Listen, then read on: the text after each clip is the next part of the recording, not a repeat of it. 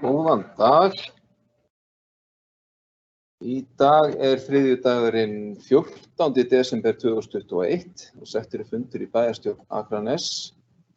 Þetta bæjarstjórnarfundur númer 1343 og síðasti fundur bæjarstjórnar fyrir jól á þessu ári.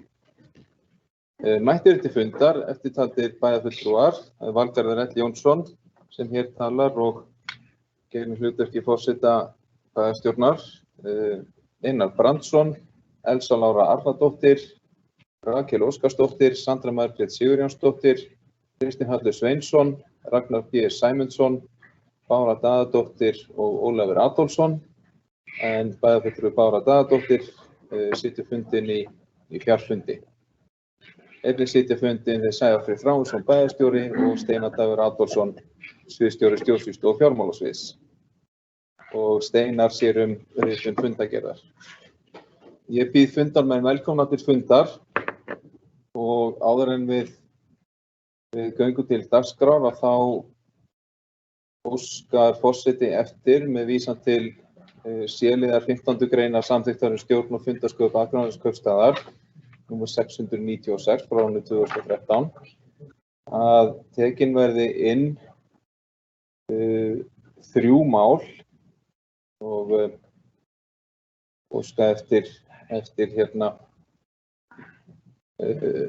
áliti bæjarfulltrúa á því og það þá í fyrsta lagi mál númer 191 2291 samningur samstarf slökkviliðs Akraneskaupstaðar og Hvalfjarðarsveitar. Einhver sem hefur athugasemdir við það. Hefur engin athugasemdir við því. Svo í öðru lagi mál númer 2112 118 barnaverndarnefnd beiðni lausn frá störfum sem formaður barnaverndarnefndar og þá í framhaldi mál númer 2112 119 sem þá barnaverndarnefnd skipan nýs formanns í barnaverndarnefnd.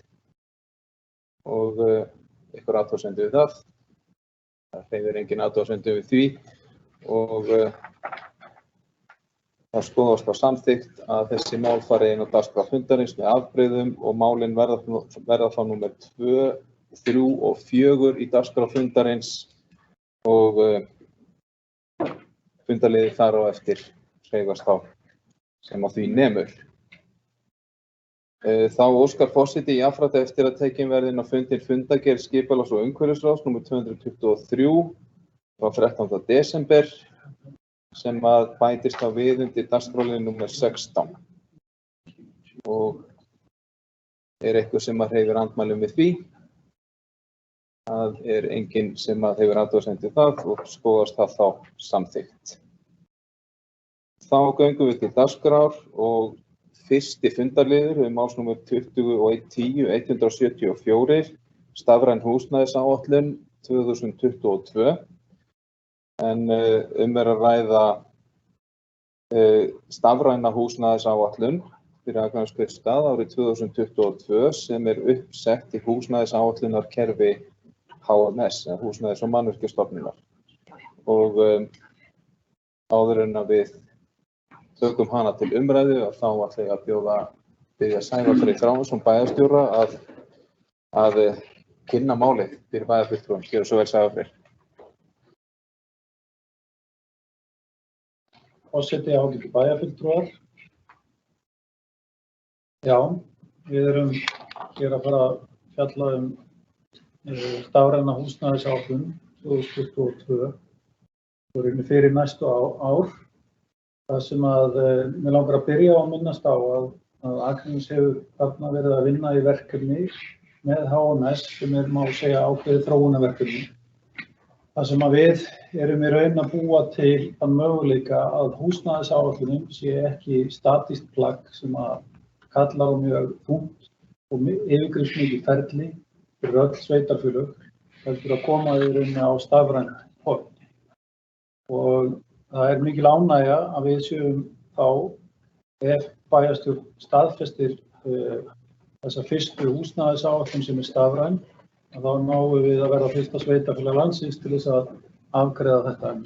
Við vitum síðan að tugir sveitarfélaga eru núna að vinna að hörðum höndum að klára þetta. Gagnaskil er í rauninni í byrjun janúar og þá verður í rauninni birt húsnæðisþróunin á öllu landinu af vegum HMS.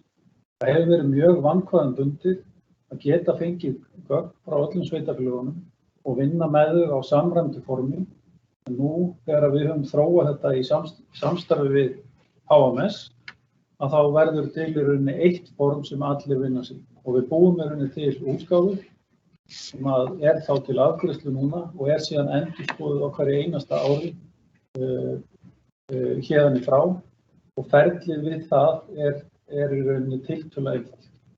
Við erum síðan að læra að vinna með þetta form og ætlum okkur að bæta við ýmsum möguleikum til framtíðar sem við ákváðum að yrði ekki í fyrstu útgáfu. Þetta er búið að taka saman í gagn sem eru upp á 16 blaðsíður sem að þá myndi birtast út á við eftir að bæjarstjórnin afgreitt málið. Felur í sér til að byrja með að við byrjum til ákveðna grunn mannfjöldaspá. Og grunn mannfjöldaspá hjá okkur er svokölluð miðspá í áætluninni sem að gerir ráð fyrir 2,2% vexti íbúa á milli ára og er það í takt við þróun undanfarin ára. Háspáin byggir á þeim tekur rauninni mið af þeim byggingaráformum sem að nú eru í gangi á úthlutuðum lóðum Akranskautsstaðar og sömuleiðis lóðaúthlutanir sem eru í hendi í skipulagi sem verið að vinna á næsta árum. Þannig að það er svigrúm og möguleiki til þess að geta bætt við á svæðum sem eru aðeins í umræðum. Og þar má nefna síðasta hlutan af Dalbrautarrit, þar má nefna ákveðnar hugmyndir sem hafa verið nefndar hér fyrir neðsta hlutan af Semensreitnum ásamt því að ýmsir möguleikar í þéttingarsvæðum geta bæst við inn í þessa framsetningu. Lágspáin síðan tekur mið af þeim fjölda íbúa sem eru á Akranesi og miðast við þá þróun sem að varð í vexti íbúa hér á Akranesi eftir bankahrun sem að er í rauninni þá 1% vöxtur íbúa. Miðað við miðspána þá erum við að gera ráð fyrir að íbúum fjölgi úr því sem að nú er rétt rúmlega 7.850 íbúar og verði 9.500 í lok spátímabilsins sem er árið 2031. Ef að háspáin gengur eftir með við það byggingarmagn og lóðaúthlutanir sem er framundan, þá verði íbúafjöldi 11.000. Og svo er mannfjöldin í lágspánni 8.500, þannig að þið sjáu að það er breytt bil sem að kemur við út úr mismunandi forsendum sem við vinnum með. Og svo auðvitað þurfum við að gefa okkur það að núna undanfarin ár að þá er vöxtur íbúa að þróast nokkurn veginn í takt við það hvernig við erum að úthluta lóðum og það byggist upp og íbúar flytja inn. Þannig að það er ekkert útilokað að háspáin sem að hér er framsett geti auðvitað gengið eftir. Og við erum þá 11.000 árið 2031 og ef við bætt í þá gæti það þess vegna orðið meira.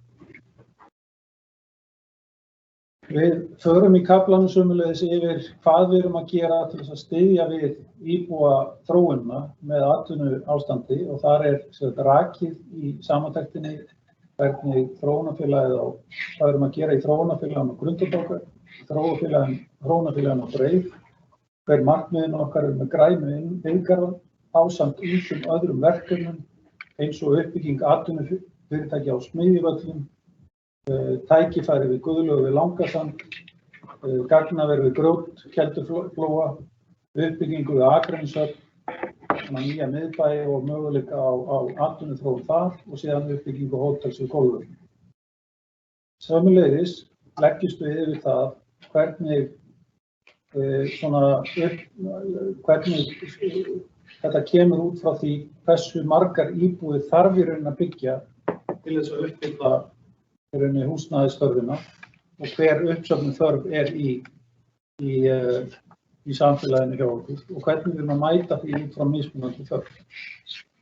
Og við gerum grein fyrir því síðan í kafla hér markmið sveitarfélagsins varðandi íbúaþörfina og hvað nú í pípunum í uppbyggingu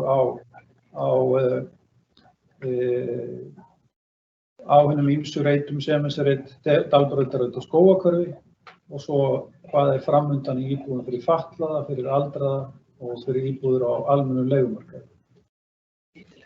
Síðan í húsnæðisáætluninni gerð grein fyrir áætlaðri þörf eftir mismunandi búsetu þörf og formum. Má segja að þar þurfum við að vinna betri vinnu áður en við gefum út húsnæðisáætlun á næsta ári.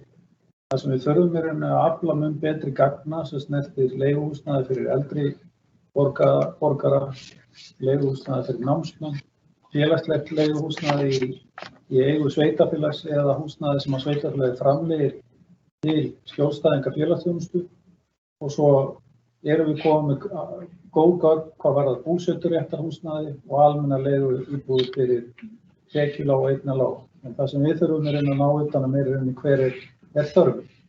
Það eitthvað sem við getum verið að skerpa á og bæta núna fyrir næsta ár. Sömuleiðis greint í skýrslunni frá því hver geta okkar til þess að mæta þjónustu eftir mismunandi þjónustutegund. Það segja hver geta okkar til þess að vera með hversu marga nemendur í framhaldsskólum, í grunnskólum, fyrir hjúkrunarrými og leikskólum. Og eins og staðan þá núverandi fjöldi geta leikskólana metin 424 börn, grunnskólar 1142 börn, framhaldsskólar 610 börn og hjúkrunarrými 64 börn og þar 35 á biðlista. En við höfum náð að mæta þörf á öllum öðrum stöðum.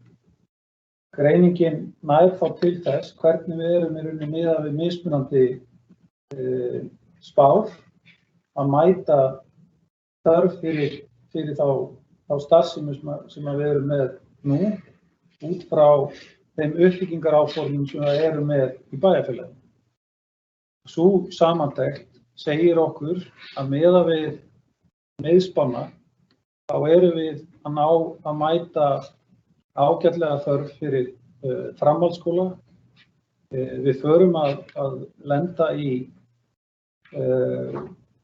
vandkvæðum miðað við hvernig við höldum utan grunnskólabörnin okkar í kringum árið 2028 en leikskólaþörfin mætt ágætlega í miðspánum eins og þetta núna út allan tíman og þær fyrirætlanir uppbyggingu á þeim leikskóla sem nú sömuleiðis nýjum leikskóla sem kemur til umfjöllunar hér í fjárhagsáætlun rétt og eftir. Aftur á móti getur komið til þess að það þurfi, ef að háspáin gengur eftir, að við munum þurfa mun fyrr að mæta þörf. En þetta byggir auðvitað líka á samsetningunni sem verður á íbúðum. Hvort að koma til okkar foreldrar með börn og flytja inn í bæinn eða samsetningin á því. En hér að minnsta kosti gagn sem þá stefnumarkandi til umræðu fyrir bæjarstjórnina til framtíðar. Ég held að þegar við náum að þróa þetta verklag áfram núna næsta árið að þá munum við átta okkur betur á því hvernig þetta mun skila sér í ákvarðanatöku hjá bæjarstjórninni hverju sinni. Já. Í húsnæðisáætluninni síðan kafli lóðir og skipulag sem gerir ráð fyrir því að gerir grein fyrir markmiðum sveitarfélagsins í lóðamálum fyrir fjölbýli, par, raðhús og tvíbýli og einbýli brotið niður á þá byggingarreiti sem eru annaðhvort í auglýsingu eða óúthlutað og stendur til þá að úthluta á næstunni hjá okkur. Og þar má sjá að samtals gert ráð fyrir 1360 íbúðum sem nær yfir tímabilið frá 2021 til 2029. en áætlunin nær ekki til 2030 og 31 en það er möguleiki að bæta þetta inn á þessu tímabili eins og áður hefur komið fram. Íbúðir í byggingu eru síðan næsti kafli í greinargerðinni. Þar má sjá að út frá talningu HMS þá telja þeir að það séu samtals 197 íbúðir í byggingu á Akranesi. En við nánari greiningu Akraneskaupstaðar á þessari íbúðauppbyggingu þá kemur í ljós að samtals er búið að úthluta lóðum fyrir uppbyggingu alltaf 453 íbúða á Akranesi. 60% þeirra eru annaðhvort í byggingu eða í loka hönnunarferli og við munum sjá þá töluverðan vöxt íbúða bara einfaldlega út frá því hvað við erum búin að úthluta miklu núna á næstu árum, gangi háspáin eftir, þar að segja að byggingaraðilar ná að selja inn í íbúðum. Samanburður síðan á öllum þeim gögnum sem ég hef gert grein fyrir, hún leiðir síðan fram hvernig við erum að mæta þörf út frá þessum mismunandi spám og meðan við 1% vöxt þá munum við og ef að það gengur eftir að allar þær úthlutanir á reitum sem gengur eftir þá verðum við rauninni búin að byggja 1200 íbúðir meira heldur en annars þörf fyrir ef að yrði eingöngu 1% vöxtur íbúð. En þessi staða væri 670 íbúðir sem væri umfram uppbygging á íbúðum, gangi 2,2% vöxtur íbúða eftir og hins vegar í lok spátímans að þá værum við komið með vöntun á íbúðum árið 2029 fyrirgefið upp á 38 íbúðir og rauninni þarf í þess að ná að skipuleggja fyrir lok spátímans að koma fleiri úthlutunar íbúðum í úthlutun.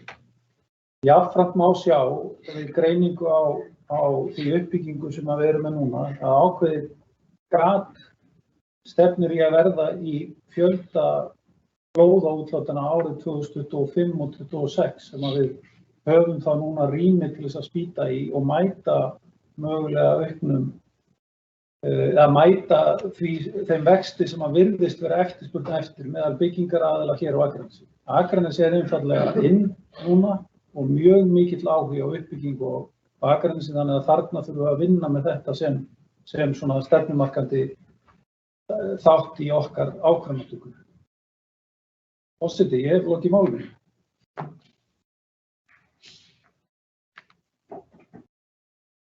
Kærar þakkir, Sævar Freyr, fyrir þessa góðu yfirferð og orðið er laust stafræna húsnæðisáætlun Akraneskaupstaðar. Bæjarfulltrúi Sandra Margrét Sigurjónsdóttir. Gjörðu svo vel. Já.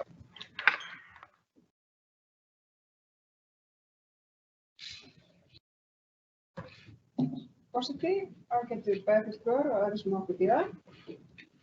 Þetta bæjarst bara að tala fyrir góða yfirferð á húsnæðisáætluninni. Það eru nokkur atriði sem að mér langar að staldra aðeins við í þessu plaggi. Það sé mjög gott plagg að hafa til þess að sjá aðeins fram í framtíðina og horfa svolítið lengra inn í framtíðina. Þetta er kannski bara 4 ár sem kjörtímabili og svo framvegis.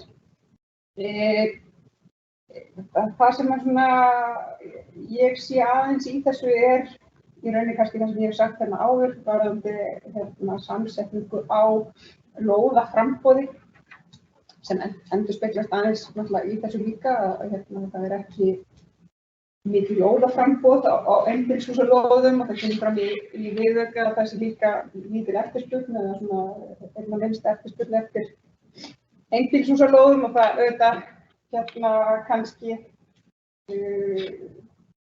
litast aðeins á framboðinu, myndi ég halda. Það að segja að við erum ekki með nema 5 einbýlishús núna í byggingu og það eru engar lóðir til og ég svona hef þá skoðun að þarna þurfum við að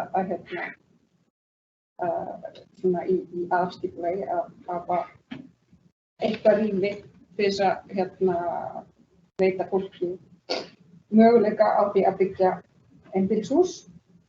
Og ég er ekki að tala um að það er að vera jafn margar íbúðir og fjölbýli eða neitt slíkt, en bara mér finnst það skorta á þetta íbúðaform í okkar skipulagi. Síðan er annað kannski sem að ég hef líka áður minnst á í pontu og svona kemur aðeins í gegn í þessum gögnum að við virðumst vera í rauninni að byggja almennar leiguíbúðir fyrir tekjulága og eignarlitla umfram þá eftirspurn sem að við erum að reikna með jafnvel þó að við förum í háspár og það er svona kannski þá svona veltir maður því upp, erum við að miða að því að breyta hér í rauninni íbúasamsetningu, er það markmið? Þegar við erum að auka meira í framboð heldur en eftirspurn þarna eða ef íbúasamsetningin væri með sambærilegum hætti áfram.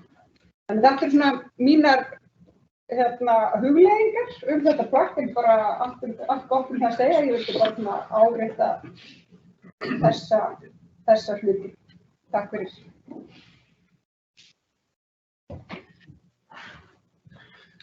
Bæjarfulltrúi Sandra Margrét Sigurjónsdóttir hefur lokið máli sínu og orðið laust varðandi húsnæðisáætlun Akraneskautsstaðar. Bæjarfulltrúi Einar Brandsson, gjörðu svo vel.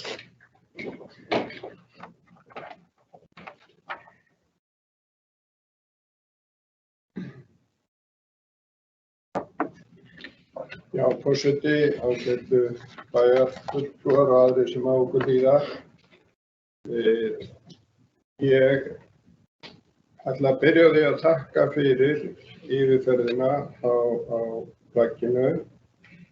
Ég hefði gjarnan viljað að við hefðum unnið þetta aðeins öðruvísi heldur en að við séum að ræða þetta hér í dag.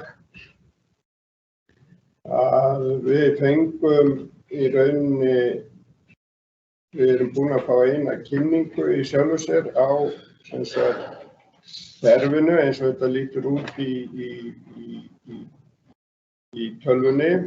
Þetta var sameiginlegur fundur tveggja ráða, ef ég man rétt.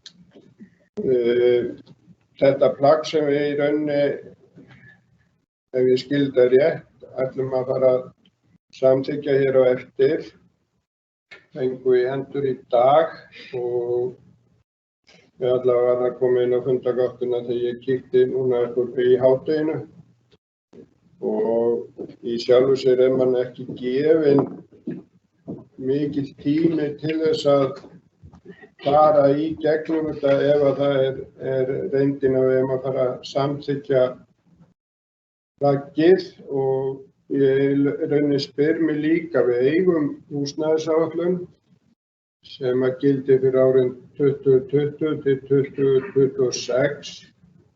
Það er mjög flott plagg sem að við samþykktum inn á 50 síður og tekur á mörgum málum sem að ég í rauninni kannski kemur ekki fram í þessu og erum við þá í rauninni að setja það plagg þá til hliðar í rauninni. Það er þá ekki gilt ef að þetta er sú áætlun sem við ætlum að vinna eftir.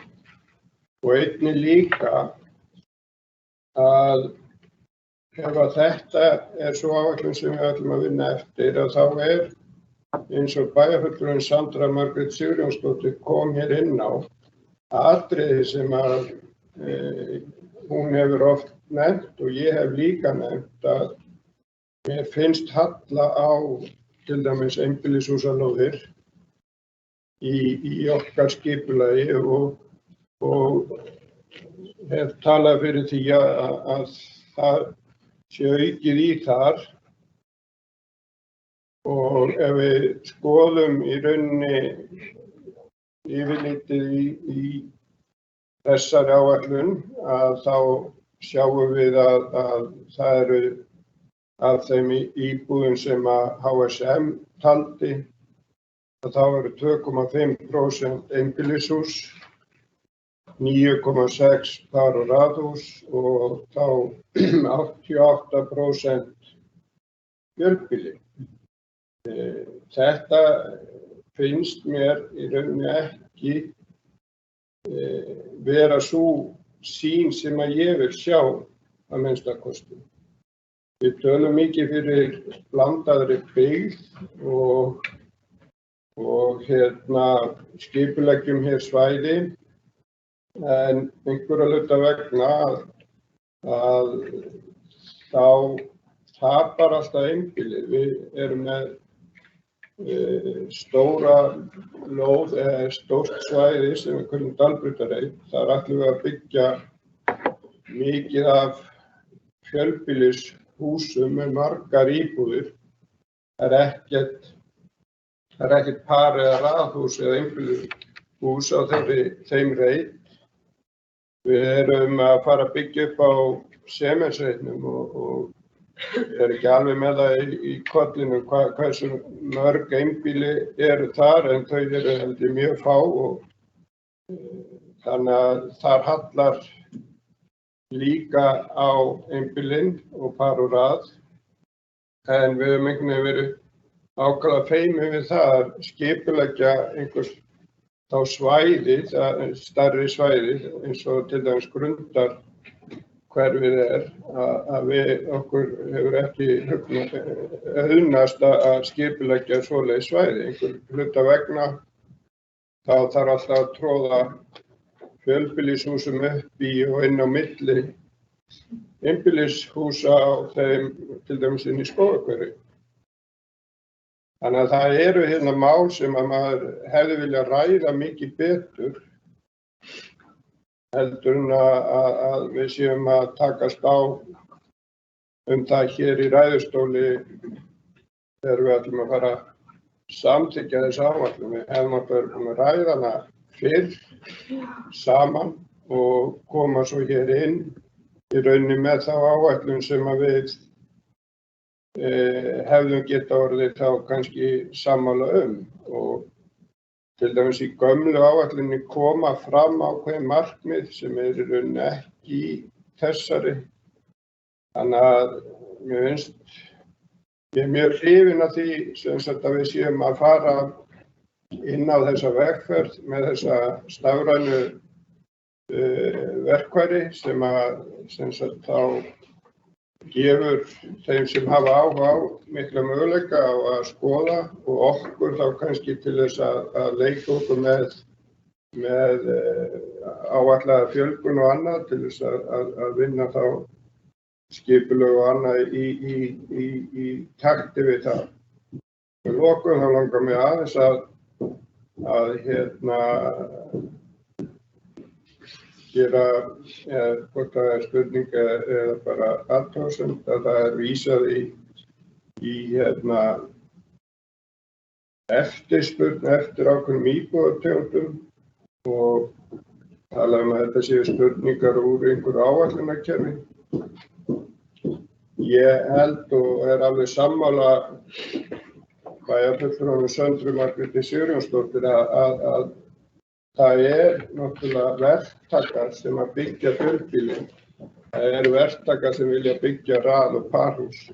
Það rosalega fáir verktakar held ég sem að vilja byggja einbýlishús. Þannig að þar einstaklingurinn á ferðinni og ég held að einstaklingarnir fylgist með því hvað í boði á lóðum en kannski ekki að banka mikið upp á hjá okkur og spurja eftir. Þannig að ég held að það sé vanmetið hver eftirspurnin eftir einbýlum.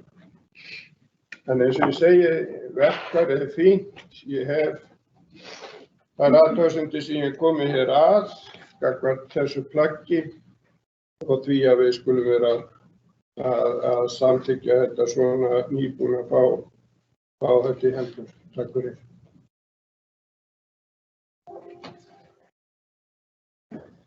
Bæjarfulltrúi Einar Brandsson hefur lokið máli sínu og næstur á mælendaskrá bæjarfulltrúi Ragnar P. Sæmundsson. Gjörðu svo vel.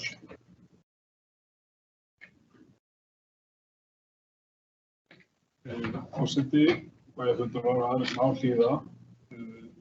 Ég veit líkt á þeir sem undan mér komið hér upp, byrjaði að fagna þessi áætlun sem komið fram og hann að þakka þeim sem að þeirri komu, starfsmönnum, kærlega fyrir. Þetta metnaðarfullt og gott plagg. Mér langar líka aðeins að bregðast við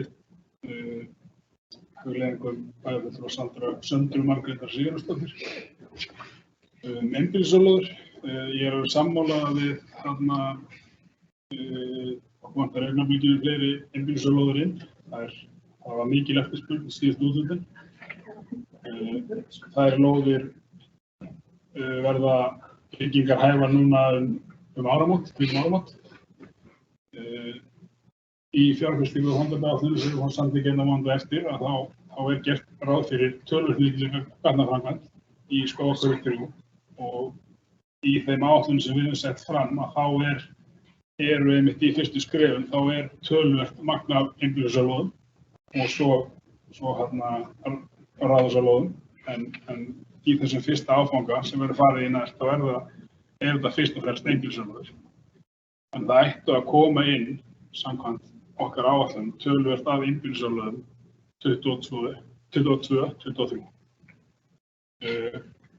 Hvað varðar íbúðir fyrir tekjulága sem bæjarfulltrúi Sandra Margrét kom líka inn á og þá náttúrulega þetta vissulega spá. Ég alveg sammálinni að þetta þurfa að rýna betur og skoða. Ég held hins vegar líka að þetta sé tækifæri fyrir bæinn til þess að rýmka svolítið að sínu eignasafni. En fyrst og fremst held ég að við þurfum bara að nýta þetta tæki sem húsnæðisáætlunin og rýna og vonandi bara verður þetta eitt verkfæri viðbót hjá okkur til þess að bara setja fram öflugri og betri áætlanir sem í takt við þær þarfir og sem við staðar. Takk fyrir. Bæjarfulltrúi Ragnar P. Sæmundsson hefur lokið máli sínu og bæjarfulltrúi Kristinn Helgi Sveinsson næstur á mælendaskrá. Gjörðu svo vel.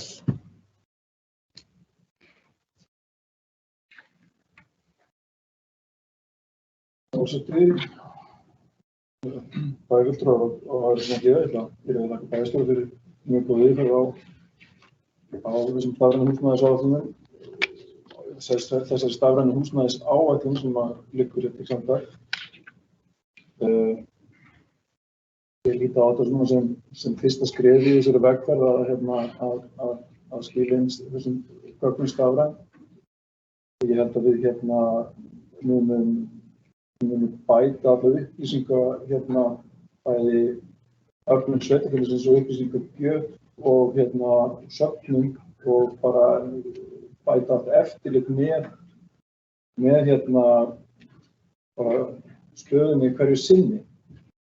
Og vissulega þarna svolítið skrítnar sumt svolítið skrítið.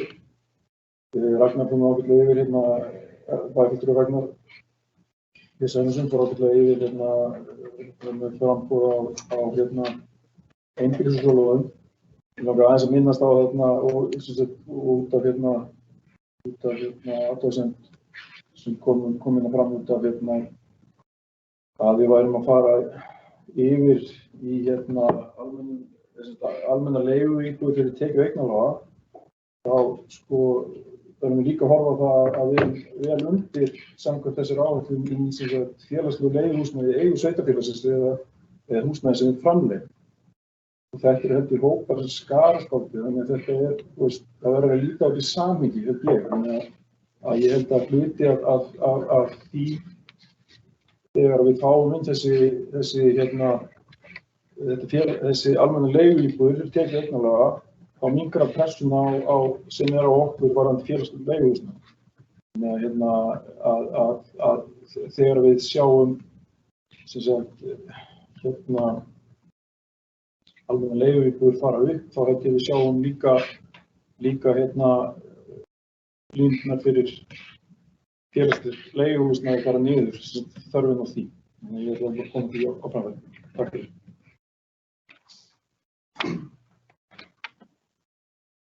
Bæjarfulltrúi Kristján Atli Sveinsson hefur lokið máli sínu og næstur á mælendaskrá er bæjarstjóri Sævar Þráinsson. Gjörðu svo vel. Forseti ágætu bæjarfulltrúar, ég ætlaði bara að koma aðeins til þess að útskýra nokkur atriði sem að skiptir máli að við séum öll með aðeins svona í huga þegar við erum að taka þessu umræðu.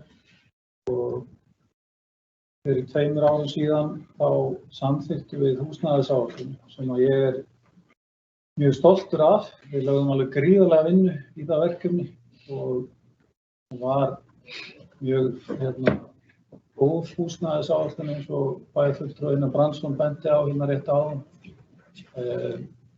Hins vegar hefur komið í ljós að þetta ferli sem að hafði verið sett fram í kröfum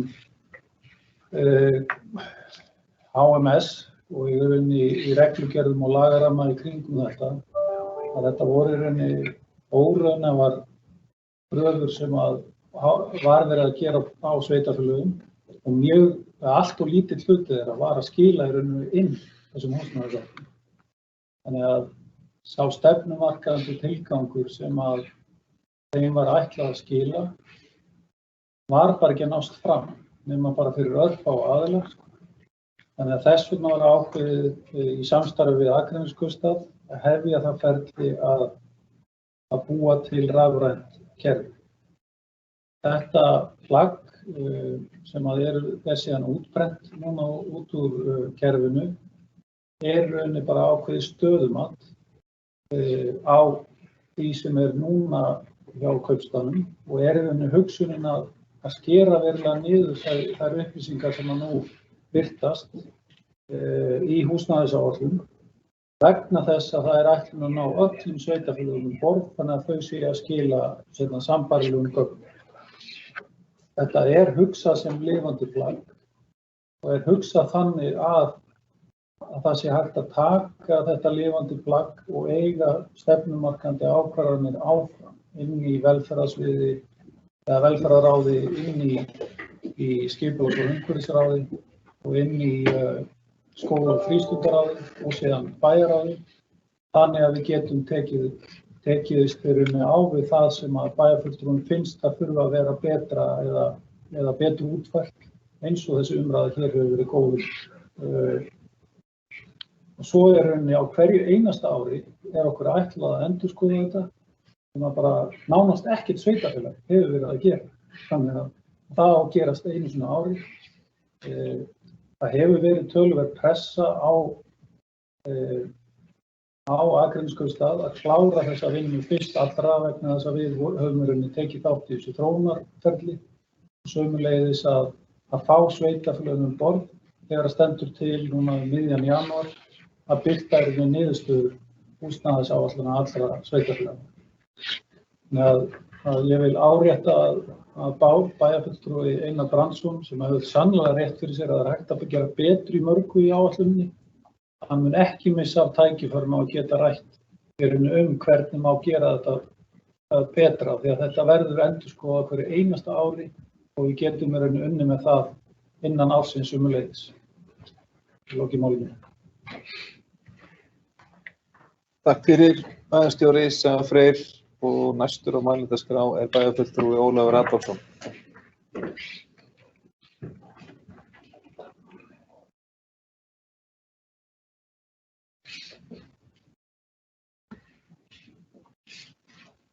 Herra forseti, ágætu bæjarfulltrúar.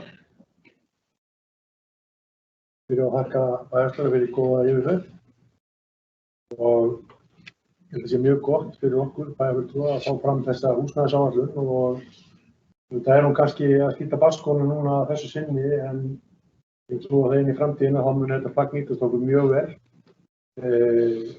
Það til að skoða með áætlanagerð og einnig líka til þess að sjá hvort að þær ákvarðanir sem við erum að taka hér hafi raunverulega áhrif á húsnæðismarkaðinn. Þannig að við getum mögulega reynt að stýra þessu eins og kosturinn og að þetta sé auðvitað í eðli sínu kannski markaðar sem erfitt að halda undan.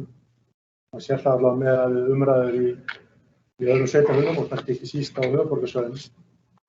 Mig langar til að minna bara bæjarfulltrúa því að nú erum við að fara í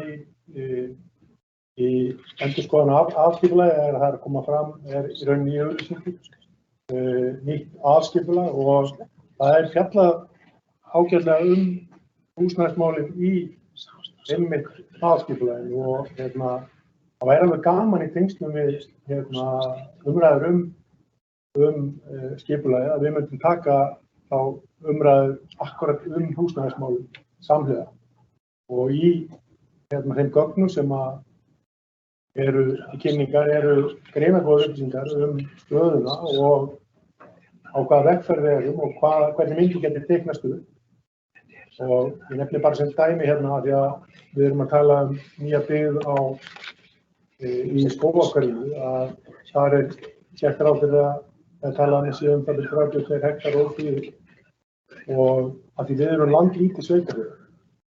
Við erum í rauninni ekki nema rétt rúmlega 9 ferkílómetrar og erum næst réttilegasta sveitarfélag landsins og ótrúlega séð. Þá þurfum við í raun kannski að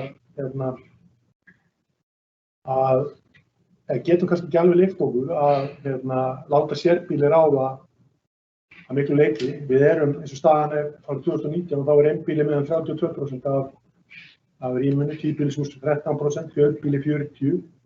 Ég sé fyrir mér að miðað við það uppbyggingar áfram sem við erum með, það er að segja að vera með fleiri íbúðir per hektara en áður var, þá muni þessi mynd auðvitað aðeins breytast. Og það væri alveg áhugavert fyrir okkur að taka einmitt þessa umræðu í húsnæðismálum í tengslum við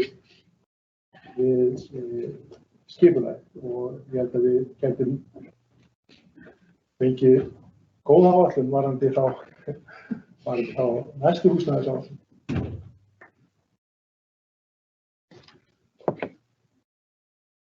Bæjarfulltrúi Ólafur Adolfsson hefur lokið máli sínu og næst á mælendaskrá bæjarfulltrúi Sandra Margrét Sigurjónsdóttir.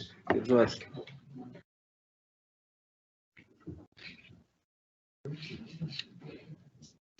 Forseti, þetta er bæjarfulltrúar og aðrir sem áttu tíma. Ég vil þakka bara fyrir góða umræðu og góð svör við mínum vangaveltum.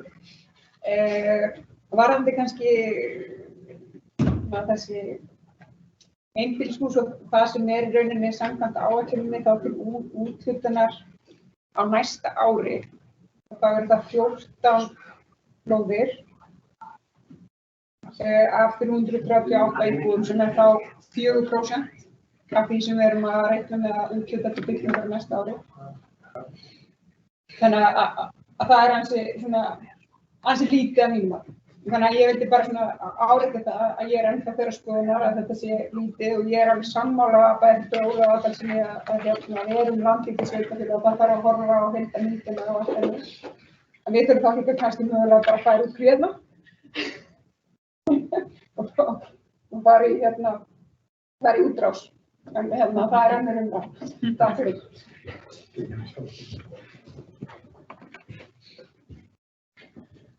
Bæjarfulltrúi Sandra Margrét Sigurjónsdóttir hefur lokið máli sínu.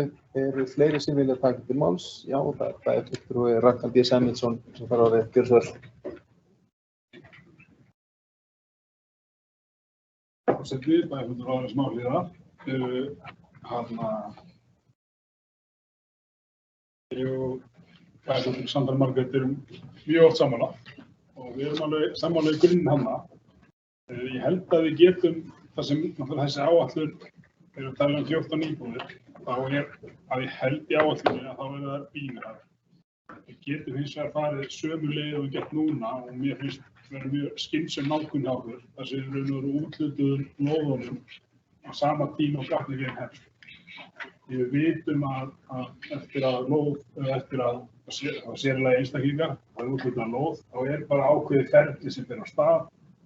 Eins og staðan á markaðnum í dag, að þá bara margra mánaða bið eftir iðnaðarmönnum. Ef þú ert að kaupa húsnæði úr þessum einingarverksmiðjum, það eins og D-Valla sem hér, þá verður þetta, maður að heyra 6 mánuður þeirra, þá þetta ferli komið á stað, þannig að þegar eins og núna áramótin, þá vonandi sjáum við núna þegar lóðirnar í Skógarhverfi sem við úthlutuðum síðast og verða byggingar hefur núna áramót, að þær fari rísi það tiltölulega hratt. Ég held að við eigum að halda þessu. Það hafi verið Hafnarfjörður fór þessa leið úthlutaði 800 íbúðum. Ég held að þetta sé mjög skilsöm leið. Við langar líka að aðeins að vitna í aðalskipulagið. Bæjarfulltrúi Ólafur Halldórsson talaði aðalskipulag og ég mig nýta að tækifæri hérna til þess að skora bara flesta sem eru að hlýða á fund til þess að kynna sér þessi gögn og hlýða á fundin hjá okkur sem verður á fimmtudaginn. Hvað varðar landvinninga, þá held ég að við séum flest saman það að við þurfum að vinna í því. En við viljum líka benda í þessu aðalskipulagi og erum við að stækka 155 hektar. En sjálfsögðu viljum við margfalda þá tölu. Takk fyrir.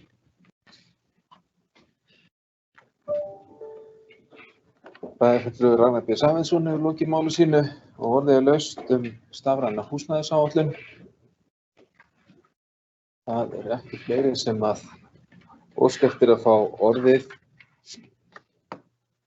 varðandi þennan dagskrárlið og þá göngum við til atkvæðagreiðslu og ég bið þá bæjarfulltrúa sem að samþykkja stafræna húsnæðisáætlun Akraneskautsstaðar fyrir árið 2022 að gjöra svo gefa merki. Það fara 8 hendur á loft, ykkur á móti. Tillagan samþykkt 8-0.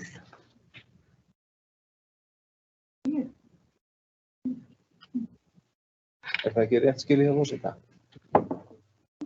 Við förum í annan dagskrárlið. Já. Ekki rétt skilið að bæjarfulltrúi Einar Brandsson hafi sett í hjá við? Já.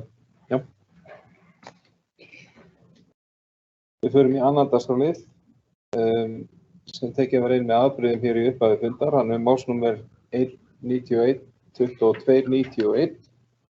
Samningurinn samstarf vegna slökkviliðs milli Akraneskautsstaðar og Hvalfjarðarsveitar. En bæjarráð samþykkti á fundi sínum 13. desember síðastliðinn drög að samstarfssamningi Akraneskautsstaðar og Hvalfjarðarsveitar brunavarnir og eldvarnaeftirlit og vísaði til bæjarstjórnar Akraness til endanlegrar samþykktar. Samþykktin var gerð með fyrirvara samþykki samgöngu- og sveitarstjórnarráðuneytisins eða innviðaráðuneytis og tillaga gerð að sömu málsmeðferð hér. Það sem sagt sama fyrirvara. Og orðið laust þennan dagskrárlið. Það bæjarfulltrúi Ragnar B. Sæmundsson sem fær orðið. Gjörðu svo vel.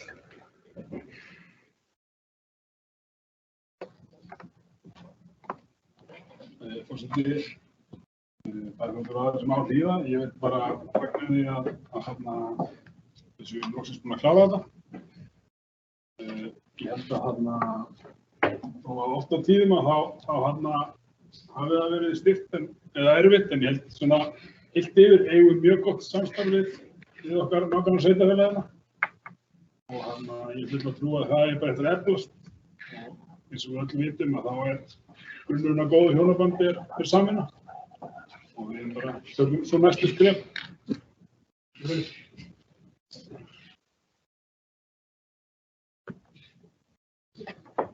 Bæjarfulltrúi Ragnar B. Sæmundsson hefur lokið máli sínu og orðið laust. Samstarf vegna slökkviliðs. Það enginn sem að óskar eftir að fá orðið og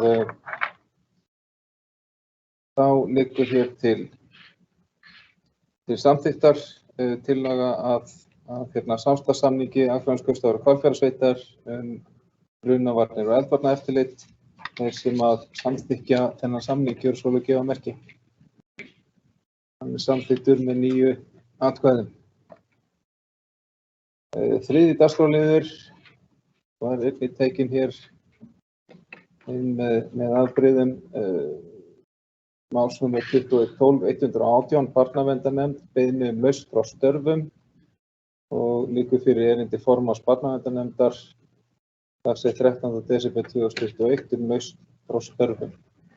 Og bæjarfulltrúi Ragnar B. Sæmundsson hefur óskað eftir að fá að víkja fundi ef enginn gerir athugasemdir við það.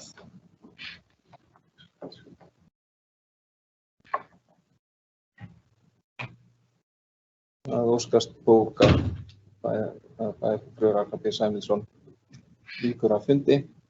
En já, fyrir fundinu liggur þessi lausnabeiðni formanns barnaverndarnefndar. Orðið er laust. Bæjarfulltrúi Rakel Ólafsdóttir.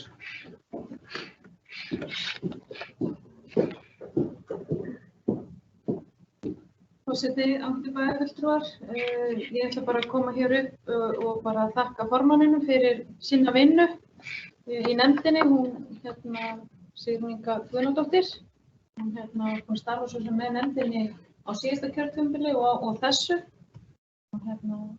Takk henni bara fyrir viljumstörf og ég veit að við fáum líka reynslubolta tilbaka.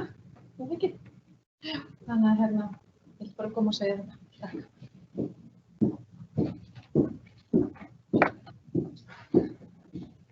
Bæjarfulltrúi Rakel Óskarsdóttir hefur lokið máli sínu og bæjarfulltrúi Elsa Lára Arnardóttir fær orðið.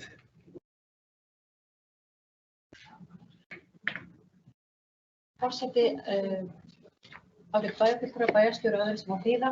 Ég kem hér jafnframt upp til að þakka fráfarandi formanni barnaverndar fyrir störf sem hún hefur verið að sinna undanfarin ár í þessu vandasama hlutverki og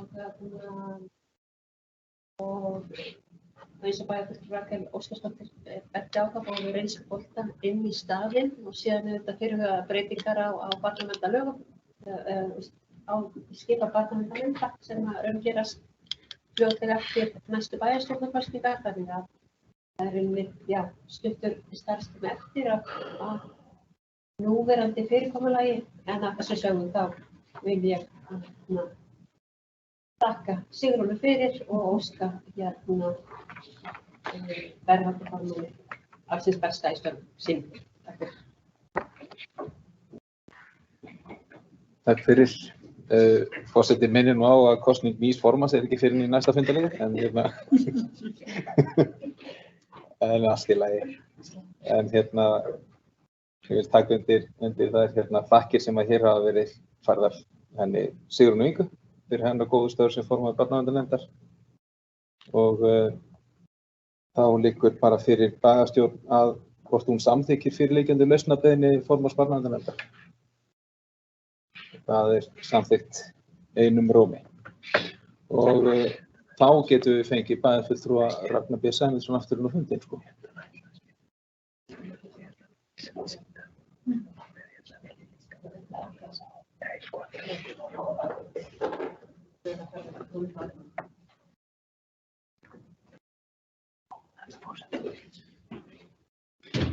Og við förum í fjórða fundalið, málsnúmer 2112-119.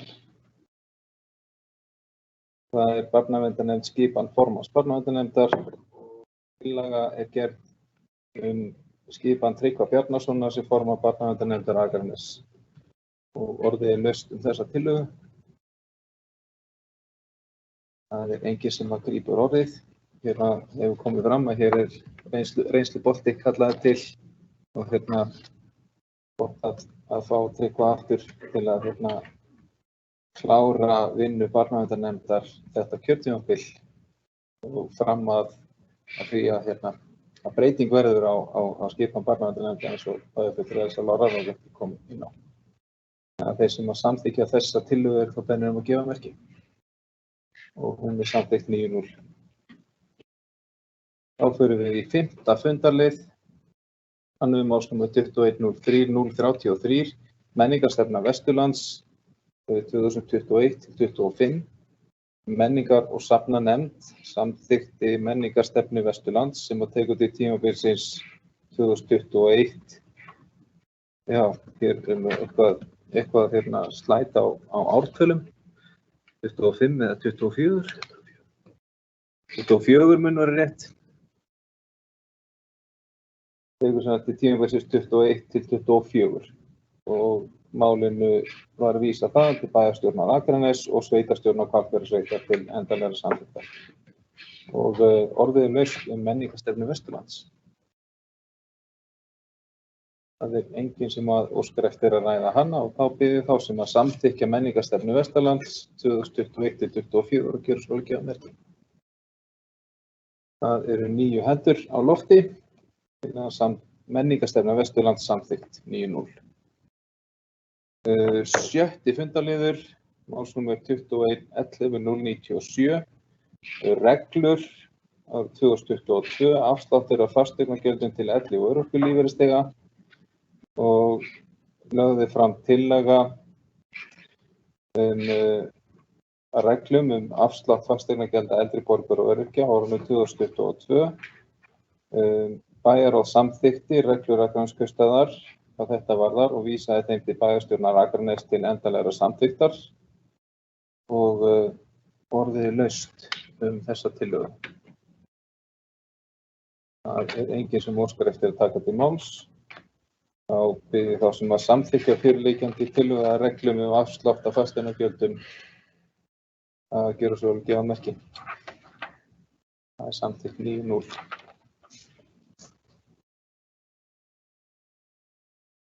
Þá förum við í 7. fundarlið sem hefur málsnúmer 21.10.005 húsnæði sjálfseignarstofnun á landsbyggðinni en lagt fram erindi Sambands íslenskra sveitarfélaga varðandi samstarf uppbyggingu íbúðarhúsnæðis á landsbyggðinni. Bæjarráð vísaði erindinu áður til umfjöllunar og afgreiðslu bæjarstjórnar og umræðu og afgreiðslu málsins var frestað á fundi bæjarstjórnar þann 9. nóvember síðastliðinn.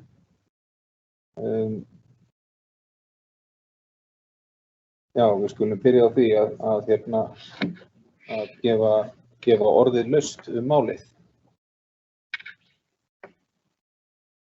Það enginn sem óskar eftir að ræða málið og þá ætla ég að fá að lesa hér tillögu að bókun bæjarstjórnar og hún verði með þessum hætti. Bæjarstjórn Akraness samþykkir fyrir sitt leyti að stofnað verði sérstök húsnæði sjálfseignarstofnun HCS sem starfi á landsbyggðinni með það markmiði að stuðla að uppbyggingu almennra íbúða þar sem þessi þörf utan höfuðborgarsvæðis og vaxtarsvæða. Bæjarstjórn telur mikilvægt að halda því til haga að stofnframlagsverkefnum höfuðborgar og vaxtarsvæða annars vegar og svo landsbyggðar hins vegar verði ekki í samkeppni við fjármagn sem ríkisvaldi leggur til málefnisins. Best að gefa kost á umræðum aftur. Það enginn sem vil taka til máls og þá bið þá sem að samþykkja þessa afgreiðslu og bókun að gera svo vel gefa merki. Hún samþykkt 9-0. 8. fundarliður, málsnúmer 1910-114, endurskoðun reglna úthlutun lóða. En bæjarráð hefur samþykkt breyttar reglur úthlutun lóða og vísa þeim til bæjarstjórnar Akraness til endanlegrar samþykktar. Breytingin felst í að skapa rými í reglunum til að bæjarráð í umboði bæjarstjórnar geti samþykkt að endurúthlutun lóða sem skilað hefur verið farið einnig fram með útdrætti samkvæmt nánari útfærslu sem ákveðin yrði í bæjarráði og kynnt yrði ítarlega á heimasíðu Akraneskaupstaðar í umsóknarferli viðkomandi lóðar. Og orðið laust þetta mál.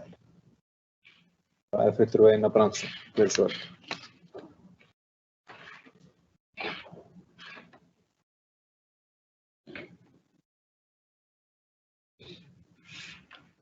Forseti, ágætu bæjarfulltrúar og aðrir sem á mig líða. Ég tel mig í rauninni knúinn til þess að koma hérna upp og gera í rauninni þær athugasemdir sem ég hef verið að reyna að koma á framfæri við þessar reglur. Ég er þeirrar skoðunar að þetta eru ekki reglur sem að í rauninni við getum samþykkt því að við leggjum til reglur en við ætlum samt sem áður að búa til einhverjar aðrar reglur og birta þær svo seinna meir á netinu. Þetta er stjórnsýsla eða vinnubrögð sem að mínu áliti er ekki okkur til sóma. Það getur ekki verið gott, hvorki fyrir bæjarráð eða þá sem að sækja lóðir, að það sé í rauninni í hendi bæjarráðs hvort að bæjarráð útdeili lóðinni til þess sem að fyrstur sækir eftir að hún kemur inn á lista yfir lausar lóðir, eða þá að bæjarráð taki það ákvörðun að það verði dregið lóðina og í rauninni engar nánari leikreglur kynntar. Sem sagt, reglan er núna í dag að sá sem sækir fyrstur lóð sem að hefur verið í auglýsingaferli og enginn sækir og eða henni sé skilað inn aftur, að lóðin fer þá á þann lista sem er til yfir lausar lóðir og sá sem sækir fyrstur og borgar, hann fær samkvæmt núverandi reglum lóðina til úthlutunar. Það hefur gerst og að þegar við höfum verið að taka inn lóðir aftur inn á listan eftir að þeim hefur verið skilað eða það er ekki teknar í fyrsta fasa, að þá hafa jafnvel komið 2 og 3 og jafnvel 4 aðilar og vilja fá lóðina en samkvæmt reglunum að þá er það sá fyrsti sem sækir og borgar sem fær hana. Ég tek alveg undir það að þetta er í rauninni kannski ósanngjarnt. En ef við ætlum að breyta þessu, þá verðum við að setja í reglurnar hvernig við ætlum að breyta þessu. Þetta er tiltölulega einfalt í sjálfu sér að við gætum bara sett inn í reglurnar, eða hefum getað sett, að þeir sem sækja eftir að lóð kemst á lista yfir lausar lóðir, að til dæmis fyrstu 1 eða 2 vikurnar eftir það að ef það eru fleiri en 1 sem að sækir að þá er bæjarráð sem að dregur þá það hver fær lóðina á fundi og boðar þá viðkomandi inn á fundi. Þetta er alveg hægt að setja inn í reglur. Einnig getum við verið með bara almenna reglu að ef það eru lausar lóðir og það er einhverjir sem að sækja þar og þannig til að það eru 2 sem sækja sömu lóð í sömu vikunni, að þá er það tímabili á milli bæjarráðsfunda sem gildir ef það eru fleiri en 1 og þá er dregið en ekki að bæjarráð fara að taka ákvörðun það á þeim tímapunkti hvort það eigi að draga eða ekki. Þannig að ég mun greiða í rauninni ef þetta kemur óbreytt hér fram, þá mun ég greiða atkvæði á móti þessu. Ég er eiginlega í vafa það hvort ég hef átt að gera það því mér finnst þetta í rauninni ekki tækt til afgreiðslu. Takk fyrir.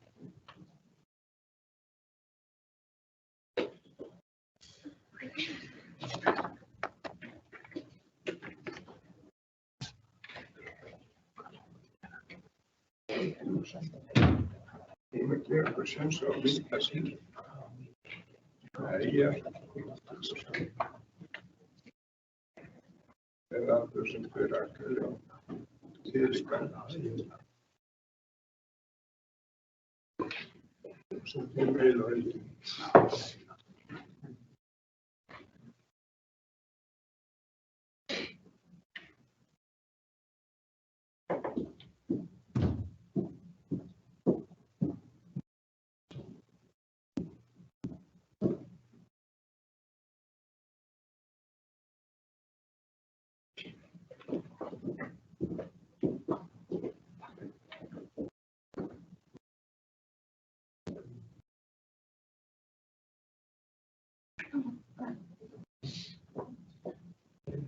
Ég þakka bæjarfulltrúa Einari Brandssyni fyrir athugasemdirnar við þennan dagskrárlið og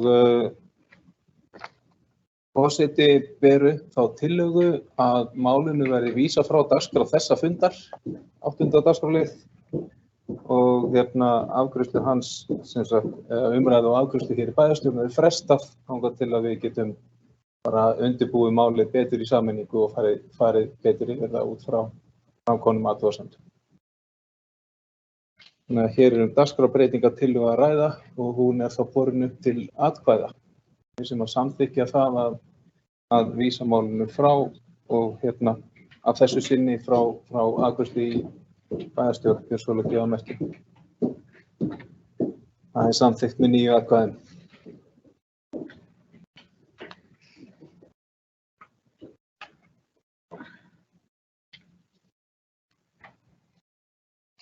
Og við förum í 9. dagskrárlið. Hann hefur málsnúmer 2012-120, slökkvilið á höfuðborgarsvæðinu, uppsögn á samningi gagnkvæma aðstoð vegna útkalla. Skipulags- og umhverfisráð samþykkti á fundi sínum þann 8. nóvember síðastliðinn að leggja til við bæjarráð að samþykkja fyrirliggjandi samstarfssamninga við slökkvilið höfuðborgarsvæðisins sem lúta að mengunar, óhöppum og gagnkvæmri aðstoð. Samningarnir taka við af eldri samningum sama efni. Bæjarráð samþykkti samstarfssamningana á fundi sínu 25. nóvember síðastliðinn og vísaði til bæjarstjórnar Akraness til endanlegrar samþykktar. Og orðið er laust þetta mál.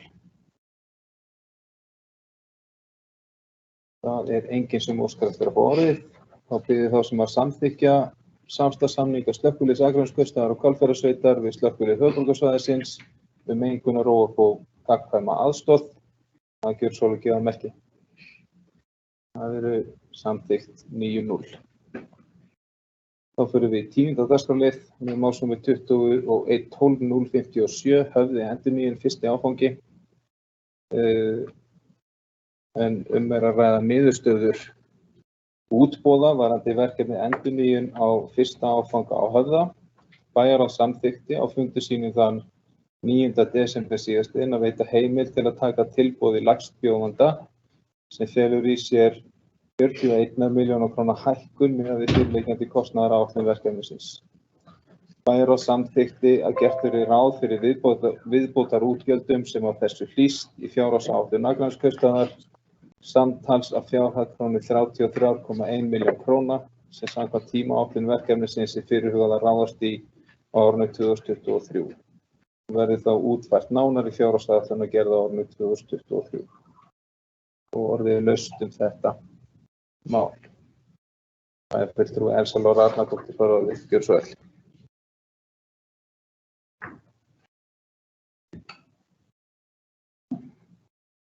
Forseti, ágætu bæjarfulltrúar, bæjarstjóri og aðrir sem var hlýða. Ég ætla nú bara að fylgja þessi máli hér úr hlaði og greina frá því að kostnaðaráætlun fyrir þessa framkvæmdir hljóðar þá rúmar 281 milljón króna. Lægsta tilboði var upp á rúmar 322 milljónir króna, þannig að þarna var frávik upp á tæp 15% eða rúma 41 milljón. Þannig að þegar það er búið að taka til ýmsan annan kostnað eins og hönnunarkostnað og endurgreiðslur, gatnagerðar og byggingargjöld og byggingarstjórn, þá liggur fyrir að frávikið sé 37,6 milljónir króna eða 12,4%. og hlutur Akraneskaupstaðar í þessu 33,9 tæpar á meðan Hvalfjarðarsveit sem með 10% eignarhlut þá þetta tæpar 4 milljónir króna. Ef þetta verður samþykkt hér í bæjarstjórn í dag þá liggur fyrir að skrifa undir samninga á fimmtudaginn næstkomandi og það eru SF-smiðir sem eru lægstbjóðandi í verkefni og svo hægt sé að ganga frá kaupum og byggingarefnum og öðru slíku og undirbúa framkvæmdir þannig að geta gengið hægt og vel fyrir sig. En eins og forseti kom inn þá þessi aukakostnaður, hann fellur til árið 2023 og verður þá tekið til skoðunar inn í hvernig því verður mætt inn í fjárhagsáætlun næsta árs en áætlað það að þetta sé ekki að lántöku. Já, þannig að þetta þarf að gerast hratt, það kostnaðar aukning á alls konar efnum framöndan sem að muni nýtast í framkvæmdirnar, þannig að vonast standa til þess að hægt sé að ganga frá öllum lausum hnútum á fimmtudag og hefja undirbúning framkvæmd. Takk fyrir.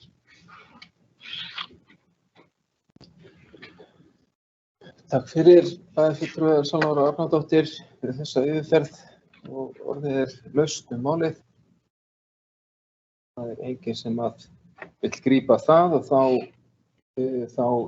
bæjarfulltrúar sem samþykkja það að í fjárhagsáætlun Akraneskaupstaðar vegna ársins 2023 verði gert ráð fyrir viðbótarútgjöldum samtals af 433,1 milljón vegna fyrirhugaðra endurbóta á Höfða í Björnsstöðum. Það samþykkt 9 atkvæðum. Við förum í 11. fundarlið. Hann hefur málsnúmer 20, betra að segja svona, 2011121. Reynigrund 45, umsókn byggingarleyfi Grendarkynning. Er að ræða umsókn byggingarleyfi, breytingin felur í sér að sett verði valmaþak á húsið og hæð hús breytist úr 3,6 metrum í 5,02. Byggingarleyfi var Grendarkynnt samkvæmt 44. grein skipulagslaga nr. 123 frá árinu 2021. Grendarkynning stóð yfir frá 19. október til og með 16. nóvember. Engar athugasemdir bárust en 4 aðrar sendu inn samþykki sitt fyrir framkvæmdina. Skipulags- og umhverfisráð leggur til við bæjarstjórn að byggingarleyfi verði heimilað á grunni fyrirliggjandi Grendarkynningar. Orðið laust þetta mál.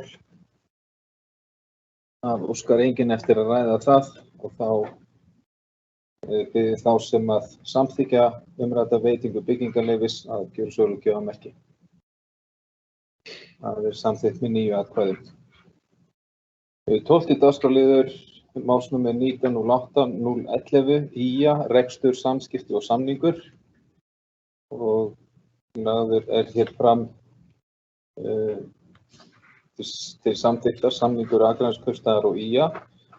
Bæjarráð samþykkti á fundi sínum þann 9. desember síðastliðinn að heildarframlag til IA árið 2022 verði 45 milljónir króna í stað 39,6 milljónir króna framlags í núverandi samningi.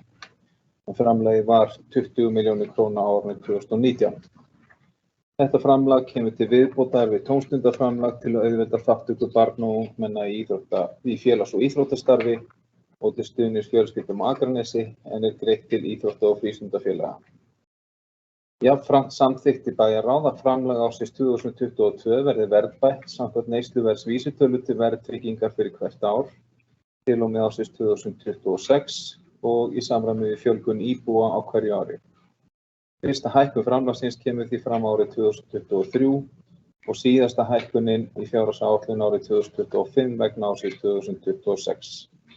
Útreikningar framlagsins skuli miðaðar við vísitölu janúarmánaðar ár hvert. Bæjarráð samþykkti að ganga frá samkomulagi við IA þar sem Akraneskaupstaður tekur yfir rekstur líkamsræktarsalar og eignarhaldi IA á þeirra hlut í mannvirkjum á Jaðarsbökkum. Árlegt framlag til IA vegna þessa skal vera 15 milljónir króna á 5 ára tímabili með hækkunum samkvæmt neysluverðsvísitölu til verðtryggingar á hverju ári. Fyrsta hækkun framlagsins kemur fram árið 2023 og síðasta hækkunin í fjárhagsáætlun árið 2025 vegna ársins 2026. Bæjarráð samþykkti að fela bæjarstjóra að ganga frá samningi til 5 ára en framangreint og komið til bæjarráðs á ný til samþykktar. Bæjarráð vísaði erindinu til samþykktar í bæjarstjórn Akraness. Og orðið er laust. Bæjarfulltrúi Rakel Óskarsdóttir, gjörðu svo vel.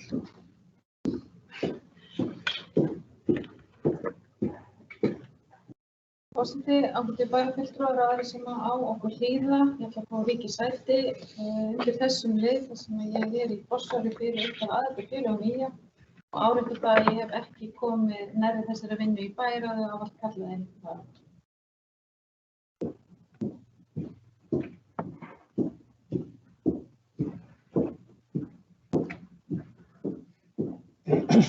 Það er þess til bókar að bæjarfulltrúi Rakel Óskarsdóttir víkur á fundi við umræður og ákvarðanatöku í þessu máli.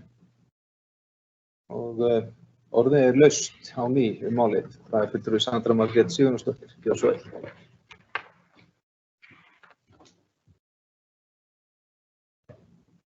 Forseti, ágætu bæjarfulltrúar og aðrir sem á okkur hlýða.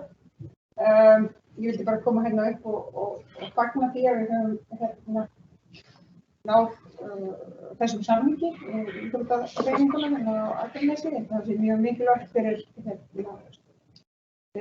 framtíðar uppbyggingu íþróttastarfs hér á Skaga og það hefur auðvitað verið kurr og búin að vera í rauninni tölusverð vinna á þessu kjörtímabili sem við farið í að fara yfir í rauninni framlögin og reyna að komast á sama stað, bæjarstjórn og íþróttahreyfingin varðandi framlögin hvað sé sanngjarnt og rétt og svo framvegis.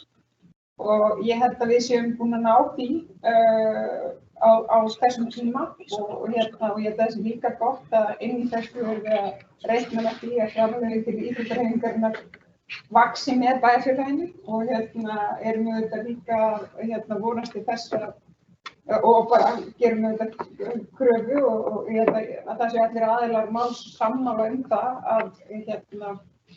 að íþróttastarfið muni vera þá aðlagað að í rauninni þeirri íbúaþróun sem á sér hér stað, bæði þá hvað varðar starfsemi barna og ungmenna en ekki síður líka þá lítur að í rauninni eldri borgurum þessa samfélags og bara almennings yfir höfuð. Þannig að ég er bara gríðarlega ánægð og ég vona að það sé komin söguleg sátt í málinu eins og var uppleggið frá hálfu íþróttahreyfingarinnar.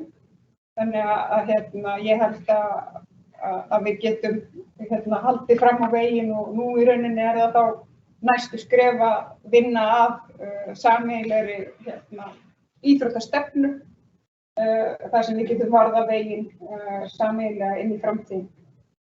Takk fyrir.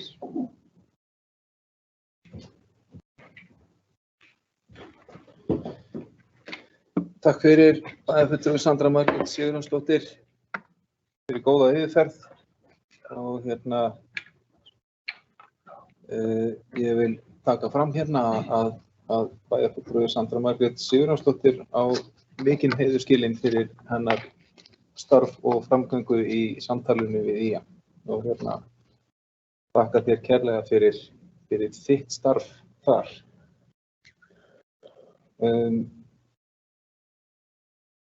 Eru fleiri sem óska eftir að taka til máls? Bæjarfulltrúi Einar Brandsson, gjörðu svo vel.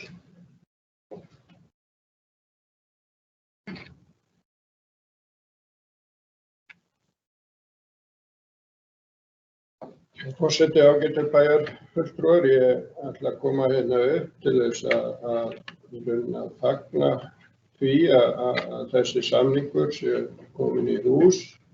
Þetta hefur verið svona, já ég veit ekki hvað að kalla þetta, er ákveðið svona þrætu epli sem hefur verið lengi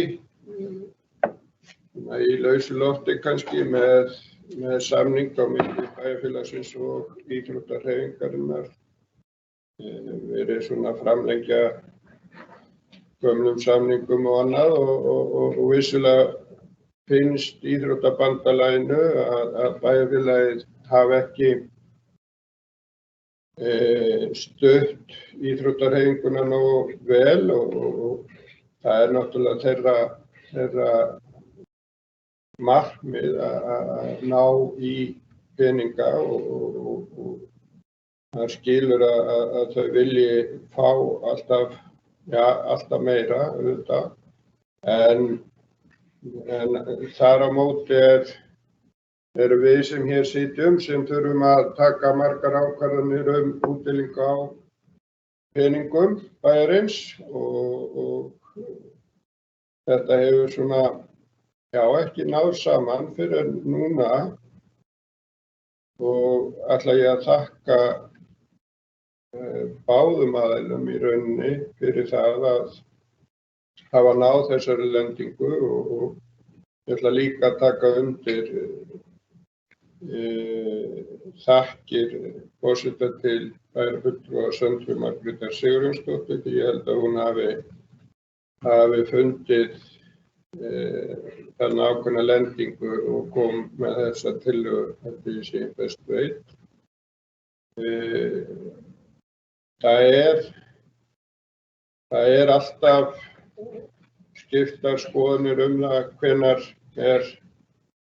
komið nóg og okkur finnst við borga vel en íþróttahreyfingin vill alltaf meira og við held ég hljótum að horfa á það að íþróttir fyrir bæjarfélag eins og Akranes eru mjög mikilvægar og sérstaklega hefur ég svona hort á þetta sem ákveðið forvarnastarf að eftir því sem við og okkur tekst að halda börnum og úlingum sem lengst í íþróttastarfinu að þá farnist þeim einstaklingum vel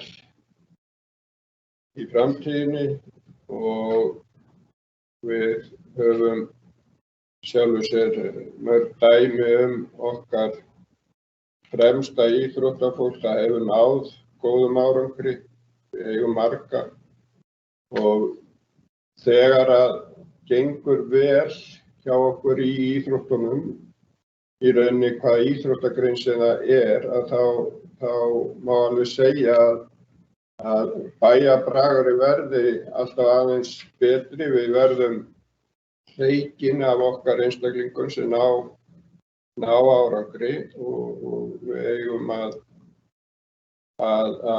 sjálfsögðu þá að styrkja eftir því sem að ástæða til og við höfum efni á. Ég ætla að vona að þessi 5 ár verði nú allavega 4.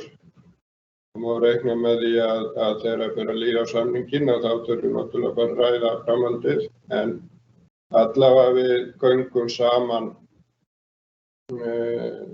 þann veg sem að við höfum markað hér því að við höfum verið að tala líka mikið það að við eigum fullt af íbúðum sem við þurfum að fá fólk í og ég held að góð og styrk íþróttahreyfing hún muni gera það að verkum að fólk telur það sem ákveðin plús og þegar það að hugsa sig hvert það að færa sig.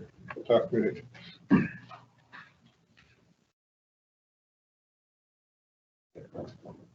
Takk fyrir, bæjarfulltrúi Einar Brandsson og næst á mælendaskrá að nýju bæjarfulltrúi Sandra Margrét. Gjörðu svo vel.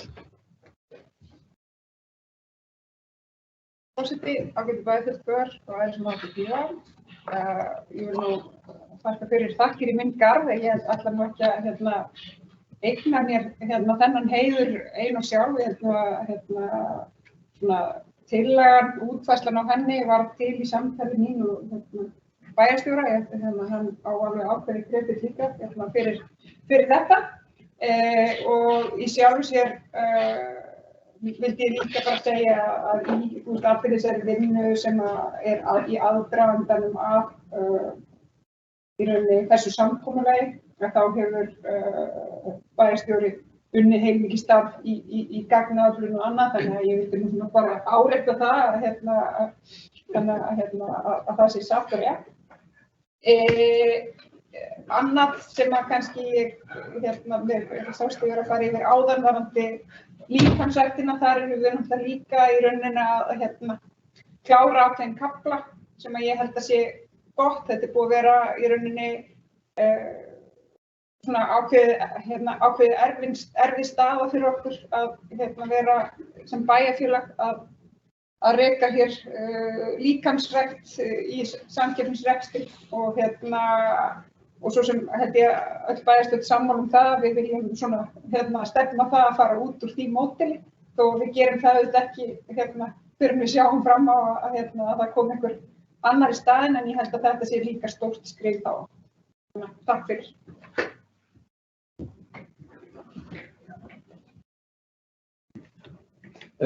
Takk fyrir, bæjarfulltrúi Sandra Margrét Sigurjónsdóttir og næstur á mælendaskrá bæjarstjóri Sævar Freyr Þráinsson. Gjörðu svo vel.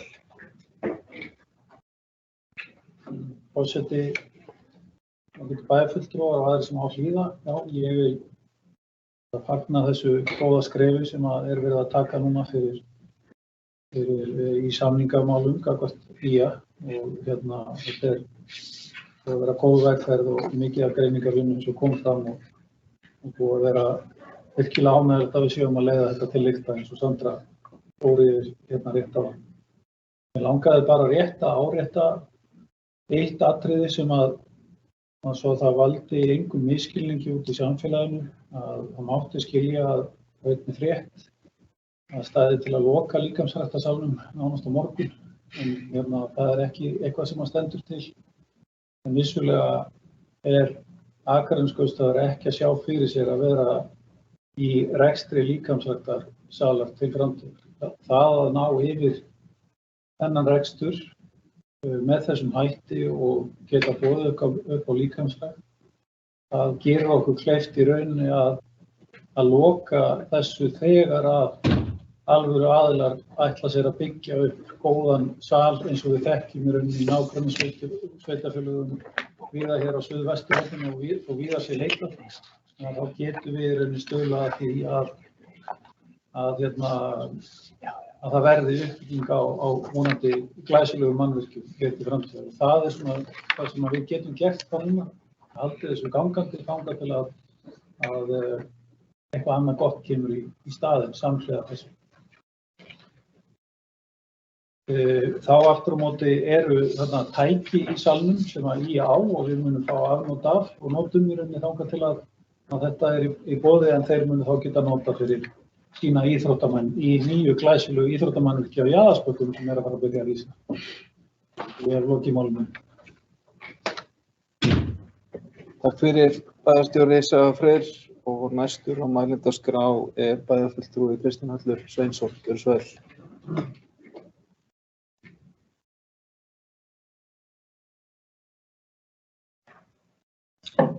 Forseti, bæjarfulltrúar og bæjarstjóri og aðrir sem á hlýða. Ég ætla bara að koma inn örstuð upp og lýsa ánægju með að þessi samningur sé komin á, sé að komast á. Og óska IA og bænum til hamingju með að búið að taka þetta skref og málið sé komið sé svona að lenda.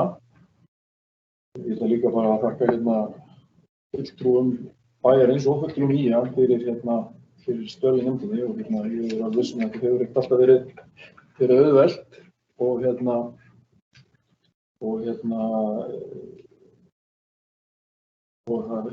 menn hafa svo sem deilt fjárhæðir og útfærslur.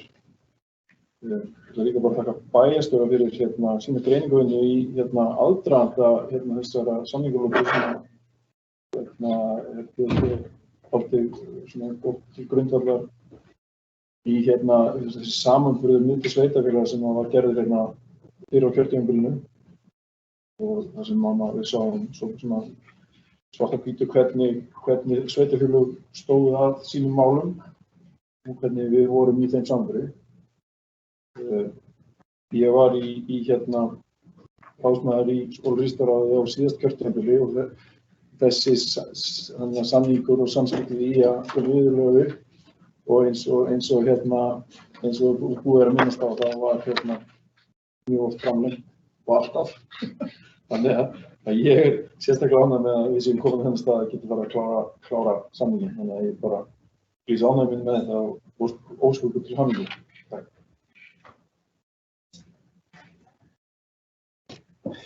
Takk fyrir, bæjarfulltrúi Kristinn Aldur Sveinsson og eru fleiri sem óska eftir að taka til máls. Svo ekki og þá förum við í afgreiðslu á málinu. Og þá liggur í fyrsta lagi fyrir svohljóðandi tillaga. Bæjarstjórn Akraness samþykkir að heildarframlag Akraneskaupstaðar til IA árið 2022 verði 45 milljónir króna og framlagi verði verðbætt samkvæmt neysluverðsvísitölu til verðtryggingar fyrir hvert ár til og með ársins 2026 og í samræmi við fjölgun íbúa á hverju ári. Fyrsta hækkun kemur því fram árið 2023 og síðasta hækkunin í fjárhagsáætlun 2025 vegna ársins 2026. Útreikningar framlagsins skulu miðaðir við vísitölu janúarmánaðar ár hvert. Þessi samþykkja þessa tillögu gjör svo að gefa merki. Samþykkt með 8 atkvæðum og þá í öðru lagi bæjarstjórn Akraness samþykkir að ganga frá samkomulagi við IA þar sem Akraneskaupstaður tekur yfir rekstur líkamsræktarsalar og eignarhald IA á þeirra hlut í mannvirkjum á Jaðarsgötu. Árlegt framlag Akraneskaupstaðar til IA vegna þessa skal vera 15 milljónir króna á 5 ára tímabili, taka hækkunum samkvæmt neysluverðsvísitölu til verðtryggingar á hverju ári. Fyrsta hækkun framlagsins kemur fram árið 2023 og síðasta hækkunin í fjárhagsáætlun árið 2025 vegna ársins 2026. Þessi samþykkja þessa tillögu gjör svo að gefa merki. Samþykkt 8-0. Þá í þriðja lagi bæjarstjórn Akraness samþykkir að fela bæjarstjóra að ganga frá samningi við IA framangreind framlög og önnur nauðsynleg efnisatriði samningsaðila. Þessi samþykkja þetta. Það eru 8 hendur á lofti. Telst þar með samþykkt og við bjóðum bæjarfulltrúa Rakel Óskarsdóttur aftur inn á fundi.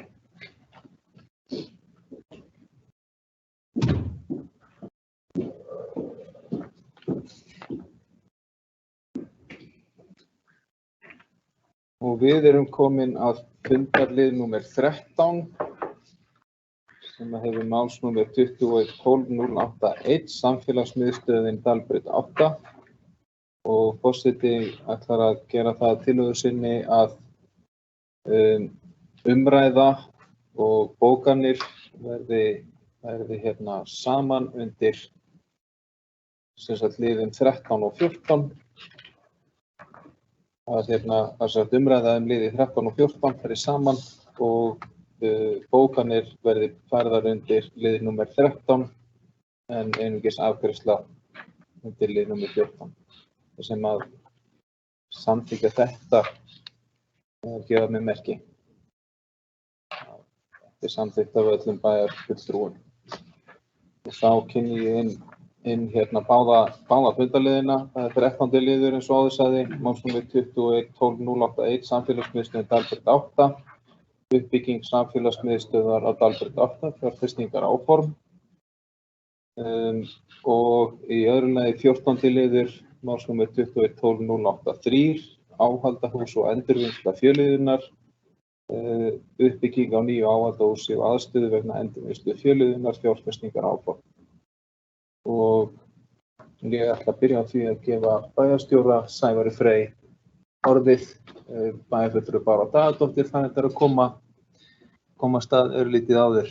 Gjörðu svo vel. Takk. Forseti, ágætu bæjarfulltrúar þeir sem á okkur hlýða. Ég er starfsmaður einn af þessum stofnunum sem ræðir þó ég sé í fæðingarorlofi þannig að ég ætla að fá að víkja fundi. Takk. Óskast á fært til bókara. Gjörðu svo vel, Sævari.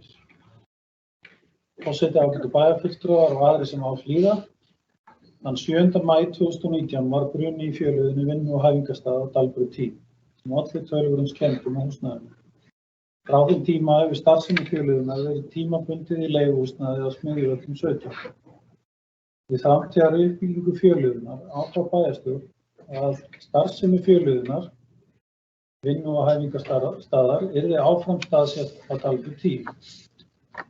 Með þessari ákvörðun þurfti að huga að fjölmörgum þáttum, meðal annars stækkun núverandi lóðar vegna hugmynda stækkun hússins og þeirra starfsemi sem fylgir starfsstöðinni. Akraneskaupstaður hefur nýlega fengið yfirráð yfir lóð á Dalbraut 8, sem byggingarreitur í hjarta Dalbrautarreits, sem deiliskipulag sem fjölbýli. Miklir möguleikar eru á stækkun byggingarreits á fyrstu hæð sem helgast af dýpt lóðarinnar. Við umræðu kjörinna fulltrúa í bæjarstjórn með fjárhagsáætlanagerð 2022 til 2025 var rætt breytingu á fyrri ákvörðun uppbyggingu fjölliðunar á Dalbrautarreit.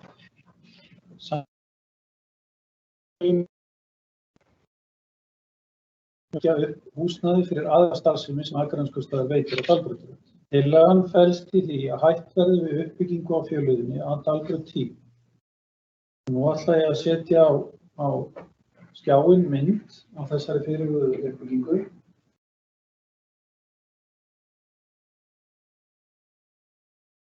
Ætti að koma á skjáinn núna og verið að tryggja að sjáist heim í stofunni.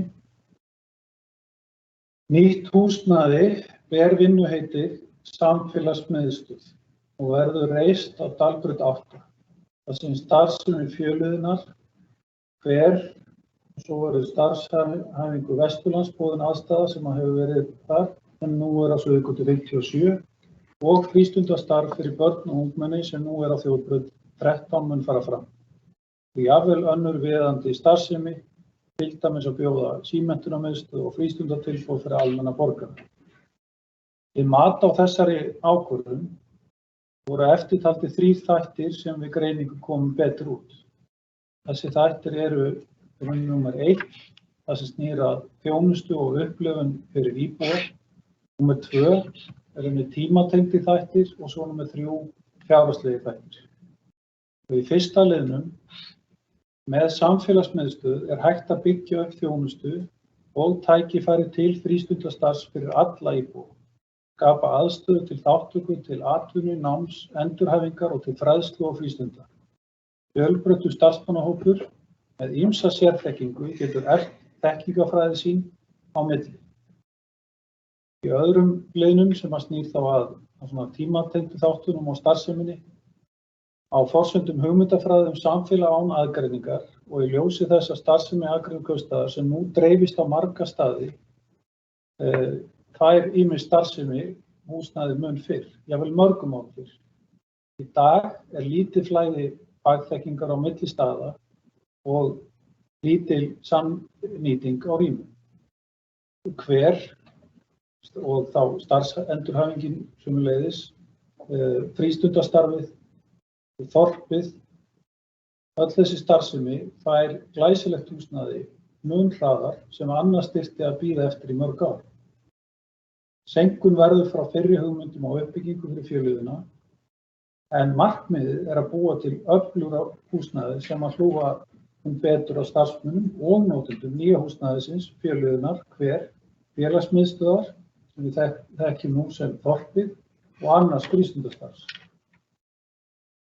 Jafnframt möguleiki á að skapa glæsilega aðstöðu í garði við Dalbraut 8, þar sem eru gróðurhús, matjurtaræktun, svo eitthvað sem nefnt, sem nýtist í fjölbreyttu starfi miðstöðvarins.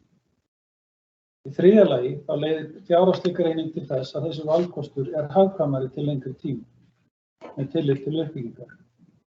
Fjárfesting meiri til að byrja með, eins og ég mun gera grein fyrir í fjárhagsáætlun hér á eftir, þá við að bæta verulega í fjárfestingaáætlun, en fjárfesting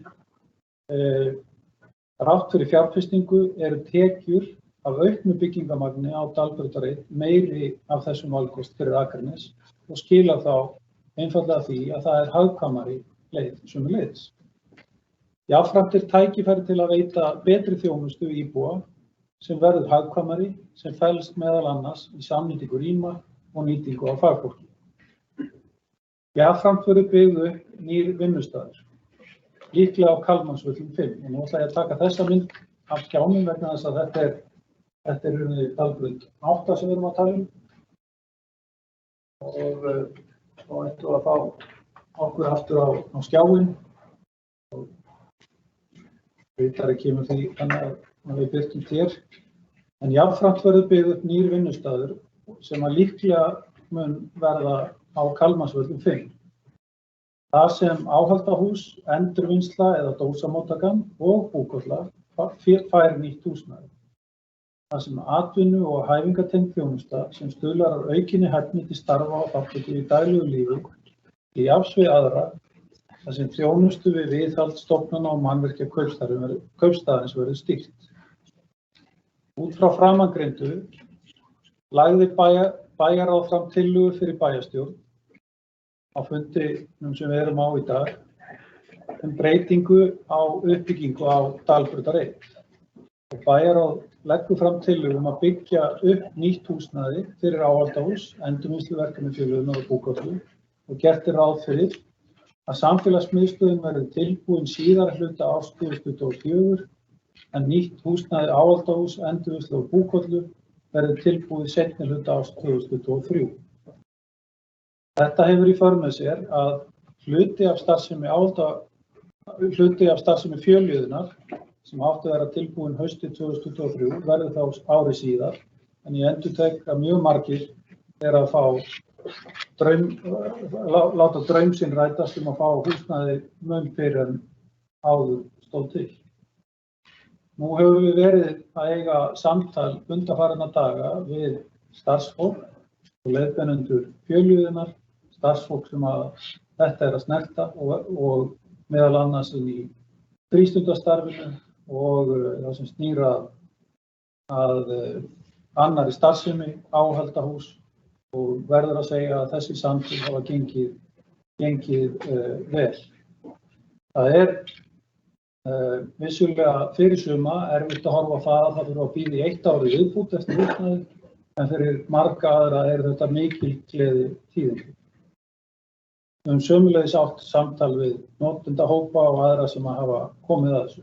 En nú hefst nýr kafli ákveðin vegferð þar sem við munum vinna með öllum þessum aðilum að því að sníða og hlúa að starfsemi hvers og eins inn í þessari vinnu. Fyrirhugað að fara í frekari greiningavinnu með öllum þessum hagaðilum möguleikana sem liggja í samnýtingu á rýmum og samstarfi sem eru grundvöllur að hönnun og nýtingu á nýju húsnæði. Hönnun mannvirkis verður hagað með þeim hætti að hlúð verður á starfsemi hverrar starfseiningar fyrir sig en leiðskapaður möguleiki á þessari samvinnu. Samhliða þessari uppbyggingu að Dalbraut 8 verður hægt að byggja upp þjónustu og tækifæri til frístundastarfs fyrir hinn almenna borgara og íbúa. Byggja upp miðstöð sem endurspeglar og fagnar margbreytileikanum í samfélaginu, starfar í anda samfélagsán aðgreiningar í víðum skilningi og eykur möguleika íbúa á fjölbreyttri tengslamyndum og samfélagslegri þátttöku. Jafnframt langar mig að taka fram að unnið hefur verið að því síðustu vikur að leita öðru húsnæði fyrir hluta að starfsemi Fjölliðunnar til að koma enn betur til móts við þann fjölbreyttahóp sem þar starfar. Eins og staðan í dag þá hefur Fjölliðan fengið tímabundna aðstöðu á Garðavöllum fram yfir áramót og er út í janúarmánuð, en svo á þann tíma ætlum við að nýta til þess að finna nýtt húsnæði. Forseti, ég hef lokið málinu. Takk fyrir bæjarstjóri Sævar Freyr fyrir þennan inngang og orðið laust. Það engin bæjarfulltrúi sem að grípur orðið og þá ætla ég að fá að lesa hér úr sæti forseta. Eftirfarandi tillögu að ályktun, sameiginlegri ályktun bæjarstjórnar, allra bæjarfulltrúa, og hún hljóðar svo.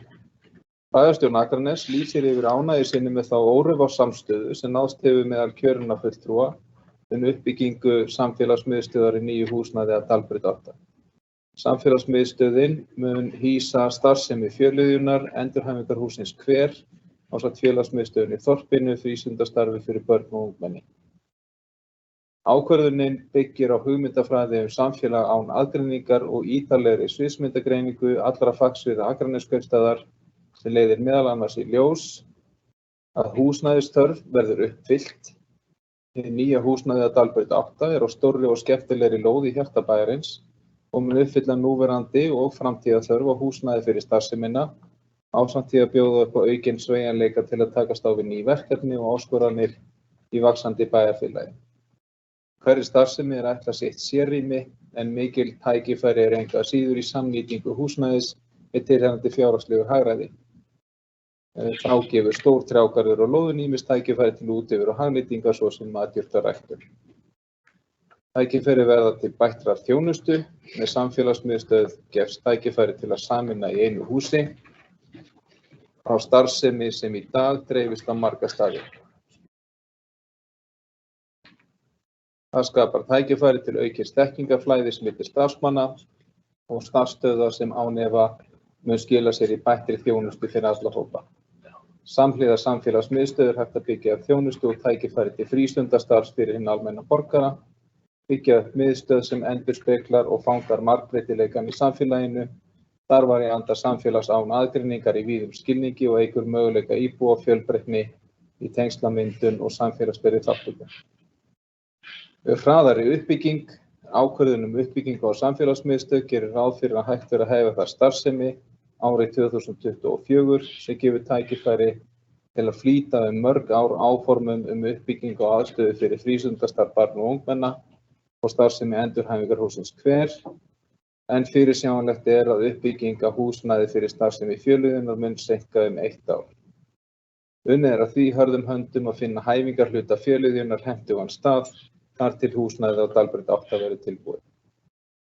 Fjárhagslegur ávinningur til lengri tíma, uppbygging samfélagsmiðstöðvar á Dalbraut 8 mun hafa í för með sér aukna fjárfestingu Akraneskaupstaðar til skemmri tíma, en ef horft til lengri tíma mun þessi uppbygging verða fjárhagslega hagkvæmari en aðrir valkostir sem skoðaðir voru. Bæjarstjórn Akraness leggur mikla áherslu á að uppbygging samfélagsmiðstöðvar verði í forgangi á næstu árum. Gert ráð fyrir verkefnin í fjárhagsáætlun Akraneskaupstaðar 2022 til 2025 og þegar hafin vinna við breytingar á skipulagi Dalbrautar til samræmis við uppbyggingaráform. Það einlæg sannfæring bæjarstjórnar Akraness að með uppbyggingu samfélagsmiðstöðvar á Dalbraut 8 sé stigið heillaskref fyrir starfsemi Fjölliðjunnar, endurhæfingarhússins Hver og frístundastarf barna og ungmenna til lengri framtíðar sem jafnframt mun hafa jákvæð áhrif á allt mannlíf á Akranesi.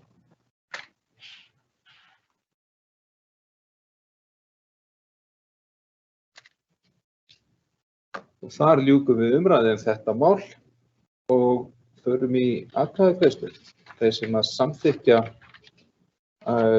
uppbyggingu samfélagsmiðstöðvar á Dalbraut 8 gert verið ráð fyrir uppbyggingaráformum fjárhagsáætlun Akraneskaupstaðar fyrir árið 2022 og vegna tímabilsins 2023 til og með 2025 og samþykkja þá jafnframt þá ályktun sem að forsetinn las hér á undan, eins og þeir eru að gefa merki. Það samþykkt með 8 atkvæðum og 14. fundarliður sem einnig var hér undir að bókun þar verði með þessum hætti. Sýna mér aftur kannski.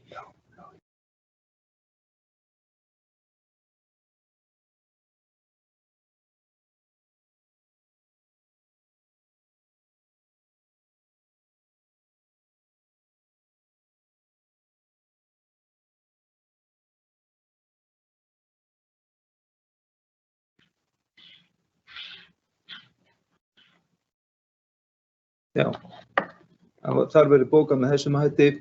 Bæjarstjórn samþykkir uppbyggingu á nýju áhaldahúsi og aðstöðu vegna endurvinnslu Fjölliðjunnar og gert verður ráð fyrir uppbyggingaráformum í fjárhagsáætlun Akraneskaupstaðar fyrir árið 2022 og vegna tímabilsins 23 til og með 25. Endanleg staðsetning verður ákveðin eins skjótt og mögulegt á árinu 2022. Samþykkja þessa bókun gjör svo ekki á merkinu. Hún er samþykkt með 8 atkvæðum. Og þar með reynum við að ná í bæjarfulltrúa Báru Daðadóttur og fá hana aftur inn á fundinn.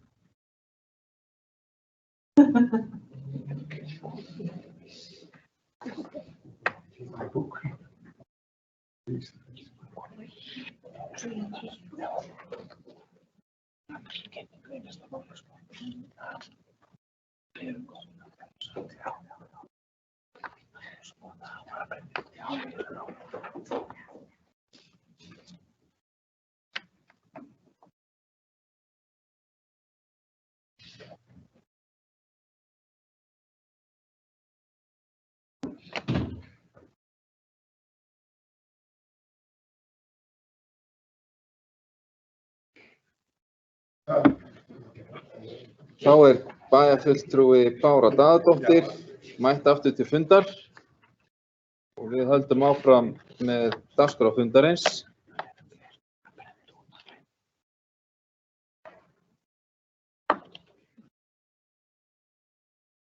Við híkurum aðeins eftir því að fara í næsta mál.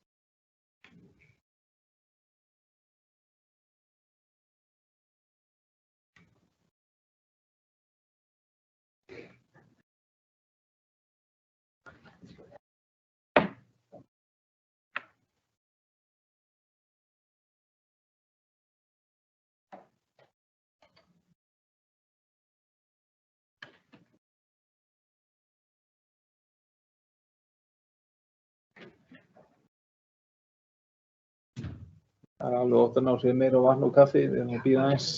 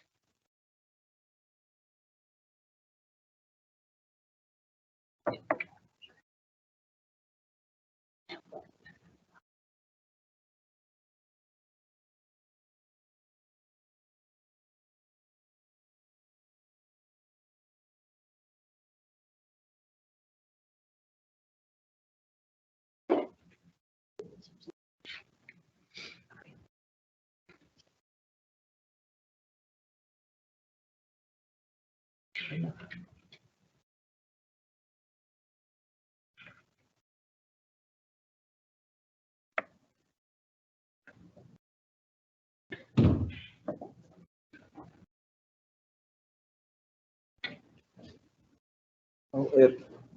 þingsalur orðinn fullmannaður að nýju og við höldum áfram með dagskrá.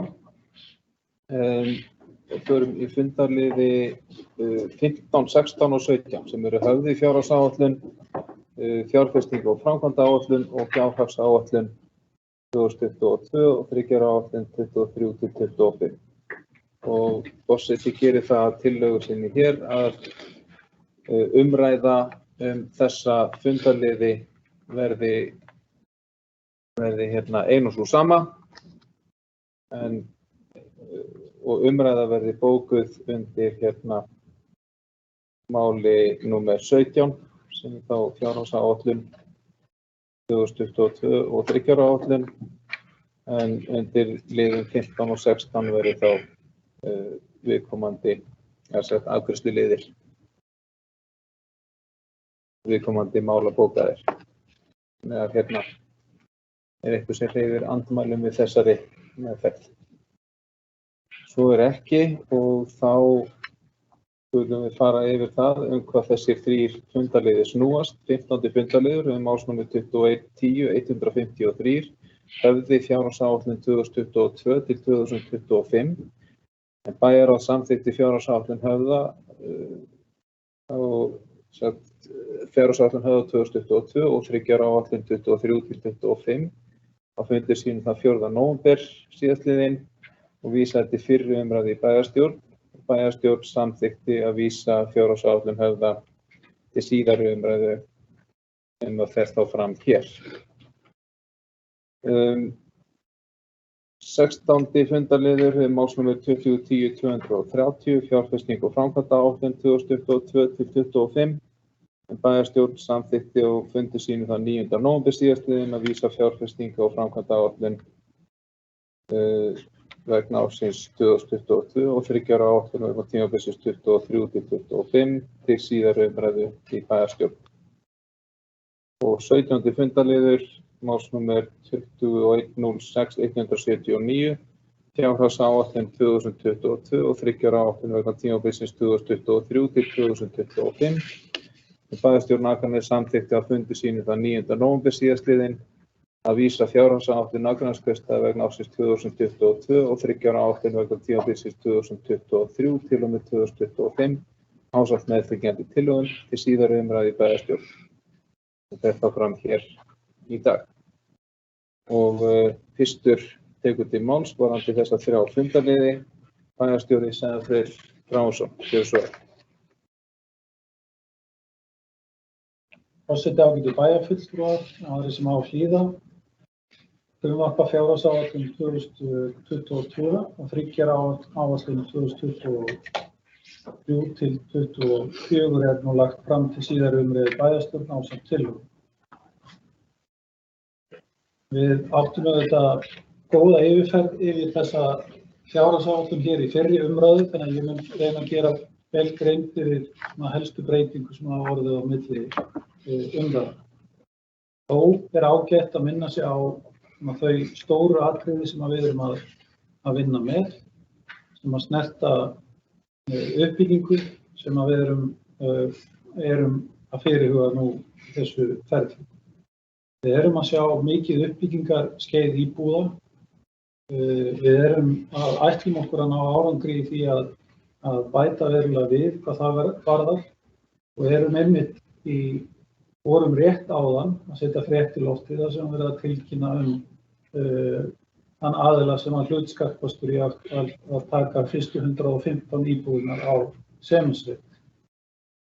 Mikill áhugi meðal fjárfesta í uppbyggingu á nýjum miðbæ sem við munum skoða. Við erum að vinna með stóra opna hugmyndasamkeppni sem verður kynnt nánar nú í desember á Breiðunni, mun fara af stað í janúar og svo er ætlunin að verða með mikla sókn í atvinnuþróunarfélögunum okkar, auknum framlögum bæði til Grundartanga og svo höldum við áfram með Breiðunni. Við erum síðan að setja verulegt fjármagn í í viðhald bygginga. Sömuleiðis ætlum við okkur að byggja upp nýja samfélagsmiðstöð sem við vorum að ræða hér áðan, íþróttahús á Jaðarsbökkum, nýjan leikskóla, stækkun grundaskóla og svo ætlum við að vinna með sjálfvirknivæðingu í stafrænni þjónustu og svona verið að finna leysa úr húsnæðismálum sem snýr að búsetuúrræðum fatlaðra. Ásamt þessu síðan unnið með niðurstöðu í fjárhagsvinnu með KPMG, þar sem við erum að ná enn betur utan það, hvernig við getum sótt fjármagn til ríkisins og síðan hvernig við getum straumrúmlega starfsemina hjá okkur í velferðarþjónustu og annars staðar hjá bænum. Svo ætlum við að vinna með framkvæmd menntastefnu, íþróttastefnu, umhverfisstefnu og jafnréttisstefnu, og eitthvað sé nefnt. Þetta fór ég yfir ítarlegra hér fyrir nokkrum vikum síðan. Helstu forsendur í áætlun ársins eru þær að við förum inn í nýtt ár með nokkuð óbreytt fyrirkomulag á skattaumhverfinu. Álagt útsvar verður óbreytt eða 14,52%, álagningarprósenta fasteignaskatts verða óbreyttar, en mig langar að minna á að álagningarprósenta íbúðarhúsnæðis lækkaði 33,3% á árunum 2018 til 2020 og hækkaði 2021 4,4%, en nú eins og ég sagði áðan ekki gert ráð fyrir breytingu á milli ára. Álagningarprósenta húsnæðis fyrirtækja var búið að lækka 15,15% árunum 2018 til 2020, en hefur haldist óbreytt síðan og verður áfram óbreytt á næsta ár og erum við með einna lægstu álagningarprósentu á húsnæði fyrirtækja hér á Akranesi miðað við önnur sveitarfélög. Lóðarleiga af nýjum lóðum verður 0,34% af fasteignamati íbúðarhúsalóða og verður 1,199 af fasteignamatsverði atvinnulóða. Jafnframt gert ráð fyrir því að almenna þjónustugjaldskrár hækki 3,5% 1. janúar. Það heilmikið sókn í samfélaginu og við höfum náð að skapa okkur gott rými til fjárfestinga með því að tryggja það að rekstur sveitarfélagsins sé innan góðra marka og að reksturinn sé að búa til nægt fjármagn til fjárfestinga. Það mikilvægt vegna þess að við erum að huga á metfjárfestingar. Nú erum við förum inn í næstu ár, en eins og hér gert grein fyrir, þá svona frekar sígandi lukka í framsetningunni hjá okkur. Við erum að áætla að rekstrarhagnaður verði 214 milljónir, sem lítillega minna en var í fyrri umræðu, en farið síðan vaxandi og verður komin í 460 milljónir árið 2024, sem kemur fyrst og fremst til af auknum tekjum, meðal annars því að við erum að sjá núna meiri tekjur af sölu byggingaréttar og dalbrutarétt og sömuleiðis sölu eigna sem kemur inn á árið 2024. Síðan að koma en aukinn þungi sem við erum að meta í gjaldfærslu lífeyrisskuldbindinga sem við erum að áætla inn á seinni hluta tímabilsins sem hefur ákveðna tengingu hjá okkur. Mig langar að gera betur grein fyrir helstu stærðum og hvernig þær hafa þróast á milli tímabila. Ég fór nú vel yfir þetta hér fyrir mánuði síðan, en við vorum með 133 milljónir í rekstrarhagnað árið 2020 og erum nú að gera ráð fyrir því að vera með 180 milljónir í rekstrarhagnað á árinu 2021. Launagjöld að vaxa 402 milljónir milli ára, en útsvara og tekjur af jöfnunarsjóði að vaxa 449 milljónir og aðrar tekjur 120 milljónir. Við erum sem betur fer farin að sjá viðsnúning í því sem hafi verið hjá okkur, að tekjuaukningin loksins farin að verða meiri heldur en af aukningu launagjalda sem hefur verið ekki verið staðan í rauninni 2 ár þar á undan. Þannig að það má segja að sóknin í samfélaginu og batnandi atvinnustig og sömuleiðis fjölgun íbúa og fjölgun aðila á vinnumarkaði er að styðja verulega við þá þróun hjá okkur. Annar rekstrarkostnaður hefur vaxið 150 milljónir og svo erum við að ná svona ákveðnum hagræði út úr óreglulegum liðum hjá okkur leiðis. Ég myndist á að launagreiðslur væru að aukast á ný og við erum að sjá það að það hefur verið uppsveifla hjá okkur bæði í launagreiðslum í samfélaginu. Við höfum fengið 2 nýja mánuði inn í samanburðargreiningu sem við höfum úr launagreiðslum í samfélaginu frá í líkani sem við höfum fengið aðgang að. Og nú í september voru heildarlaunagreiðslur á Akranesi 2.567 milljónir króna í septembermánuði, sem er stærsti mánuður sem hefur verið hér á Akranesi nokkru sinni og þær tölur sem við erum að sjá núna að styðja við þá áætlun sem er lögð hér fram varðandi tekjuvöxt og jafnvel gefur okkur tilefni til þess að verða bjartsýn. Sömuleiðis samanburður á milli ára sem hægt að sjá hér á myndinni sýnir hvernig vöxturinn nánast í hverjum einasta mánuði betri heldur en hefur verið. Launagreiðslur hafa síðan farið stig hækkandi á hvern launþega og sömuleiðis á launagreiðendur. Hjá launagreiðendum, þannig að þeir eru að hafa meira rými fyrir sjálfa sig til þess að greiða sjálfu sér tekjur. Það fjölgar hratt á vinnumarkaði og við erum að nálgast það. Í rauninni hefur við bara séð 1 mánuð sem hefur verið fleiri einstaklingar sem að þiggja laun á Akranesi og ég spái því að þegar við sjáum októbermánuð, því að síðasti mánuður í þessum samanburði september, verður komin fram úr þeim toppi sem hefur verið. Þegar við skoðum allar staðgreiðslu gildar greiðslur sem var meðal annars notuð í því hvernig við spáðum fyrir tekjuþróun á næsta ári og inn í framtíðina, sem er grundvöllur af því þeirri tekjuáætlun sem við setjum hér fram og þá gefur það okkur tilefni til bjartsýni tíma og í augnablikum.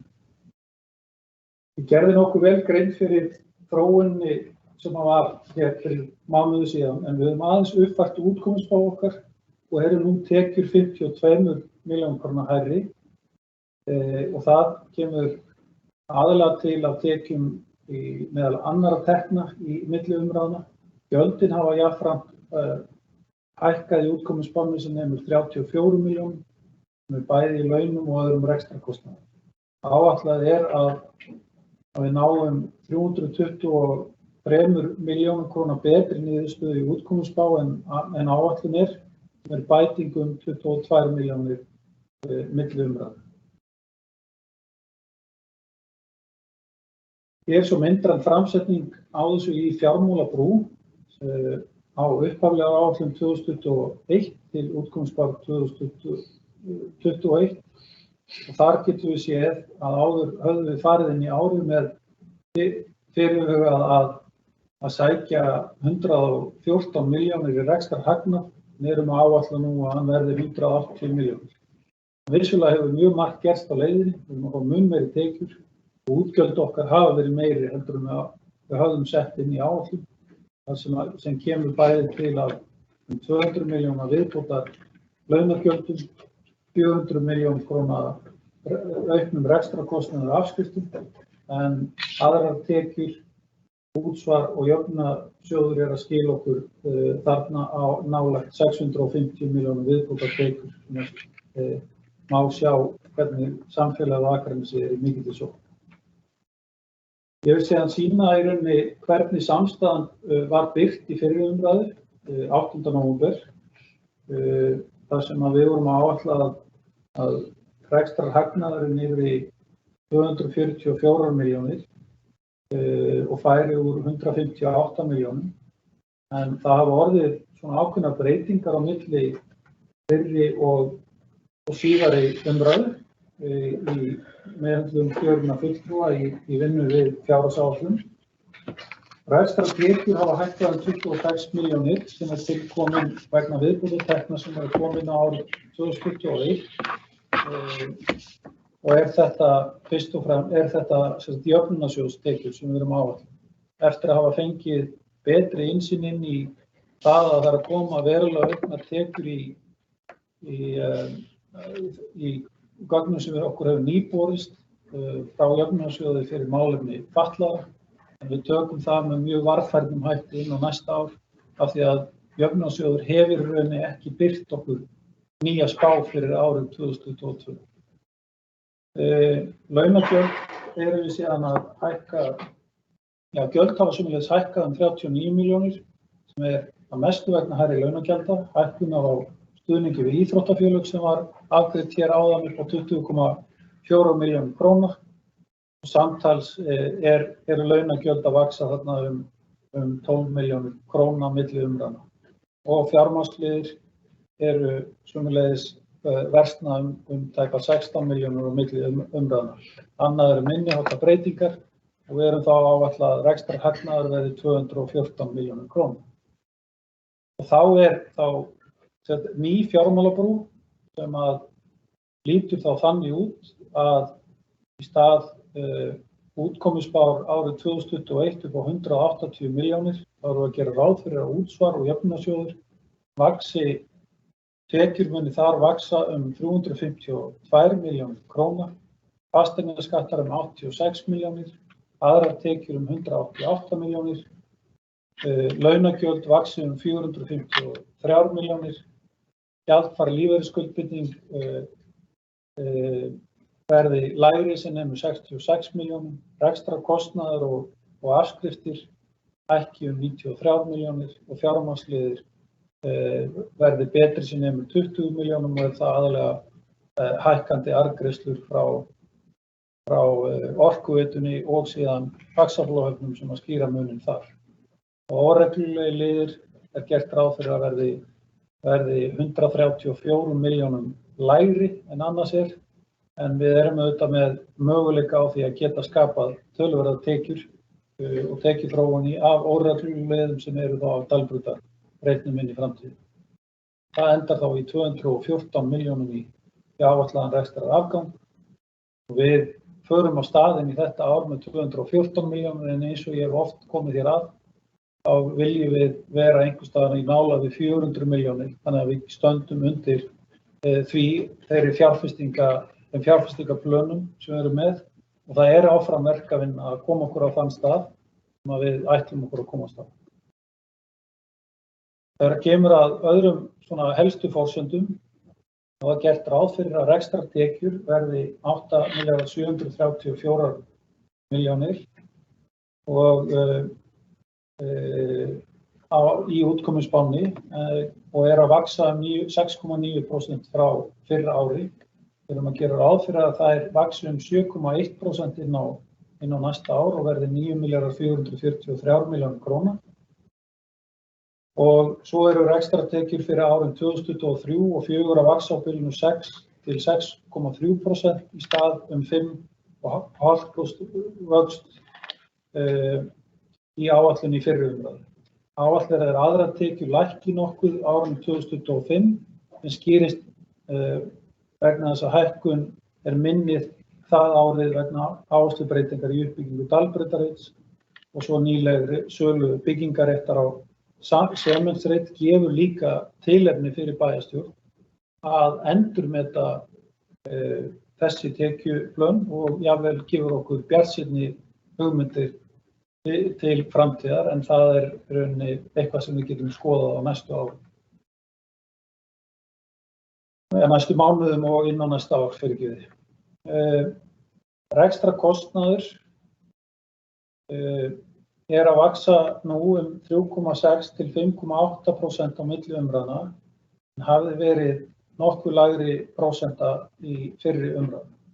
Við erum að gera ráð fyrir að rekstrargjöld á árinu 2022 verði 9.439 milljónir sem er það hækkun frá útkomuspá 21 sem nemur 480 milljónum eins og ég gerði grein fyrir áður.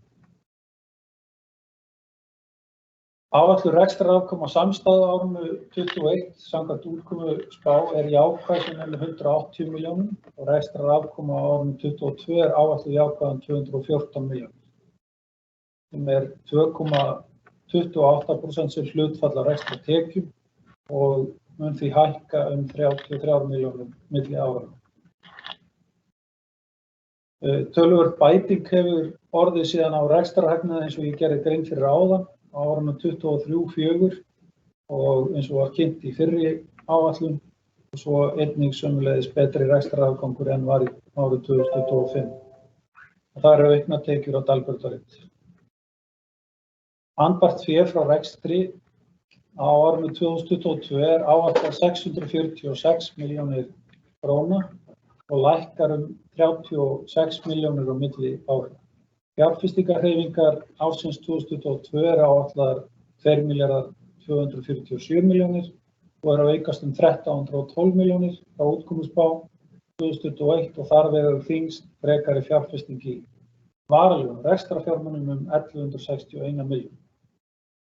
Fjármögnunarhreyfingar eru áætlaðar 1394 milljónir á árinu 2022 og þar af nema afbókanir langtímalána 205 milljónir og við erum að gera ráð fyrir því að taka ný lán á árinu 2022 að fjárhæð 1600 milljónir vegna þeirra uppbyggingar sem framöndan. Á næsta árum gert ráð fyrir að fara í verulegar fjárfestingar 6 milljarðar sem eiga að ná yfir þetta tímabil og áætlað að taka lán að fjárhæð 3,3 milljarða króna á tímabilinu. En á næsta ári gert ráð fyrir að fjárfestingaráætlun gerir ráð fyrir því að handbært fé sveiflist til á spátímabilinu fram til ársloka 2025 og standi þá í 876 milljónum og verður handbært fé sterkt áfram. Þróun rekstrarjafnaðar frá 2015 hefur hækkað talsvert frá því að vera jákvæð yfir árið 2015 808 milljónir í að vera jákvæð 934 milljónir í útkomu spánni. Skuldaviðmið og þar að segja heildarskuldir og skuldbindingar á A-hluta með hlutfall af rekstrartekjum hefur einnig tekið umtalsverðu breytingu frá 2015 þar sem það hefur lækkað verulega og var komin niður í 24% en það mun nema 57% í árslok 2025 sem vel undir þeim viðmiðunarmörkum sem eru sett sem að það verði að megi ekki fara yfir 150%. Veltufjárhlutfall helst áfram nálægt eða yfir einum flest árin. Við sjáum aðeins dropp í árinu 2025 í 0,94% og hefur við nægan tíma til þess að huga að fjármagnsskipan sveitarfélags til að tryggja að við höldum þessu nær einum en þarna kemur fram, en þetta ekki til þess að slá neinn auka takt í hjartanu yfir.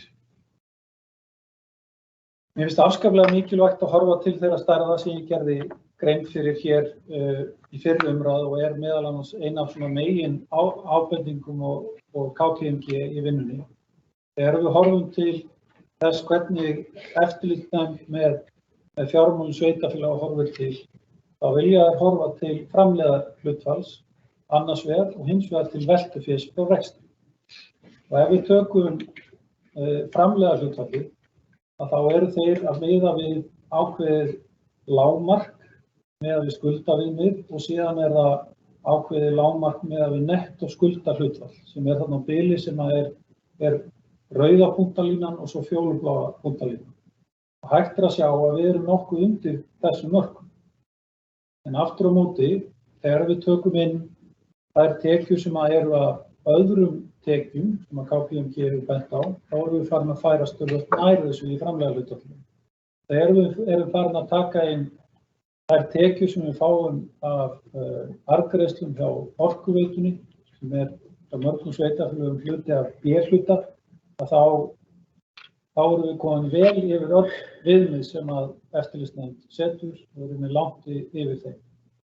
En við viljum setja okkur markið hærra og við viljum ná framleiðarhlutfallinu á betri stað og við viljum líka ná veltufé frá rekstri enn hærra þannig að við stöndum undir fjárfestingu.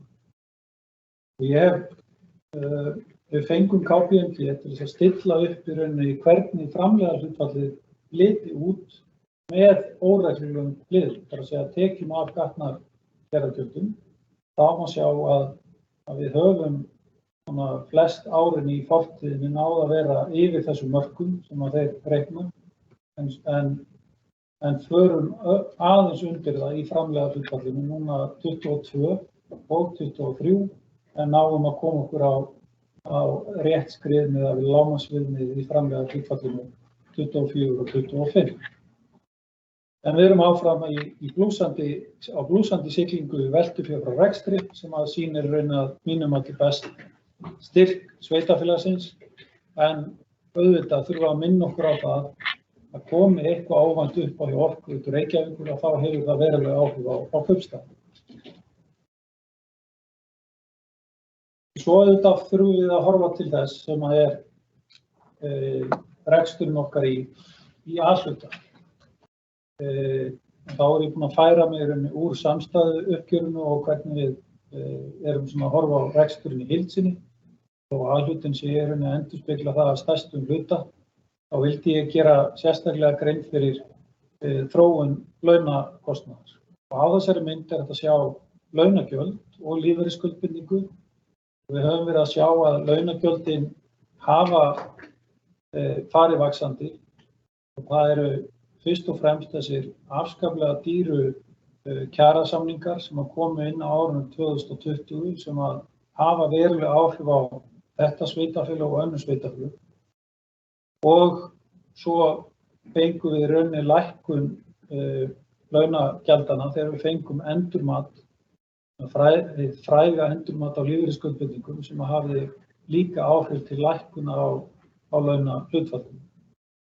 Við erum síðan að fara inn á árið 2022 þar sem við gerum ráð fyrir að launakostnaður sem hlutfall af tekjum muni lækka 0,8% stig úr 70,6% í 69,4% en fari síðan hækkandi á ný. Þar eru stærstu skýringarnar að endurmat á lífeyrisskuldbindingum sérstaklega árunum 24 og 25 sem að skýra munin sem að til hækkunar þar sem við erum með inn í langtímaáætlun hjá okkur. Það verði nýtt mat tryggingastarfræðinga á lífeyrisskuldbindingunum okkar og hækkandi lífaldur og annað sem að muni hafa áhrif.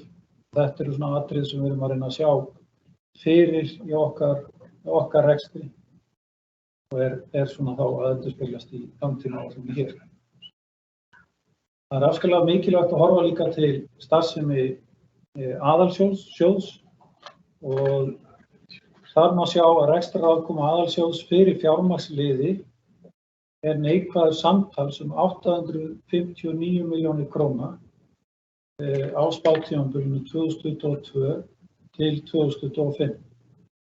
Fjármagnstekjur aðalsjóðs umfram fjármagnsgjöld á sama tíma 2.855 milljónir króna. En rekstrarafkoma aðalsjóðs þar af leiðandi jákvæð sem nemur 2.025 milljónum á tímabilinu. Rekstrarafkoma aðalsjóðs af teknu tilliti til fjármagnstekna á árinu 2022 nemur 383 milljónum og nemur 4,5% sem hlutfall af heildarrekstrartekjum. Og ef við horfum eingöngu til þess liðar sem að tekjur á Dalbrutarreit myndi skila okkur inn í sem óreglulegum tekjum sem rauninni fyrir fjármagnsliðina, og þá yrði rekstrarafkoma aðalsjóðs fyrir fjármagnsliðið einungis neikvæð 14 milljónir króna. Þannig að það sem hefur verulega áhrif hvernig við horfum á fjárhagsstærðina hjá okkur. Þá langar við að gera grein fyrir því helsta sem framundan hjá okkur. Í atvinnu og ferðamálum heilmikið framundan hjá Breið Þróunarfélagi. Við höfum verið á mikilli siglingu. Við erum að leggja verulega fjármuni ásamt Brim. Bærinn setur inn 20 milljónir og Brim gerir það sömuleiðis. Og við erum að sjá mikið starf og árangur af því starfi sem við höfum unnið. Það sem við erum búin að opna nýsköpunarmiðstöð, samvinnurými og faglabsmiðju, stofna nýverið líftæknismiðju með 13 aðila og á 1,5 ári hefur við farið úr því að vera með engan í þessu húsi því að núna í janúar áætlað að 100 manns muni hafa atvinnu á því að starfa þarna dagsdaglega í þessu húsi. Svo erum við að fara í gang með stóra þróunarverkefni okkar sem snýr að Breiðinni í heild sinni. Það sem við munum í upphafi árs auglýsa hugmyndasamkeppni framtíðarskipulag á Breiðasvæðinu. Og ég ætla nú að ljóstra því upp að Brim ætlar sér að setja verulegt fjármagn inn í þessa hugmyndasamkeppni, meðal annars til þess að draga að bærustu sérfræðinga í hönnun og ætlar að gera þetta glæsilegt til framtíðar. Atvinnu og ferðamálum áfram að þá þróunarfélag á Grundartanga og að vera einstaklega árangursríkur vettvangur fyrir okkur til þess að vinna að atvinnusókn á Grundartanga og erum við að setja inn 15 milljónir króna ásamt Hvalfjarðarsveit inn á næsta ár til þess að styðja við þau mögnuðu tækifæri sem að þróunarfélagið býður upp á. Við þekkjum tækifærin í að fanga afgangsvarma til reksturs hitaveitu, mögulegar þörungarækt, landeldi, ylrækt, gufuöflun, nýta carbfix til nýtingar föngunar koltvísýring eða niðurdælingar og síðan rafeldsneytis framleiðslu. Þannig að möguleikarnir eru margir og við ætlum að fanga það og erum því að setja meira fjármagn þar inn. Sömuleiðis ætlum við okkur að ná árangri með grænum iðngarði og við erum búin að leggja mikla vinnu í því að skapa og undirbúa það að vera með sérstöðu hér í því hvernig við viljum laða til okkar starfsemi á Akranes. Þá erum við að horfa bæði til þess að vera með heillandi umhverfi fyrir fyrirtækin sem eru fyrir á Akranesi, fyrirtækin sem eru að vilja og flytja af höfuðborgarsvæðinu og sömuleiðis geta dregið til okkar algjörlega fjárfesta. Og það gerum við með því að búa til umhverfi sem að uppfyllir alþjóðlega starfshætti. Það sem við munum skipuleggja svæðið út frá hringrásarhagkerfinu að leiðarljósi, það sem úrgangur eins fyrirtæki sem nota sem hráefni það næsta, það sem við munum nýting auðlinda hámörkuð og sóun þeirra takmörkuð með samnýtingu og endurnýtingu. Við erum þarna með 150 hektara land við bæjarmörkin og erum að bæta í uppbyggingu þar þannig að við getum farið að úthluta fleiri lóðum en ásókn hefur verið inn á svæðið og þær lóðir sem við höfum verið að úthluta hafa gengið hratt út og við höldum í rauninni nokkrum lóðum eftir til þess að geta mætt eftirspurn. Við ætlum að skipta garðinum í 2 svæði. Svæði A fyrir matvælaræktun eða matvælatengda starfsemi og síðan svæði B fyrir léttaniðnað og þjónustu. Síðan ætlum við að vinna áfram í þróunarverkefni að því að stofna miðlægt þjónustufyrirtæki sem fer með stjórn á sameiginlegum rekstri iðngarðsins í samstarfi við einkaaðila sem stuðla að hagkvæmri nýtingu og þjónustu í þágu allra fyrirtækja í iðngarðinum og samfélagsins alls. Þetta í takt við það hvernig unnið með svona verkefni á alþjóðlegum vettvangi og á að skila okkur meiri aðgreiningu umfram aðra hér á Íslandi. Sömuleiðis vil ég minna á að við bjóðum upp á frestun og greiðslu gatnagerðargjalda til 2 ára fyrir þá sem vilja fara í uppbyggingu og erum undirbúa markaðsátak núna í janúar þar sem við ætlum að kynna þessar lóð. Önnur verkefni sem við ætlum okkur að ná árangur í til dæmis erum við að vinna í góðu samstarfi aðila sem ætla sér stóra hluti í uppbyggingu á smiðjuvöllum. Við Guðlaug og Langasand að kláruð hugmyndasamkeppni á árinu. Þar hefur við möguleika á uppbyggingu á heilsueflandi ferðaþjónustu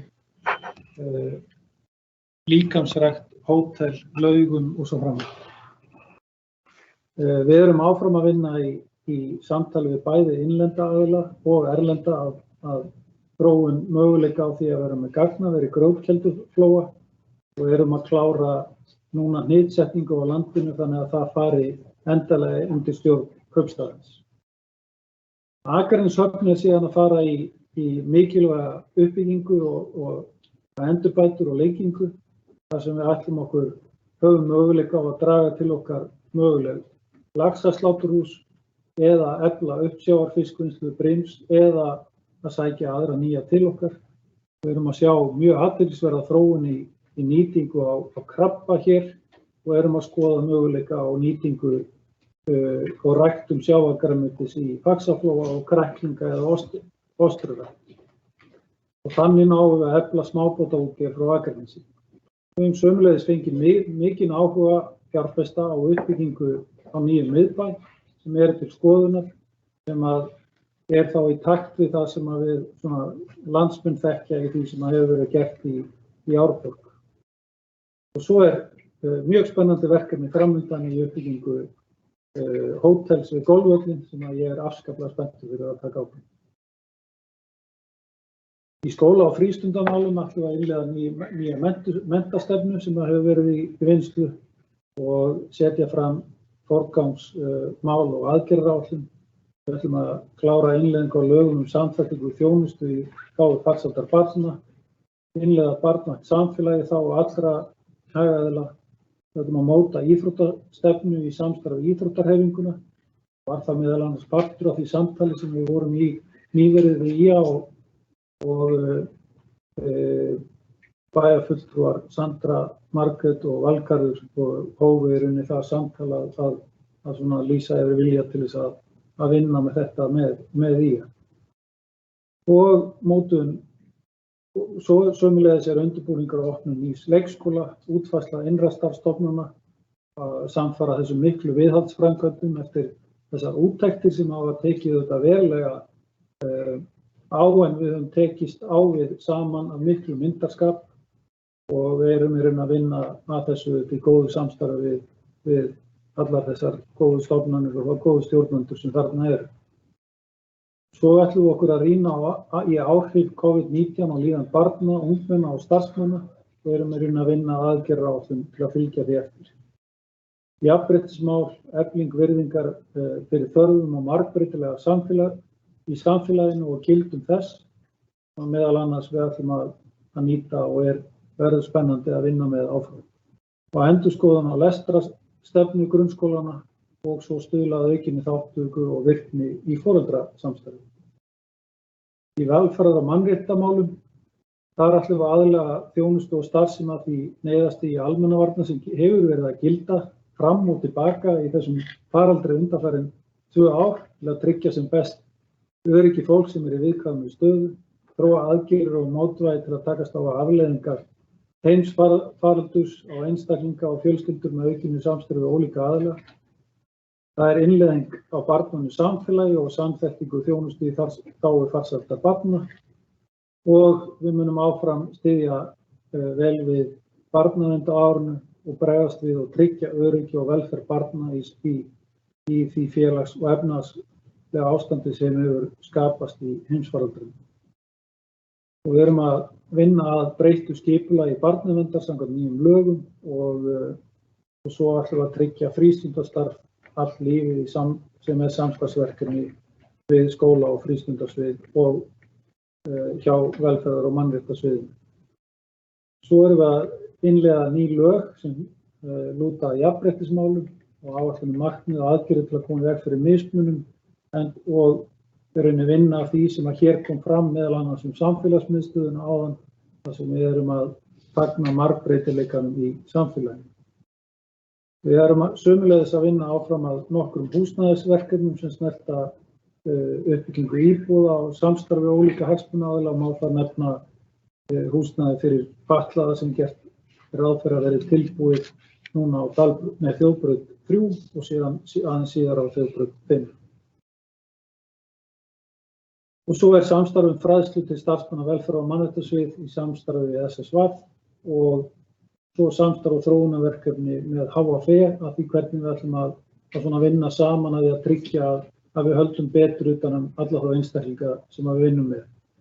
Svo hefur við átt frábært samstarf eftir við fluttum hér í þetta hús sem við erum í dag, Dalbraut 4 við FEPAN og hefur verið einstaklega ánægjulegt að fylgjast með því öfluga félags- og tómstundastarfi sem að þar og við fáum oft að finna hvernig danstakturinn dunar og félagsstarfið gengur hér yfir og það mjög skemmtilegt á degi til dags.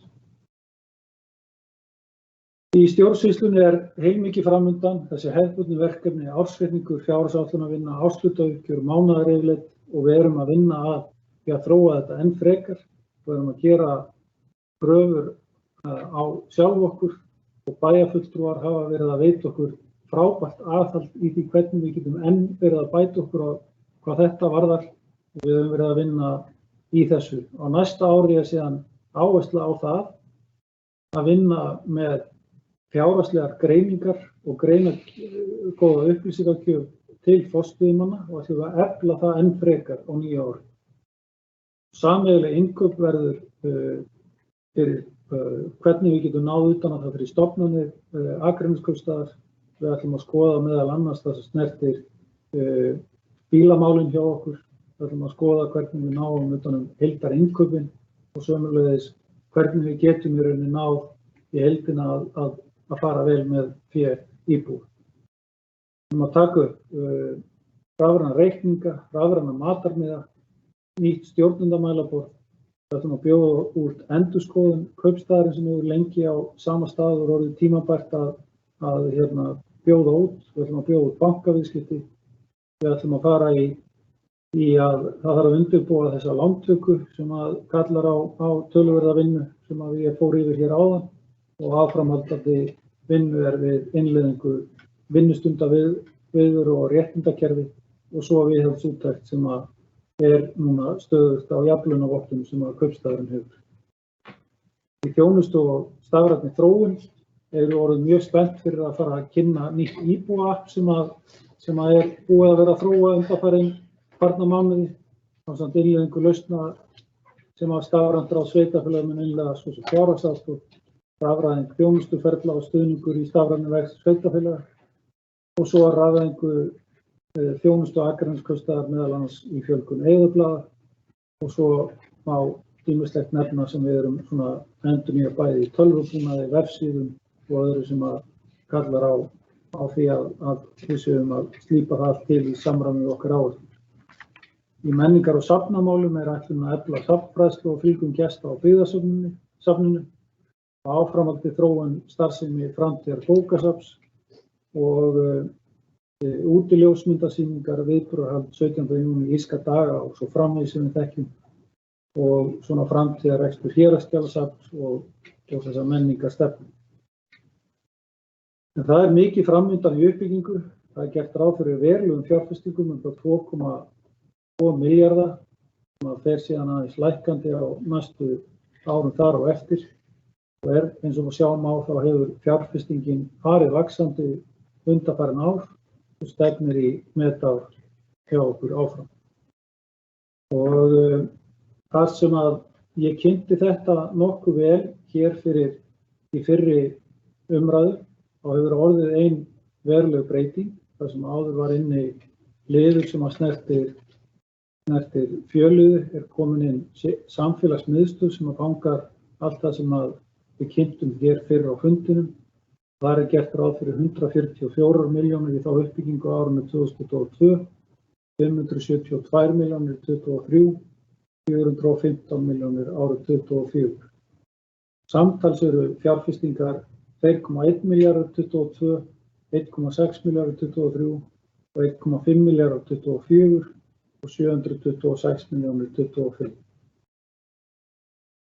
Það heilmikið framundan í helstu framkvæmdum hjá okkur og ný framkvæmdir gatna bæði í skógahverfi, bundið slitlag byrjaði í skógahverfi 3C innan Semensreits í tengslu við uppbyggingu í áföngum C og D og haldið áfram í Flóahverfi Við erum í viðhaldi á Garðagrund og hluta Hafnabrautar og sértækar aðgerðir verða í umferðaröryggi áfram og endurgerð á grunnskólalóðum verður framhaldið. Og uppbygging samfélagsmiðstöðvarinnar, 6 deilda leikskóli opnast á árinu og endurnýjun á C-álmu grundaskóla mun hefjast, framkvæmdir á íþróttamannvirkjum á Jaðarsbökkum og búningsklefar kaldur pottum á Jaðarsbökkum og byrjað á Grendarstöðum. Það hefur nokkuð sem verið nefnt hér í bæjarstjórn. Og skipulagsverkefni verða endurskoðun aðalskipulags, Skógahverfi 3C, Skógahverfi 5, Langisandur, Sólmundarhöfði og Nærhverfi þar með talið Guðlaug sem var inn í hugmyndasamkeppni Langasandsvæði, Jaðarsbakkar, breyting eldri skipulaga við Ægisbraut, Dalbrautarreitur, þéttingbyggðar, þróunarsvæðin Breið, Miðbar og Smiðjuvellir, ýmsar grendarkynningar eru framundan og svo meðal annars lóð við hliðina á spítala þar sem kirkjukoll sem verður inn í litlu svona skipulagsverkefni. Þannig að nóg að gera í skipulagsverkefni. Í rekstrarverkefnum gert ráð fyrir útboð á strætó, ræstingum, sorpi, farið í endurnýjun gatnalýsinga og framkvæmdaplani, brunavarnaráætlun, fyrirkomulag slökkviliðsmála, grendastöðvar, endurbætur og gámastöð, úthlutun lóða í Skógahverfi 3C og á Sementsreit áframhaldið og svo eru viðhaldsverkefni sem ég hef minnst á áður og svo ætlum við að fara að láta uppkaupasjóðinn verða veruleika. Og auglýsa upp byggingasvæði fyrir úthlutun, hleðslustöðvar fyrir stofnanir og svo að komast í það að selja ákveðið húsnæði hjá okkur. Svo renni ég bara svona hratt yfir þessi verkefni sem ég gerði grein fyrir í fyrri umræðu. Jaðarsbakki í heild gerir ráð fyrir 1,7 milljarði. Nýr leikskóli gerir við ráð fyrir 725 milljónir til að ljúka því verkefni. Samfélagsmiðstöðin 1132 milljónir króna heildar fjárfesting. Grundaskóli gerir ráð fyrir 911 milljónum og svo eru gatnaframkvæmdir nettó, þarna 245 en vissulega fjárfestingin margfalt meiri en svo var gert grein fyrir í töflunni hér rétt áðan. En þetta eru allt liðir sem hefur verið tekið tillit til sem ég var með hérna undan virðisaukaskatt vegna frjálsrar skráningar. Við erum að halda áfram með stofnunarlóðir út frá glæsilegri hönnun sem hefur verið samþykkt fyrir grunnskólan okkar og önnur verkefni sem að snerta uppbyggingu svæða og framkvæmdir sem snerta Dalbrautarreitin, fjárfesta í kaldapotti, körfubíl fyrir slökkvilið, ný sláttuvél sem mun nýtast í starfi knattspyrnu og golfsins í samstarfi þar og sömuleiðis að snýra tjaldsvæði. Þannig að við erum komin virkilega á þann stað að geta sagt að það sókn í uppbyggingu hjá kaupstaðnum. Það verður áfram að halda vel utan fjármálahliðina og passa upp á að við séum með ábyrga fjármálastjórn. Það hefur verið okkar loforð til þess hvernig við ætlum að vinna. Forseti ágætu bæjarfulltrúar, ég vil þakka sviðsstjóra, stjórnsýslu og fjármálasviðs, deildarstjóra fjármála, aðalbókara, verkefnastjóra og fjármála, deildarverkefnastjóra stjórnsýslusviðs, sviðsstjórum, stjórnendum og öðrum starfsmönnum sem hafa komið að undirbúningnum. Einnig vil ég þakka bæjarfulltrúum fyrir gott samstarf við undirbúning og gerð áætlunar og þá sérstaklega bæjarráði. Að þessu sögðu legg ég fram frumvarp að fjárhagsáætlun ársins 2021 og þriggjaáætlun 2022 til 2022 og þriggjaáætlun 2023 til 2025 til síðari umræðu í bæjarstjórn. Forseti, ég lokið máli mínu.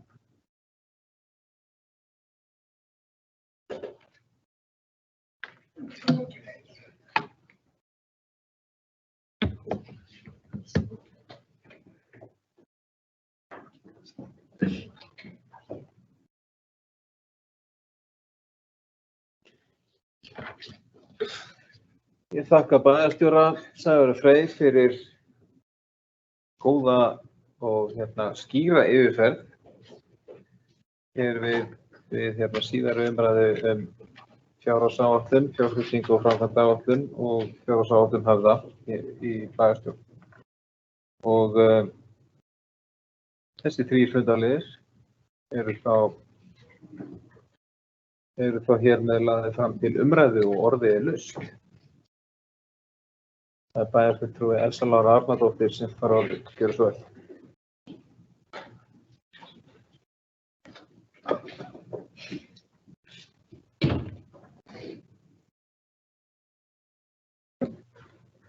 Forseti, ágætu bæjarfulltrúar, bæjarstjórar og aðrir sem eru að hlýða okkur.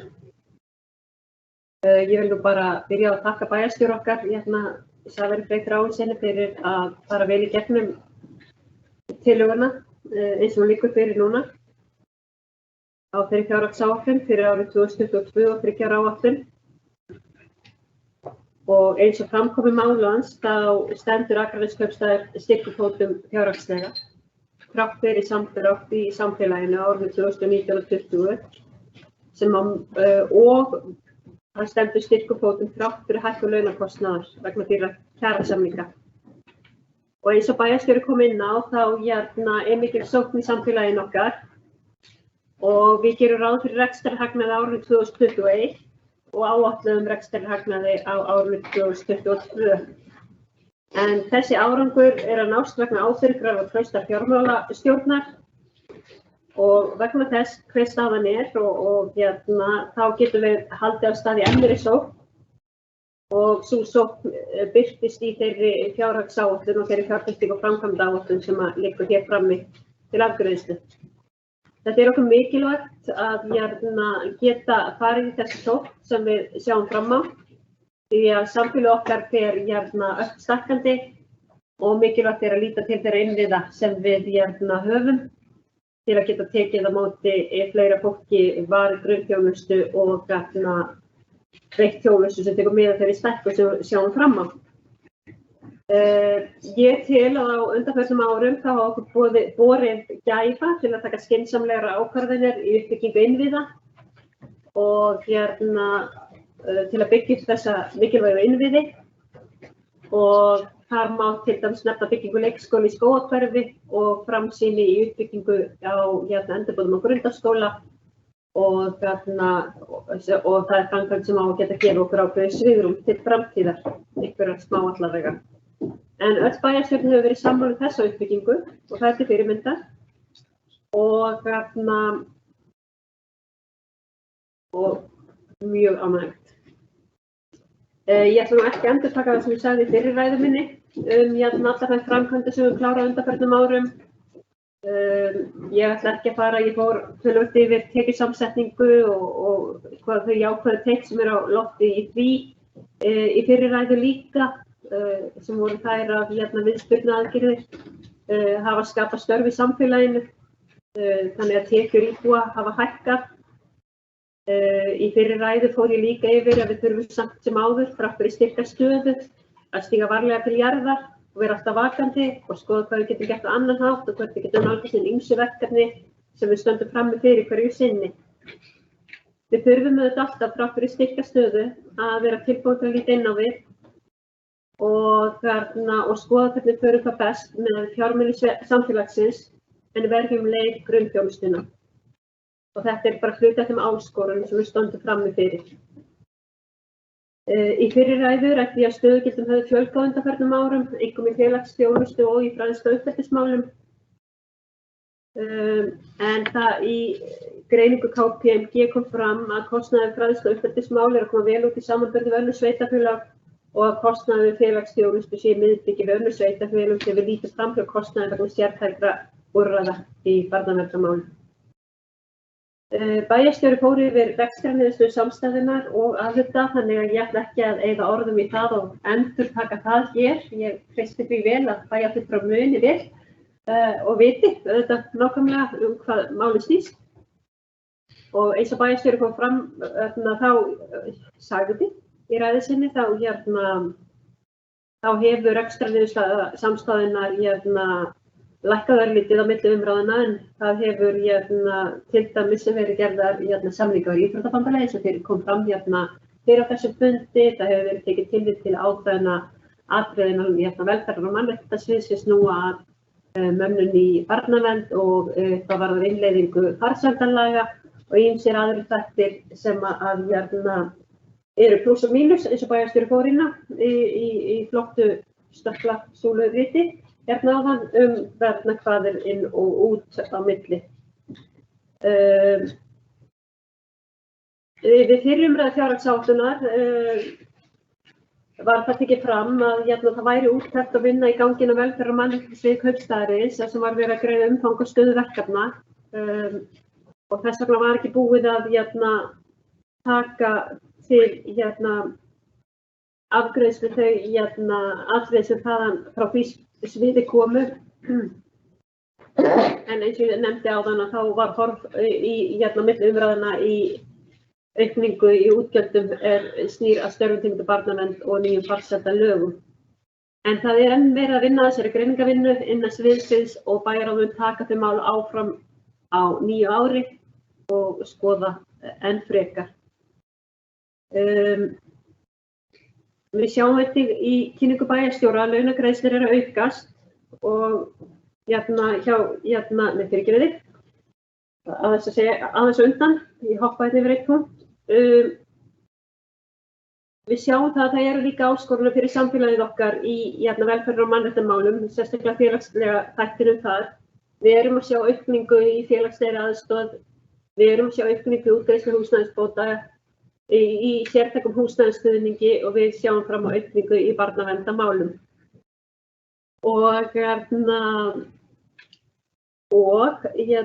En hins vegar sjáum við og heyrðum auðvitað og sjáum á gögnum að launagreiðslur eru að aukast hjá bænum.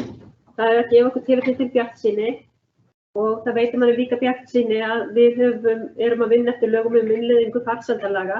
En að vonandi sjáum við fram á það að í náinni framtíð að við verðum vonandi með færri þriðja stigs mál, ef við getum notað það heiti á þau mál sem veita betri þjónustu fyrr í ferlinu fyrir okkar íbúa, börn, ungmenni, fjölskyldur og eru líka minni kostnaður fyrir okkur sem samfélag.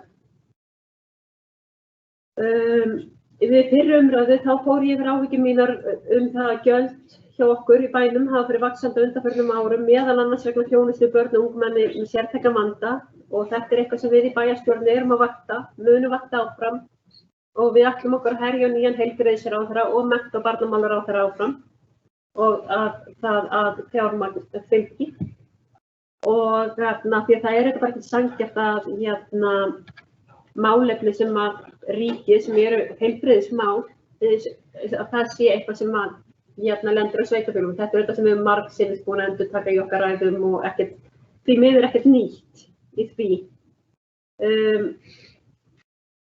Ég ætla líka í þessari mjög löngu ræðu minni að fara örfáum orðum það breytingar sem urðu á fjárhagsáætlun Höfðahjúkrun dvalarheimilis sem milli umræðna. Það var bara þannig að breyting verður á milli umræðna, það var að vera seinni umræður. Sú breyting byggist upp á því að á milli umræðna var gerður viðauki nr. 2 við fjárhagsáætlun Höfða og sem var svo að það var hækkun á daggjaldatekjum og húsnæðisgjaldi, það var hækkun á tekjum vegna COVID-útgjalda heimilisins sem mótframlag frá ríkissjóði, tekjur vegna aukningar á sölu og fæði, en samtals var aukning í tekjum í viðauka nr. 2 fyrir Höfða á árinu 2021 rúma 51 milljón. Hins vegar var talsverð aukning í laun og launatengdum gjöldum vegna áfallsins orlofs. Það var mun mikil aukning í hreinlætisvörum, lyfjakostnaði, matarinkaupum og nauðsynlegum kaupum á stoðtækjum. En rekstrarniðurstaðan í viðauka Höfða, viðauka nr. 2 fyrir árið 2021 jákvæð rúmar 17 milljónir í staði rúmlega 300.000 kr. jákvæða niðurstöðu í viðauka nr. 1. En við munum það öll að áætlun þessa ár sem að Höfða gerði ráð fyrir neikvæðri rekstrarniðurstöðu upp á 40 milljónir. En þessi aukning á tekjum Höfða hefur þau áhrifin í síðari umræðu fjárhagsáætlunar að handbært Höfða hjúkrunarheimilis hækkar en rekstrarniðurstaðan er sú sama í fyrri umræðu fjárhagsáætlunar en rekstrarniðurstaðan af reglulegri starfsemi heimilisins er jákvæð rúmar 4 milljónir en vegna gjaldfærslu vegna framkvæmda þá er rekstrarniðurstaðan neikvæð rúmar 14 milljónir króna. Ég vil meina að sú fjárhagsáætlun sem hér er lögð fram feli í sér skýra framtíðarsýn. Við fórum hér yfir fyrr á þessum fundi að nú erum við að fara að betrumbæta vinnuaðstæður og heimilisaðstæður starfsmanna heimilismanna inn á Höfða með því að fara í framkvæmdir sem hafa staðið fyrir í nokkur tíma. En og í fyrri ræðu minni fór ég einnig yfir skýra framtíðarsýn sem byggði sig byggingu á nýju leikskóla í Skógarhverfi og en það var umræða og kom tillaga það í bæjarráð milli umræðuna hvort það væri ekki skynsamlegt að setja allavega hönnunarkostnað núna milli umræðuna í fjárfestingu og framkvæmdaáætlun inn árið 2024 fyrir nýja leikskóla. Þetta er góð tillaga og sem var rætt að því bæjarráði og samþykkt að setja inn í áætlun og liggur núna fyrir því að við erum með samfélag sem fer ört stækkandi og það er mikil umræða það að bæta vinnuaðstæður og námsaðstæður barna og starfsmanna á leikskólum. Það er mikil umræða líka barnigildi og annað slíkt en allavega þá er þetta þá okkar liður í því að fjölga hér plássum og horfa til framtíðar og mjög mikilvægt. Það er skýr framtíðarsýn sem birtist líka í uppbyggingu íþróttamannvirkja, breytingum á húsnæði grunnskólanna, aukning á viðhaldi inn í þær stofnanir. Það er líka framtíðarsýn að gefa verulega í viðhaldi, bæði í fjármagni og mönnum til að sinna því viðhaldi að því að við viljum ekki lenda aftur á þeim stað sem við erum kannski búin að vera svolítið á þessu ári að sjá fram á hvernig húsnæðið okkar er og mikilvægt að bregðast við. Kannski mjög skýrasta framtíðarsýnin er samfélagsmiðstöðin sem mikil ánægja að bæjarstjórn kom sér saman eftir samtöl og fundi. Og ég fagna því verulega. Því fagna ég út frá alls konar bæjardyrum, en ég fagna því sérstaklega út frá þverfaglegri nálgun, faglegri þekkingu og öðru sem sameinast í þessari miðstöð, möguleikanum á að samþætta þjónustu, möguleikanum á að gefa íbúum, starfsmönnum og öðrum, hvernig á ég orða þetta? Bara val, aukin tækifæri bara hvað varðar vinnu, nám, endurhæfingu og annað slíkt. Þannig ég held að það felist í þessari framtíðarsýn, í þessari samfélagsmiðstöð gríðarlega mörg tækifæri og ég ætla líka bara að leyfa mér að segja það líka að við erum líka bara með það þannig að það þýðast kannski ekki alltaf allir innan skólakerfisins þurfa stundum líka jafnvægt stað til að komast á sinna nám út frá öðrum forsendum heldur en skólinn gefur. Þetta gæti gefið okkur líka tækifæri til þess að koma betur á móts við þá sem á því þurfa að halda. En þannig ég fagna bara fyrir samstöðu og fyrir framtíðarsýn sem varðar þetta mál. En óháð því hvernig húsnæði lítur út og annað slíkt að þá eigum við að setja okkur markmið og þetta hef ég rætt í bæjarráði og ásamt kollegum mínum þar og þetta er verið að skoða fyrir okkur að skoða hversu marga vinnustaðsamninga við erum með og hvernig við viljum fjölga þeim á komandi árum og þetta mál er í ferli og það væri voða ánægilegt ef við gætum sem bæjarstjórn sett okkur markmið í þessa veru og unnið að þeim að ég tel mig vita að það er mikill vilji til þess innan okkar stofnana að fjölga vinnustaðasamningum og auka atvinnutækifæri enn frekar. En það vantar stundum fjármagnið á móti til þessi samningar geti orðið að veruleika. Mér langar bara að lokum að þakka fyrir alla þá samstöðu og samvinnu sem hefur verið við þessa fjárhagsáætlun gegn. Við höfum hér í bæjarráðinu verið sammála það að halda álögu íbúa áfram í lágmarki. Erum sammála það að við viljum markaðssetja þau tækifæri sem að bærinn okkar hefur upp á að bjóða, bæði fyrir íbúa og fyrirtæki, með það markmiði að meðal annars að efla hér atvinnutækifæri, fjölga ekki með körfunni og verja grunnþjónustu. En ég ætla ekki að hafa þetta lengra að þessu stöttu, fór mjög vel yfir alla þætti hvað varðar fyrir umræðu hér til langa ræðu.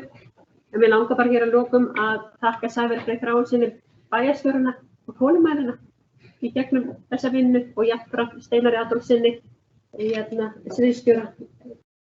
Ég vil líka beina sérstaklega þakkum til Kristjánu Helgu Ólafsdóttur sem starfar hér inn á fjármálasviðinu og öllum auðvitað bara embættismönnum og þeim sem hafa komið að þessari vinnu með okkur. Ég vil þakka auðvitað fyrir bæjarstjórn fyrir samvinnuna.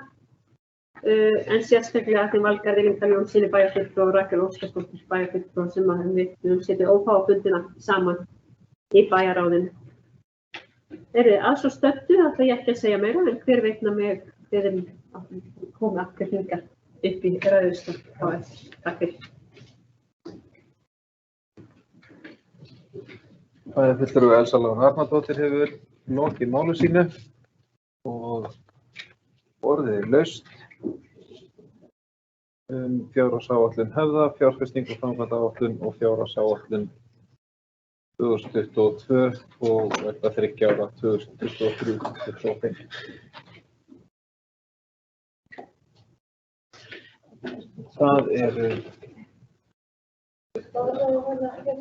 Það er Bára sem að biður orðið, það er rétt. Bára Daðadóttir, næsta mánudagskrá, gjörðu svo vel. Takk. Forseti, bæjarfulltrúar og þeir sem á okkur hlýða. Ég vil bara byrja að þakka öllum þeir sem hafa unnið að fjárhagsáætlanagerðinni og mér langar líka bara nota tækifæri að þakka bæjarfulltrúa Söndru og bæjarfulltrúa Ragnari fyrir samvinnuna síðasta árið í skóla- og frístundaráði.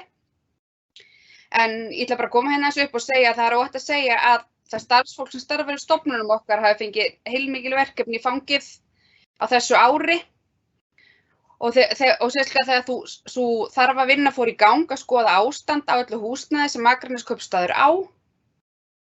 En þá er náttúrulega komið upp loftgæðavandamál í stofnunum og mér langar að nota tækifæri til að þakka starfsfólki, foreldrum og börnum fyrir skjót og góð vinnubrögð, jákvæðnin og æðruleysi sem hefur einkennt þessi viðbrögð og þessa samvinnu sem hefur verið.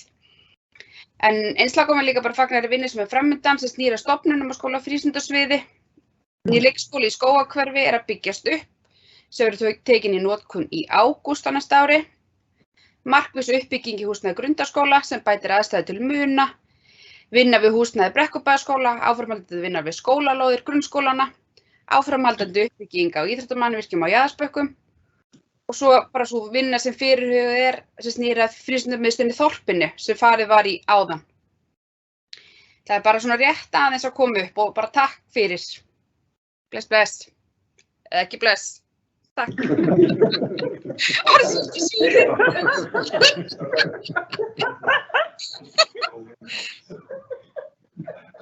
Sem að best þú setir bara á silent núna. Það setir á mute. Takk fyrir þetta bæjarfulltrúi Bára Daðadóttir. Og orðið er þá laust að nýju. Og það er bæjarfulltrúi Einar Brandsson sem fær orðið, gjörðu svo vel.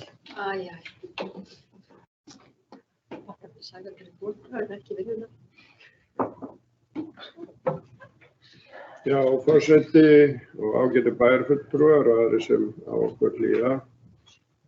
Eins og hefur komið fram þá ræðum við Hér við seinni umræðu framkvæmdaáætlun og fjárhagsáætlun fyrir 2022 og 3 ára áætlun. Og að sjálfsögðu byrja ég á því að þakka bæjarstjóra og hans öllu liði fyrir góða kynningu og góð gögn. Og ég hef sagt áður að þetta er til fyrirmyndar. Ég ætla ekki í sjálfu sér að fara djúpt í mikla rýni á áætlunum en ætla að í rauninni að byrja líka á því að þakka meiri hlutanum fyrir þá farsælu vendingar sem að ég tel að hafa orðið hér á milli umræðna. Ég tel að með þeirri ákvörðun sem að við tókum áðan að byggja upp samfélagsmiðstöð Dalbraut 8, þar sem Fjölliðjan meðal annars mun fá sitt rými ásamt þá öðrum sem að hefur komið hér fram hverju verða og hvort það verða einhverju fleiri á sagan eftir að sýna okkur. En ég tel að við sem bæjarstjórn Akraness höfum tekið mjög stórt skref inn í framtíðina og ég held við séum í rauninni að gefa framtíðinni tækifæri sem að við sem hér sitjum, þegar við sitjum við eldhúsborðið kannski eftir mörg ár og lesum kannski fréttir af þessari samfélagsmiðstöð að við verðum mjög stolt af því sem að við höfum ákveðið eða ákveðum. Ég held að með þessari ákvörðun þá förum við eða komumst í rauninni í fremstu röð þeirra sveitarfélaga sem að við berum okkur saman við og ég held að við eigum mikla möguleika í þeirri samkeppni sem að höfuðborgarsvæði svo kallaða sem sagt að við munum fá fólk og vinna þá í rauninni þá samkeppni sem að er í rauninni í gangi milli sveitarfélaga í því að laða að sér íbúa.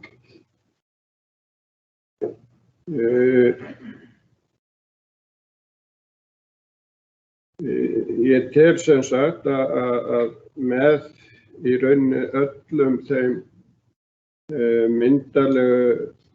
myndarlegu uppbyggingu á innviðum sem við hér á Akranesi erum með í gangi muni gera bæinn okkar í augum fólks sem er að skoða hvar það ætlar að setja sig niður virkilega aðlaðandi. En ég kom inn á það aðeins hér fyrr í dag að við verðum líka í rauninni að hugsa hvernig við viljum móta samsetningu íbúa. Því ég tel að með þeirri góðu þjónustu sem við munum veita á hinum ýmsu sviðum gerir það verkum að einstaklingar og fjölskyldur sem að þurfa kannski sértæka þjónustu velji að koma hingað af því að við erum að veita mjög góða þjónustu á öllum sviðum. En við eigum samt ekki í rauninni að hræðast það og að það fjölgi þeim einstaklingum og þá fjölskyldum sem sækja hér þjónustu að því hún góð, að við verðum bara að líta á það sem verðugt verkefni, en enn og aftur þá ætla ég að nefna það, þó að það sé kannski hljóma ekki fallega í eyrum allra, að við verðum líka að laða að okkur það sem ég hef kallað hér áður í þessum ræðustól góða útsvarsgreiðendur, og við þurfum að skapa þeim líka búsetuskilyrði sem að þeir sækjast eftir.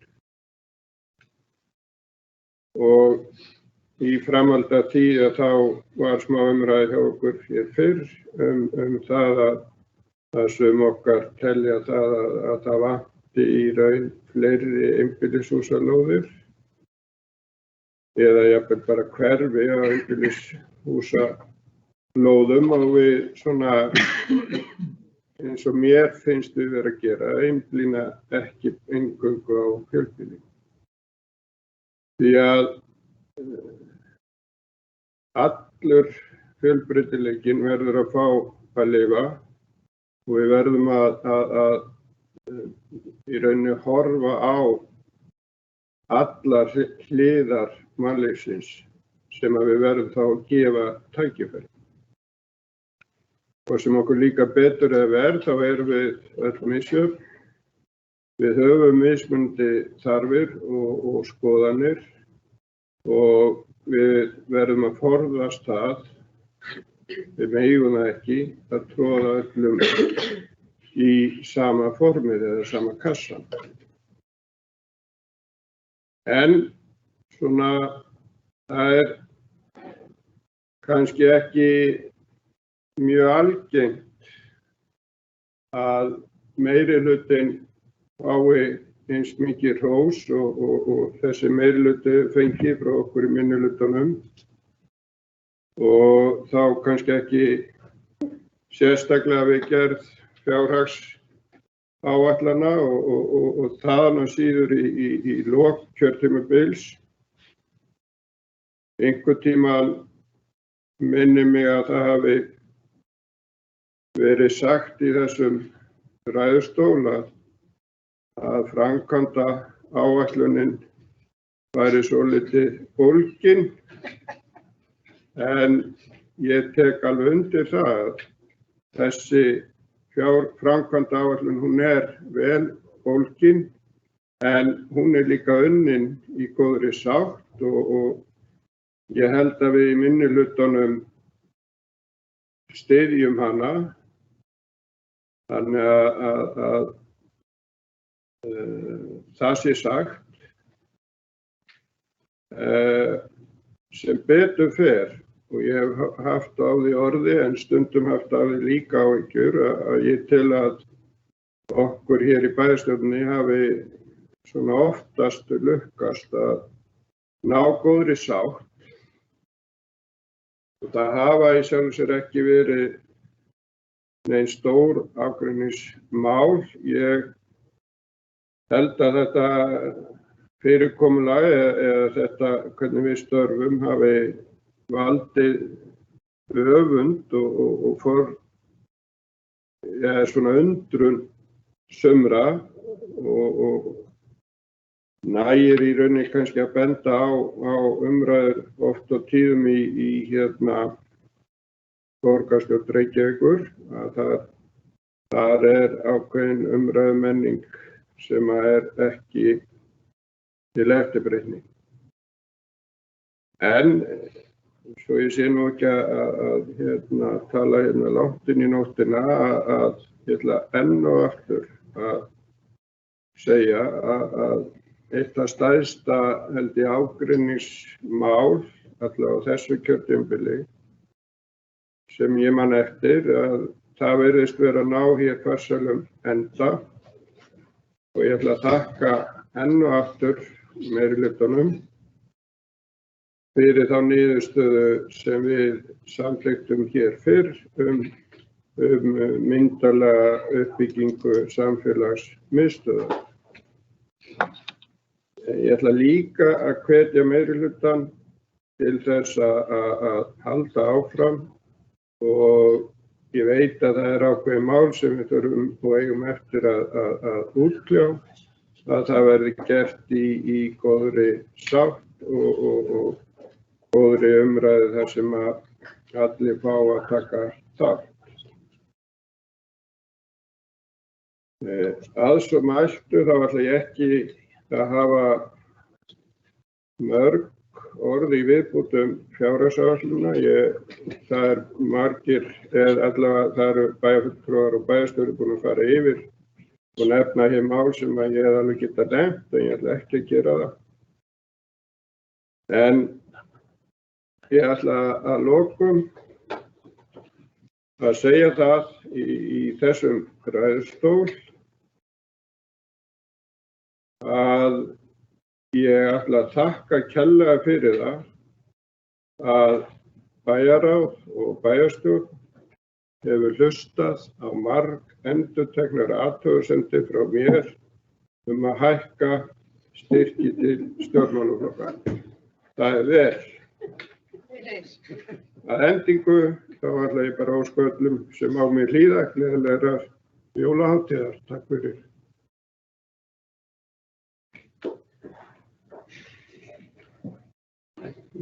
Takk fyrir bæjarfulltrúi Einar Brandsson og næsta mælendaskrá er bæjarfulltrúi Rakel Óskarsdóttir. Gjörðu svo vel.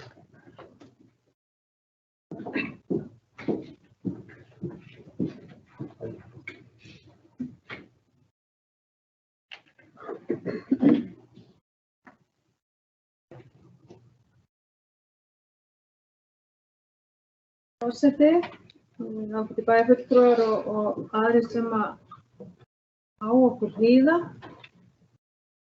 Hér ræðum við fjárhagsáætlun og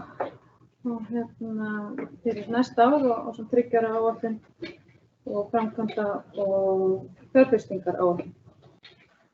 Ég vil byrja á því að þakka bæjarstjóra fyrir greinargóða yfirferð hér áðan, mjög upplýsandi og ítarlegt.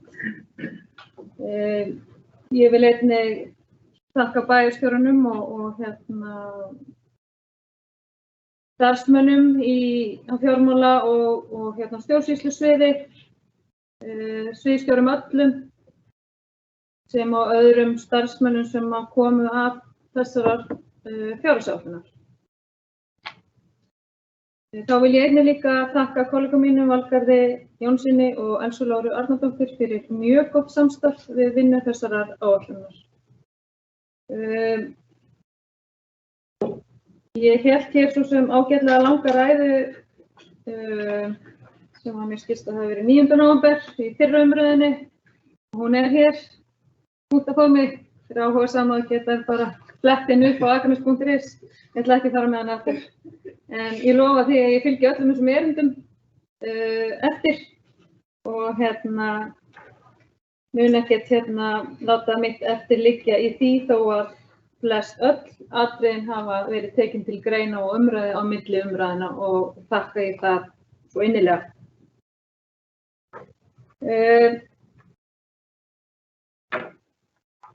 Ég vil líkt og kollegi minn Einar Brandsson óska okkur til hamingju með það nýja verkefni sem við erum búin að samþykkja hér í dag sem ber vinnuheitið samfélagsmiðstöð og ég ætla bara að fá að segja ég er gríðarlega stolt af þessu verkefni og er stolt að setja nafn mitt við þetta verkefni. Því ég veit að þetta er ákveðið svona pilot verkefni. Ég er alveg viss að þeir sem á eftir okkur koma eða þeir sem að sitja áfram í næsta kjörtímabil, þeir verða eflaust fengnir inn í til sveitarfélaga sem að vilja líta okkur nær í þessum efnum. Þannig að eitt stórt klapp fyrir okkur og klapp á baki. En að fjárhagsáætluninni þá ætla ég ekkert að hafa svo sem frekari langa ræðu hann. Ég vil bara segja að ég er mjög ánægð með hann og til okkur hafa náð farsælli lausn í öllum þeim málum sem stóðu út á borðinu í fyrri umræðu þar sem við sátum hjá við afgreiðsluna. En ég vil hér fá að lesa upp bókun Sjálfstæðisflokksins, bæjarfulltrúa Sjálfstæðisflokksins og hef sett hana á fundarritara og úrstur þess að hún verður færð til bókar og með leyfi forseta ætla ég að fá að lesa hana hér upp. Þess að fá að stakka letri og setja með gleraugun. Já. Nú hljóðar svo. Bókun Sjálfstæðisflokksins við seinni umræðu fjárhagsáætlun sem á fjárfestingar og framkvæmdaáætlun fyrir árin 2022 til 2025 í bæjarstjórn 14. desember 2021. Bæjarfulltrúar Sjálfstæðisflokksins fagna framkominni fjárhagsáætlun sem og fjárfestinga og framkvæmdaáætlun fyrir árið 2022 og 3 ára áætlun. Milli umræðna hafa orðið jákvæðar breytingar á fyrirliggjandi áætlun og því munu bæjarfulltrúar Sjálfstæðisflokksins styðja framlagðar áætlanir. Fjárfestinga og framkvæmdaáætlun tekur á stórum sem smáum verkefnum sem sum hver færast á milli ára en nauðsynlegt að fylgja þeim vel eftir og klára þau með myndarbrag. Þetta eru verkefni á borðið leikskóla í Skógarhverfi, endurbætur á Grundaskóla sem á öðrum stofnunum bæjarins, uppbygging íþróttamiðstöðvar á Jaðarsbökkum og fleiri góð verkefni. Undirbúningur og vinna við fjárhagsáætlun 2022 og 3 ára áætlun hefur einkennst af mikilli samvinnu í fagráðum og í bæjarstjórn. Málefni sem áður voru ágreiningsmál hafa þroskast í samtali bæjarfulltrúa og leitt af sér hugmyndir sem eru bæjarfélaginu til mikils sóma og sýnir metnaðarfulla framtíðarsýn. Niðurstaða bæjarstjórnar uppbyggingu samfélagsmiðstöðvar á Dalbraut 8 er gott dæmi víðsýni og góða samvinnu í bæjarstjórn.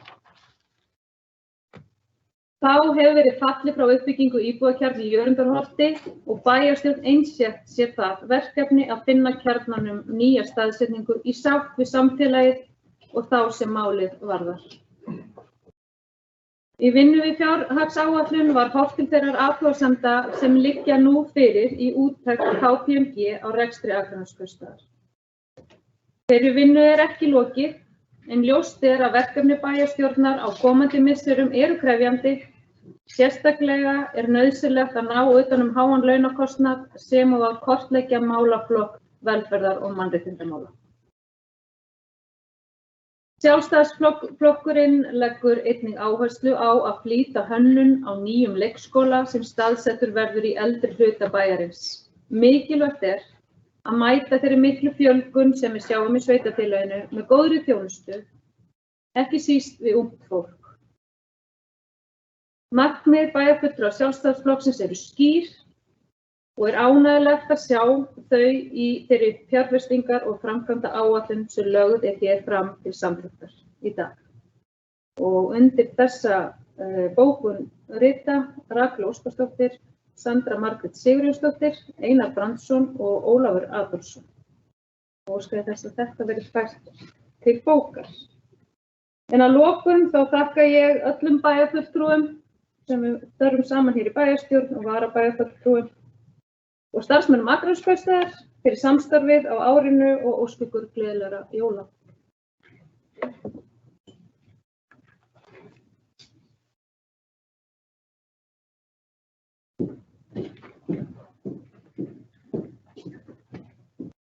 Takk fyrir bæjarfulltrúi Rakel Óskarsdóttir og næstur á mælendaskrá er bæjarfulltrúi Kristinn Hallur Sveinsson. Gjörðu svo vel.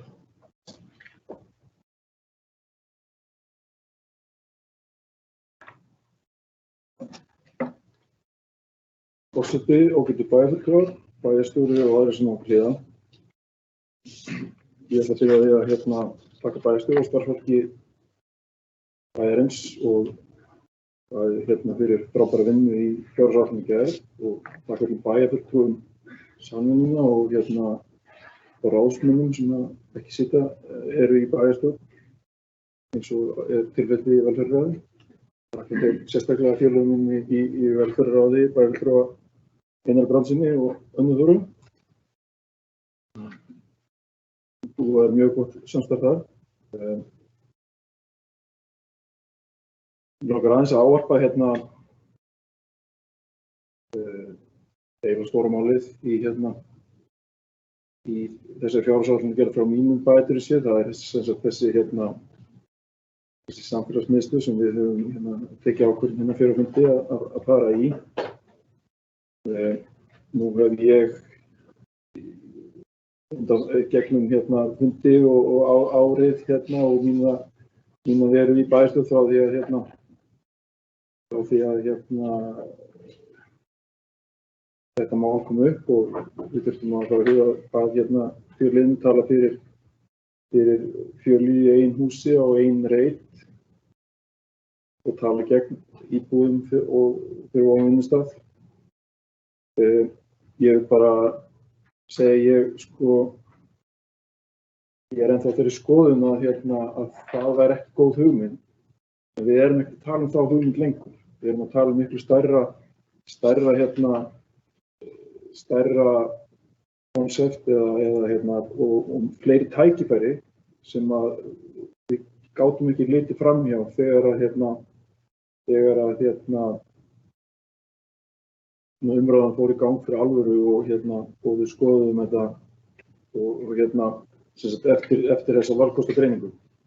Þannig að ég held að þetta muni færa okkur mjög mörg tækifæri, líka margar áskoranir. Ég held að tækifærin felist í því að við getum samnýtt svæði og húsnæði. Þrátt fyrir allir hafi sín ein reit, þá eru vissulega eigi svæði innan fyrirhugaðar byggingar, þá eru vissulega aðstæða sem getur byggt upp meiri myndarskap á þessum stað heldur en við gætum á dreift bæinn. Þannig að það er jákvætt, það er líka þekkingaflæði sem verður í húsinu og líka tækifæri þeirra einstaklinga sem eru þarna til þess að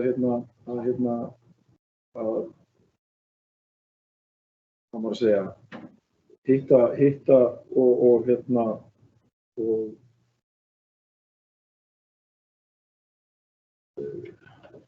bara vera í samskiptum við svona yfir daginn og vikuna sína og annars slíkt. Við veitum að þetta skapar náttúrulega líka fleiri vinnustaði og svona öðruvísi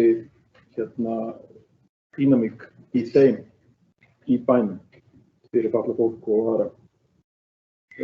Og þetta er náttúrulega eins og ég segi ekki án áskorana og við þurfum að vanda okkur og mögum ekki líta á þetta sem tækifæri til sparnaðar. Og ég vil líka taka undir orðið Einars Brandssonar bæjarfulltrúa varðandi mjög glaður að heyra það að þegar hann talaði góða þjónustu. Það væri lykilatriði að laða fólk til bæjarins, ég er sammála því. Ég held að gott samfélag sé eftirsóknarvert og það er í góðu samfélagi þar sem að góðir útsvarsgreiðendur vilja búa. Það er lykilatriði að samfélagið sé gott til þess að við fáum góðu útsvarsgreiðendur. Og ég ætla líka þegar hann hvatti okkur til að halda áfram. Ég bara vona það að við getum það. Haldið áfram, það kemur í ljós. En í lokin þá ætla ég að lesa upp bókun Samfylkingar og Framsóknar og Frjálsara við seinni umræðu fjárhagsáætlunar 2022 og 3 ára áætlun 2023 til 2025. Við höfum sendt hann á fundarritara og ég óska eftir hann færi hann til bókar. Sú fjárhagsáætlun sem hér er lögð fram til seinni umræðu inniheldur skýra framtíðarsýn. Framtíðarsýnin er uppbygging og sóknarfæri sem byggð eru upp á ábyrgri fjármálastjórn og traustum rekstri. Á undanförnum 2 árum hefur samdráttur átt sér stað í samfélaginu. Þrátt fyrir það hefur Akraneskaupstaður skilað jákvæðri rekstrarniðurstöðu á árinu 2020 og útkomuspá ársins 2021 gerir ráð fyrir vaxandi rekstrarhagnaði. Í fjárhagsáætlun ársins 2022 sem nú lögð fram til seinni umræðu gert ráð fyrir að rekstrarafkoma A-hluta bæjarsjóðs verði jákvæð tæpar 225 milljónir króna og að rekstrarafkoma A- og B-hluta verði jákvæð samtals rúmar 213 milljónir króna. Á undanförnum misserum hefur Akraneskaupstaður snúið áskorunum í sóknarfæri. Ráðist hefur verið í umfangsmiklar viðspyrnuaðgerðir sem hafa skapað hér störf. Í úttekt KPMG kom fram að tekjur á hvern íbúa hér á Akranesi hafa hækkað og að Akraneskaupstaður sé orðinn iðnaðarsamfélag með hærri tekjur nú en áður á hvern íbúa sem afar jákvæð þróun.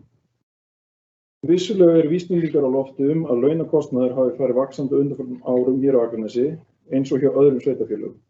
Stöðugildum hefur fjölgað, einkum í félagsþjónustu og í fræðslu og uppeldismálum. Skýr merki að kostnaður í félagsþjónustu, sértæk búsetuúrræði og málefni fatlaðra hafi verið að aukast og framlög frá jöfnunarsjóði séu ekki í takt við þá þróun. Þetta er verkefni sem í skoðun og nauðsynlegt að herja áfram á ríkisvaldið til að greiða til okkar rétt framlag. En við erum í sókn. Á undanförnum ári hefur þjónustumiðstöð Dalbraut 4 verið kláruð. Framkvæmdir við nýjan leikskóla farið í gang, stórfelldar endurbætur á grundaskóla settar á fullt, skólalóðir grunnskólana fengið nauðsynlegar endurbætur, spennandi atvinnutækifæri í Flóahverfi sett á stað, frábær þróun í gangi á Breiðunni, Nýsköpunarsetri og í kringum síðustu fjárhagsáætlunargerð opnaði fyrsti búsetukjarni fyrir fatlaða í Skógahverfi. En slíkt búsetuúrræði höfðu ekki verið byggð hér á Akranesi í nokkra áratugi og sóknin heldur áfram. Aldrei hefur jafn miklu fjármagni verið veitt til fjárfestinga og framkvæmda og vegna öflugrar fjármagnsstjórnar hægt að ráðast í þessar umfangsmiklu framkvæmdir. Á næsta ári ætlum við að klára byggingu á leikskóla í Skógahverfi. Við ætlum við stórfelldar endurbætur á grunnskólanum okkar og íþróttamannvirkjunum við Vesturgötu. Höldum áfram með uppbyggingu á nýjum íþróttamannvirkjum á Jaðarsbökkum og hefjum byggingu á nýjum íbúðakjarna fyrir fatlaða. Við ætlum að byggja samfélagsmiðstöð þar sem aðstæður verður fyrir fjölbreytta þjónustu á vegum bæjarfélagsins meðal annars fyrir fjölliðina. Við ætlum að byggja nýtt áhaldahús með aðstöðu fyrir dósamóttöku og halda áfram að endurbæta skólalóðir grunn- og leikskóla. Auk þess verður farið í úthlutun lóða í Skógahverfi 3C og 5 og unnið að verulegum framkvæmdum í gatnagerð í Skógahverfi og Flóahverfi ásamt viðhaldi eldri gatna. Þessi framtíðarsýn í samræmi við þá ímynd sem við viljum skapa sem að laða nýja íbúa og ný fyrirtæki hingað á Akranes. Vinna með þá staðreynd að það stutt hingað á Akranes frá höfuðborgarsvæðinu. Það einmitt það sem markaðseftirlit mun byggjast upp á nýja árinu. Sú ákvörðun bæjarstjórnar að hækka ekki álagningarprósentu fasteignagjalda og íbúðar- og atvinnuhúsnæði en verja leið grunnstöðu samfélagsins mikilvægur þáttur í þeirri framtíðarsýn.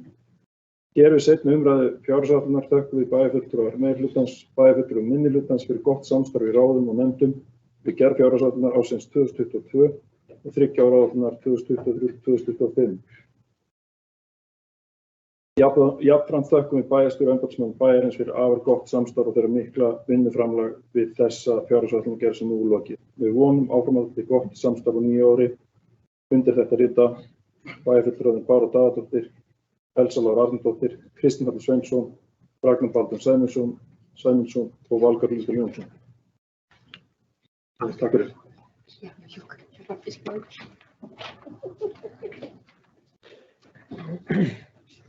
Bæjarfulltrúi Kristinn Hallur Sveinsson hefur lokið máli sínu og orðið þá laust að nýju. Það enginn sem að óskar eftir að taka til máls og þá förum við í afgreiðslu mála og byrjum á 15. fundarlið sem höfði fjárhagsáætlun 2022 til 2025. Það að segja fjárhagsáætlun höfða vegna ársins 2022 og 3 ára áætlun vegna tímabilsins 2023 til 2025 og þeir sem að samþykkja þessa áætlun eru beðnir að gjöra svoleiðis gjafamerki. Það samþykkt 9-0. Þá það 16. fundaliður, málsnúmer 20.10.230, fjárfesting og framkvæmdaáætlun 2022 til 2025. Og þeir sem samþykkja fjárfesting og framkvæmdaáætlun vegna ársins 2022 og 3 ára áætlun 23 til 25 þá beðnir að gefa merki. Það samþykkt 9-0. Þá förum við í 17. fundalið, málsnúmer 2106-179, fjárhagsáætlun 2022 og 3 ára áætlun vegna tímabilsins 2023 til 2025. Og þetta verða allmargar atkvæðagreiðslur eins og fulltrúar þekkja við fjárhagsáætlunargerð og hefst þá lesturinn. Í fyrsta lagi álagning gjalda 2022. Bæjarstjórn Akraness samþykkir að eftirfarandi forsendur verði lagðar til grundvallar álagningu útsvars fasteignagjalda og lóðarleigu á árinu 2022. Að álagt útsvar verði 14,52% vegna launa ársins 2022. Samþykkja það, gjörðu svo gefa merki. Það samþykkt með 9 atkvæðum.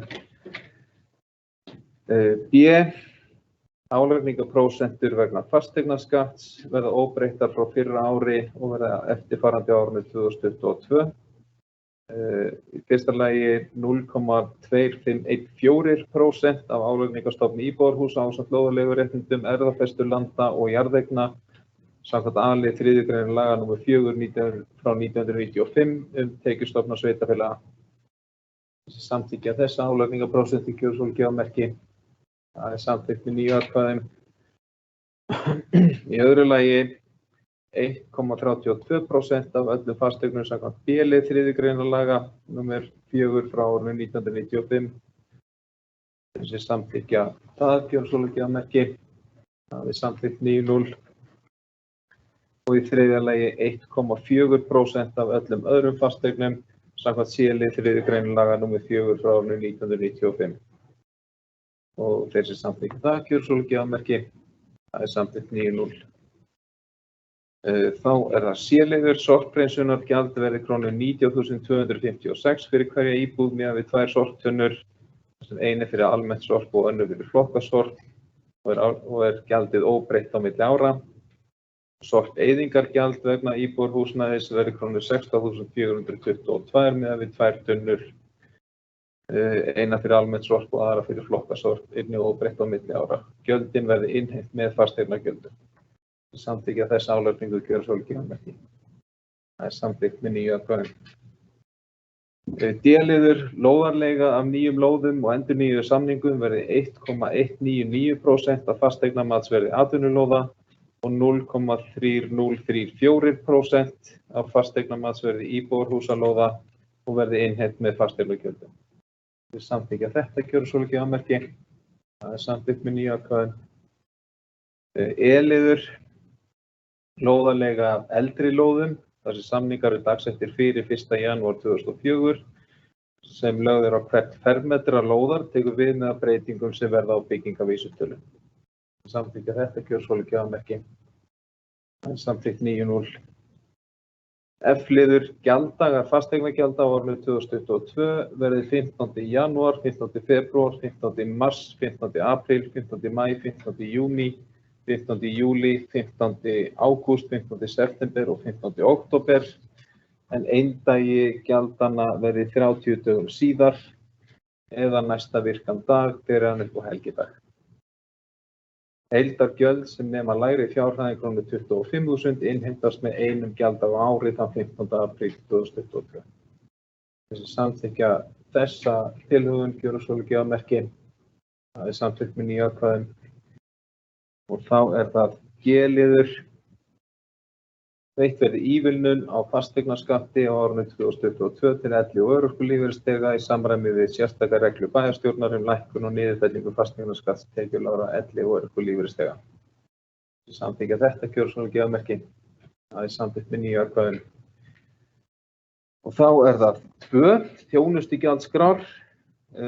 Árinu 2022, samkvæmt samþykkt með bæjarstjórnar Akraness, hækkar þjónustugjaldskrár Akranesskaupstaðar 1. janúar ár hvert í samræmi við áætlaða hækkun vísitölu neysluverðs, samkvæmt forsendum fjárhagsáætlunar sem byggir á þjóðhagsspá Hagstofu Íslands frá 1. júní síðastliðnum. Heimild er með sértækri ákvörðun að víkja frá henni almennu hækkun.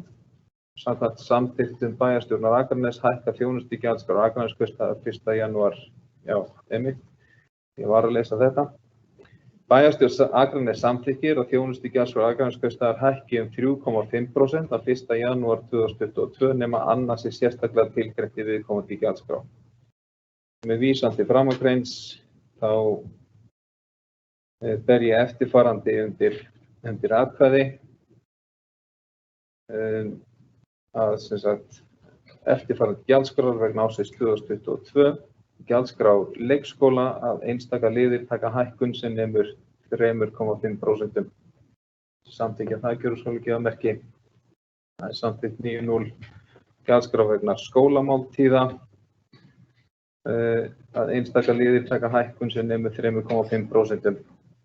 Samþykkja það. Það er 9.0. Gjaldskrá frístundar, einstaka liðir taka hækkun sem nemur 3,5%. Það er samþykkt 9.0. Gjaldskrá dagstarfs, einstaka liðir taka hækkun sem nemur 3,5%. Það er einnig 9.0. Gjaldskrá tónlistarskóla Akraness, einstaka liðir taka hækkun sem nemur 3,5%. Það er samþykkt.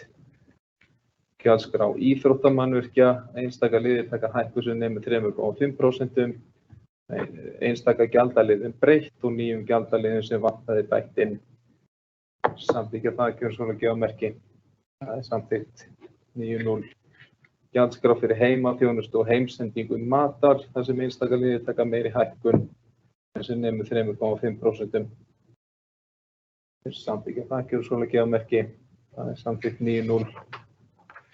Í 8. lagi gjaldskrá bókasafns Akraness, einstaka liðir taka hækkun sem nemur 3,5%. Það er samþykkt 9.0. Gjaldskrá héraðsskjalasafns Akraness, þar sem einstaka liðir taka hækkun sem nemur 3,5%. Það er samþykkt 9.0. Gjaldskrá ljósmyndasafns Akraness, þar sem einstaka liðir taka hækkun sem nemur 3,5%. Það er samþykkt. Gjaldskrá byggðasafnsins í Görðum og það er það sama 3,5%. Samþykkja það. Svo vel 12. gjaldskrá hundahald á Akranesi.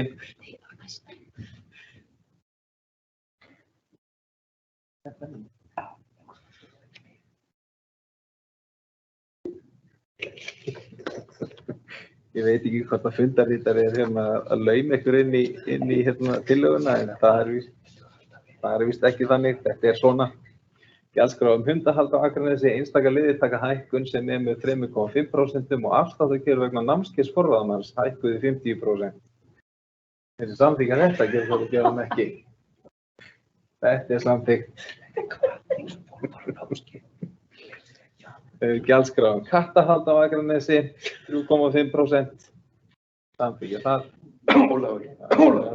Allir sem samþykkja það. Og við förum í gjaldskrá Akranesvita, þar er einnig 3,5%. Það er samþykkt af öllum. Gjaldskrá tjaldsvæðisins á Akranesi taki breytingu samkvæmt sértækri ákvörðun í samvinnu við þjónustuveitanda. Samþykkja þetta gjörðu svo ekki að merki. Það er samþykkt. Gjaldskrá vegna sorphirðu og sorteyðingar á Akranesi verði óbreytt á milli ára. Það er samþykkt 9.0. Þá er það í 3. lagi fjárfesting á framkvæmdaáætlun 2022. Bæjarstjórn Akraness samþykkir að ráðstafa 2.153 milljónum króna vegna ýmissa fjárfestingu framkvæmda á árinu 2022. En þar af er 800 milljónir króna vegna verkefna sem færast frá árinu 2021 yfir árið 2022. Við framsetningu fjárhæðarinnar hefur verið tekið tillit til tekna. Stærstu verkefni sem færast á milli ára eru uppbygging kjöluðju, uppbygging íþróttamannvirkja á Jaðarsbökkum og bygging nýs leikskóla í Skógahverfi. Samþykkja þetta kjörsólugjafmerki. Samþykkt með 9 atkvæði.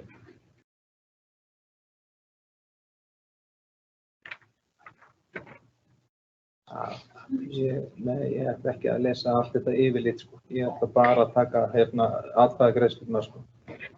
Þá förum við bara í fjórða kafla sem er almennt og sérgreint viðhald fasteigna 2022. Bæjarstjórn Akraness samþykkir að ráðstafa 228 milljónir króna til almenns og sérgreints viðhalds í aðalsjóði, eignasjóði, byggðasafninu og í fasteignafélagi Akranesskaupstaðar SLF á árinu 2022.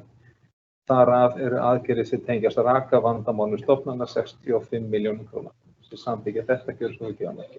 Þetta er samþykkt með 9 atkvæði. Útgjöld vegna starfsemi, 5. kafli. Útgjöld vegna starfsemi á skóla- og frístundasviði Akranesskaupstaðar. Bæjarstjórn Akraness samþykkir að ráðstafa 3.406 milljónir króna vegna starfsemi á skóla- og frístundasviði á árinu 2022. Samanber yfirlit skipting á milli málaflokka. Samþykkja þetta. Það eru 9 atkvæði. 7. Útgjöld vegna starfsemi á velferðar- og mannréttindasviði Akranesskaupstaðar. Bæjarstjórn Akraness samþykkir að ráðstafa 1.571 milljón króna vegna starfsemi á velferðar- og mannréttindasviði á árinu 2022. Samanber yfirlit skipting á milli málaflokka. Samþykkja þetta. Það eru 9 atkvæði. Þá er að 7. Útgjöld vegna starfsemi á skipulags- og umhverfissviði Akranesskaupstaðar. Bæjarstjórn Akraness samþykkir að ráðstafa 76 milljónir króna vegna starfsemi á skipulags- og umhverfissviði á árinu 2022, samanber yfirlit skipting á milli málaflokka. Þeir sem samþykkja þetta. Það eru 9 atkvæði. 8. Útgjöld vegna starfsemi á sviði menningarmála hjá Akranesskaupstað.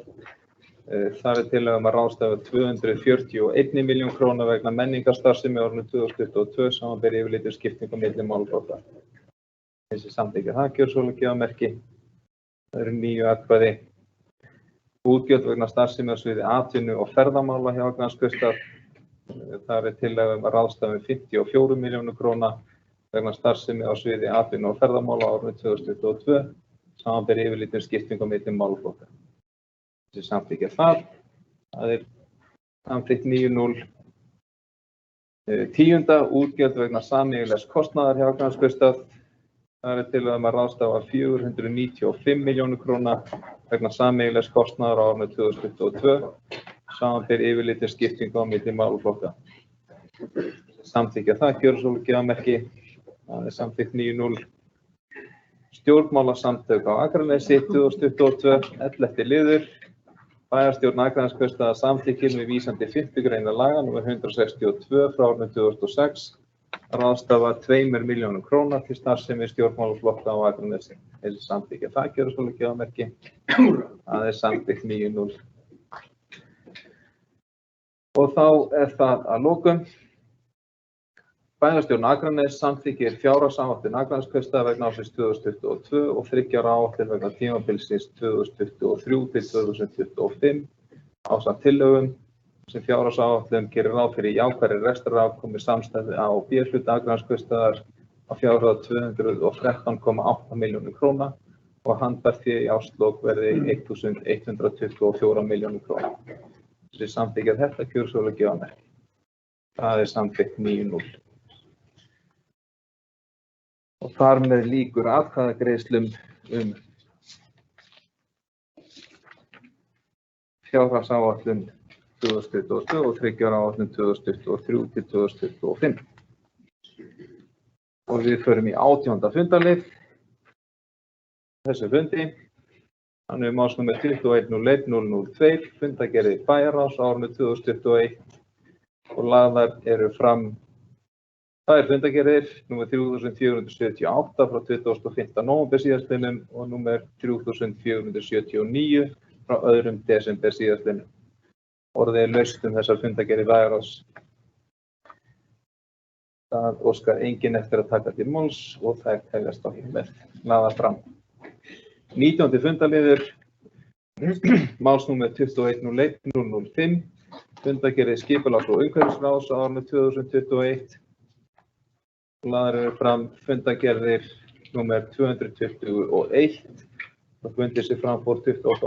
nóvember síðastliðinn, númer 222 frá 29. nóvember síðastliðnum og 223 frá fundi sem fram fór í gær þann 13. desember.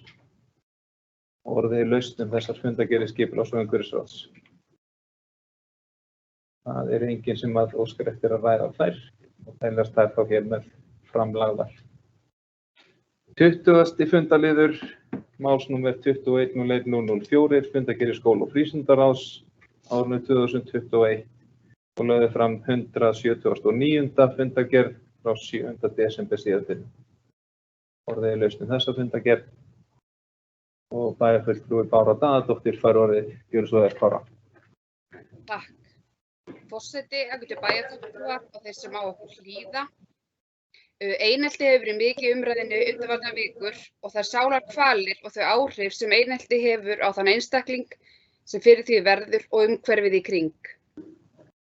Einelti á aldrei að líðast og við þurfum öll að vera vakandi fyrir því í umhverfi okkar og bregðast við. Nú er í gangi vinna sem snýr að farsældi í þágu barna og að Akraneskaupstað fái vottun sem barnvænt samfélag og eru það mikilvægir vettvangar til þess að vinna að þessum málaflokki. Í ljósi umræðunnar ákváðum við í skóla- og frístundaráði að taka einelti og forvarnir gegn einelti til umræðu á fundi okkar 7. desember síðastliðinn. Skóla- og frístundaráði leggur áherslu á að samskipti í samfélagi okkar séu uppbyggileg og unnið sé með áhrifaríkum hætti að forvörnum gegn einelti. Skólastjórnendur fóru yfir eineltisáætlun grunnskólanna og tilurð hennar en sambærileg áætlun er í báðum skólum og í þorpinu.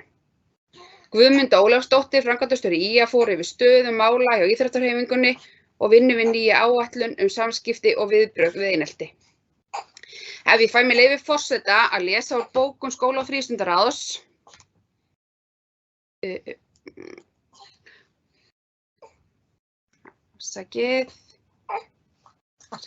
Skóla- og frístundaráð samþykkir að forgangsraða fjármagni í þróunarsjóð næsta árs til að stofna starfshóp með fulltrúum þvert á samfélagið. Afsakið því fæ ég lesa eftir, allt í gangi hérna. Skóla- og frístundaráð samþykkir að forgangsraða fjármagni í þróunarsjóði næsta árs til að stofna starfshóp með fulltrúum þvert á samfélagið sem hefur það hlutverk að rýna í styrkleika og tækifæri til umbóta innan skóla- og frístundastarfs varðandi samskipti og einelti. Endurskoða verklag og verkferla og nýta til þess færustu sérfræðinga í málefninu. Markmið með verkefninu er að allar stofnanir okkar búi áfram yfir öflugum viðbragðsáætlunum og verkfærum til þess að styrka félagsfærni barna og ungmenna og tryggt sé að þverfaglegt samstarf sé innan samfélagsins til að ná þessum árangri. Skóla- og frístundaráð felur sviðsstjóra að útbúa drög að erindisbréfi starfshóps sem hefur það verkefni að forma tillögu til ráðsins fyrirkomulag verkefnisins og úthlutun fjármagns sjóðsins. Takk fyrir.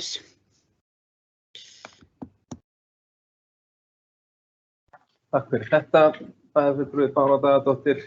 Eru fleiri sem óska eftir að ræða fundargerð skóla- og frístundaráðs? Bæjarfulltrúi Ragnar B. Sæmundsson, gjörðu svo vel.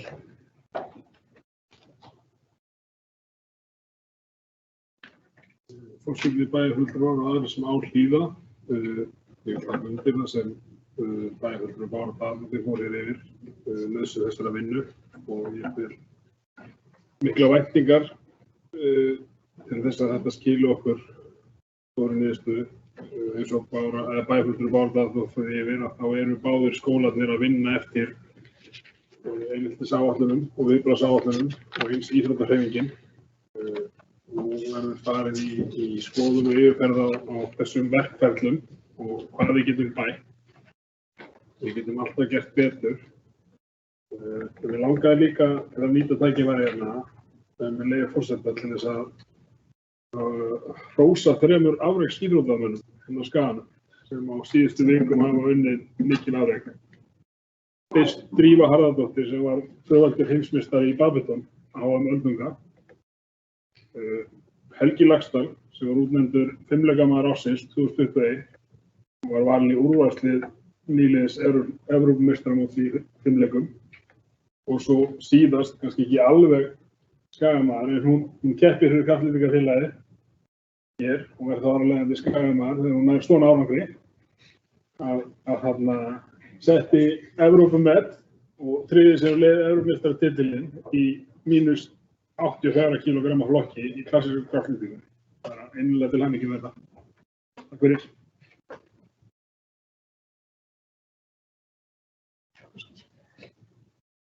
Takk fyrir, bæjarfulltrúi Ragnar B. Sæmundsson og orðið er laust fundargerð skóla- og frístundaráðs. Það eru ekki fleiri sem óska eftir að taka til máls og telst þessi fundargerð þar með lögð fram.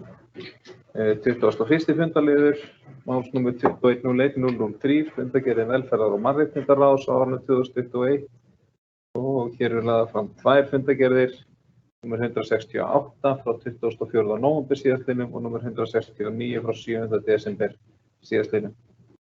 Orðið er laust þessar fundargerðir velferðar- og mannréttindaráðs og bæjarfulltrúi Kristinn Atli Sveinsson fær orðið, gjörðu svo vel.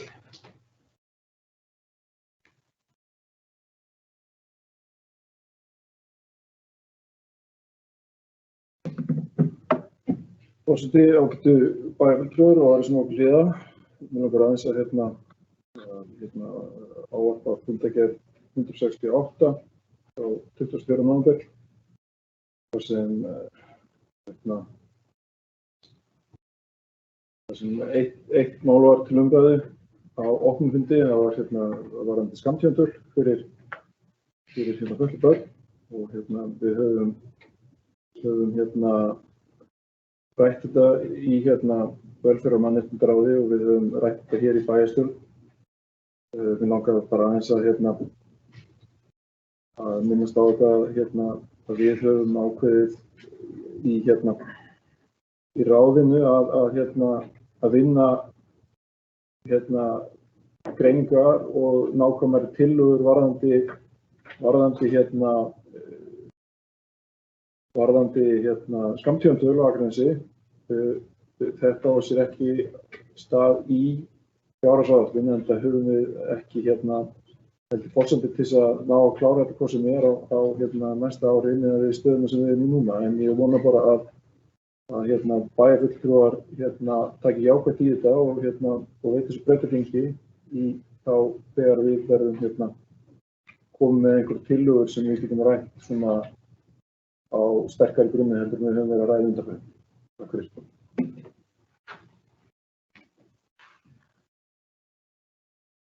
Takk fyrir, bæjarfulltrúi Kristinn Atli Sveinsson.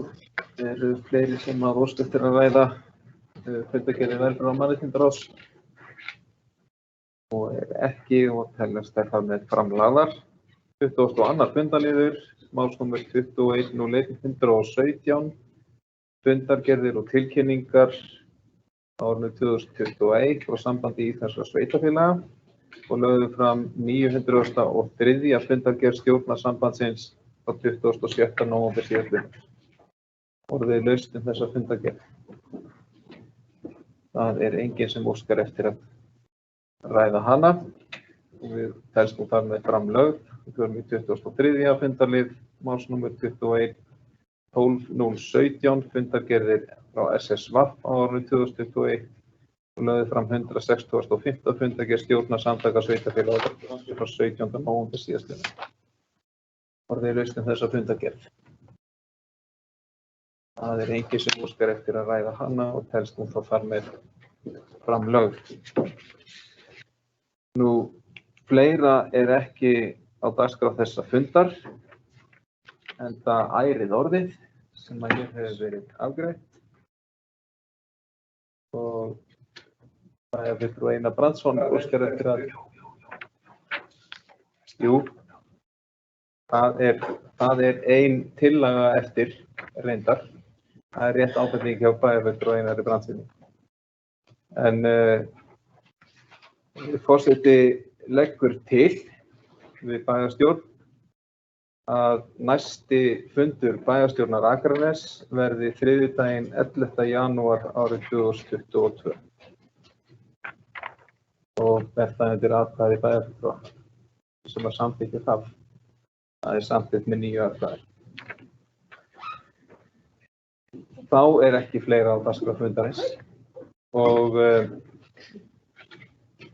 ég vil óska bæjarfulltrúum og fjölskyldu þeirra sem og öllum bæjarbúum gleðilegra jóla og farsældar á komandi ári og þakka ykkur bæjarfulltrúum fyrir samstarfið á árinu 2021.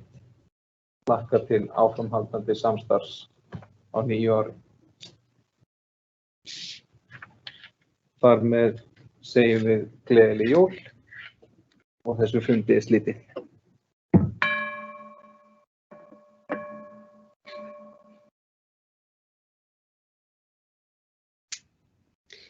Ég er blá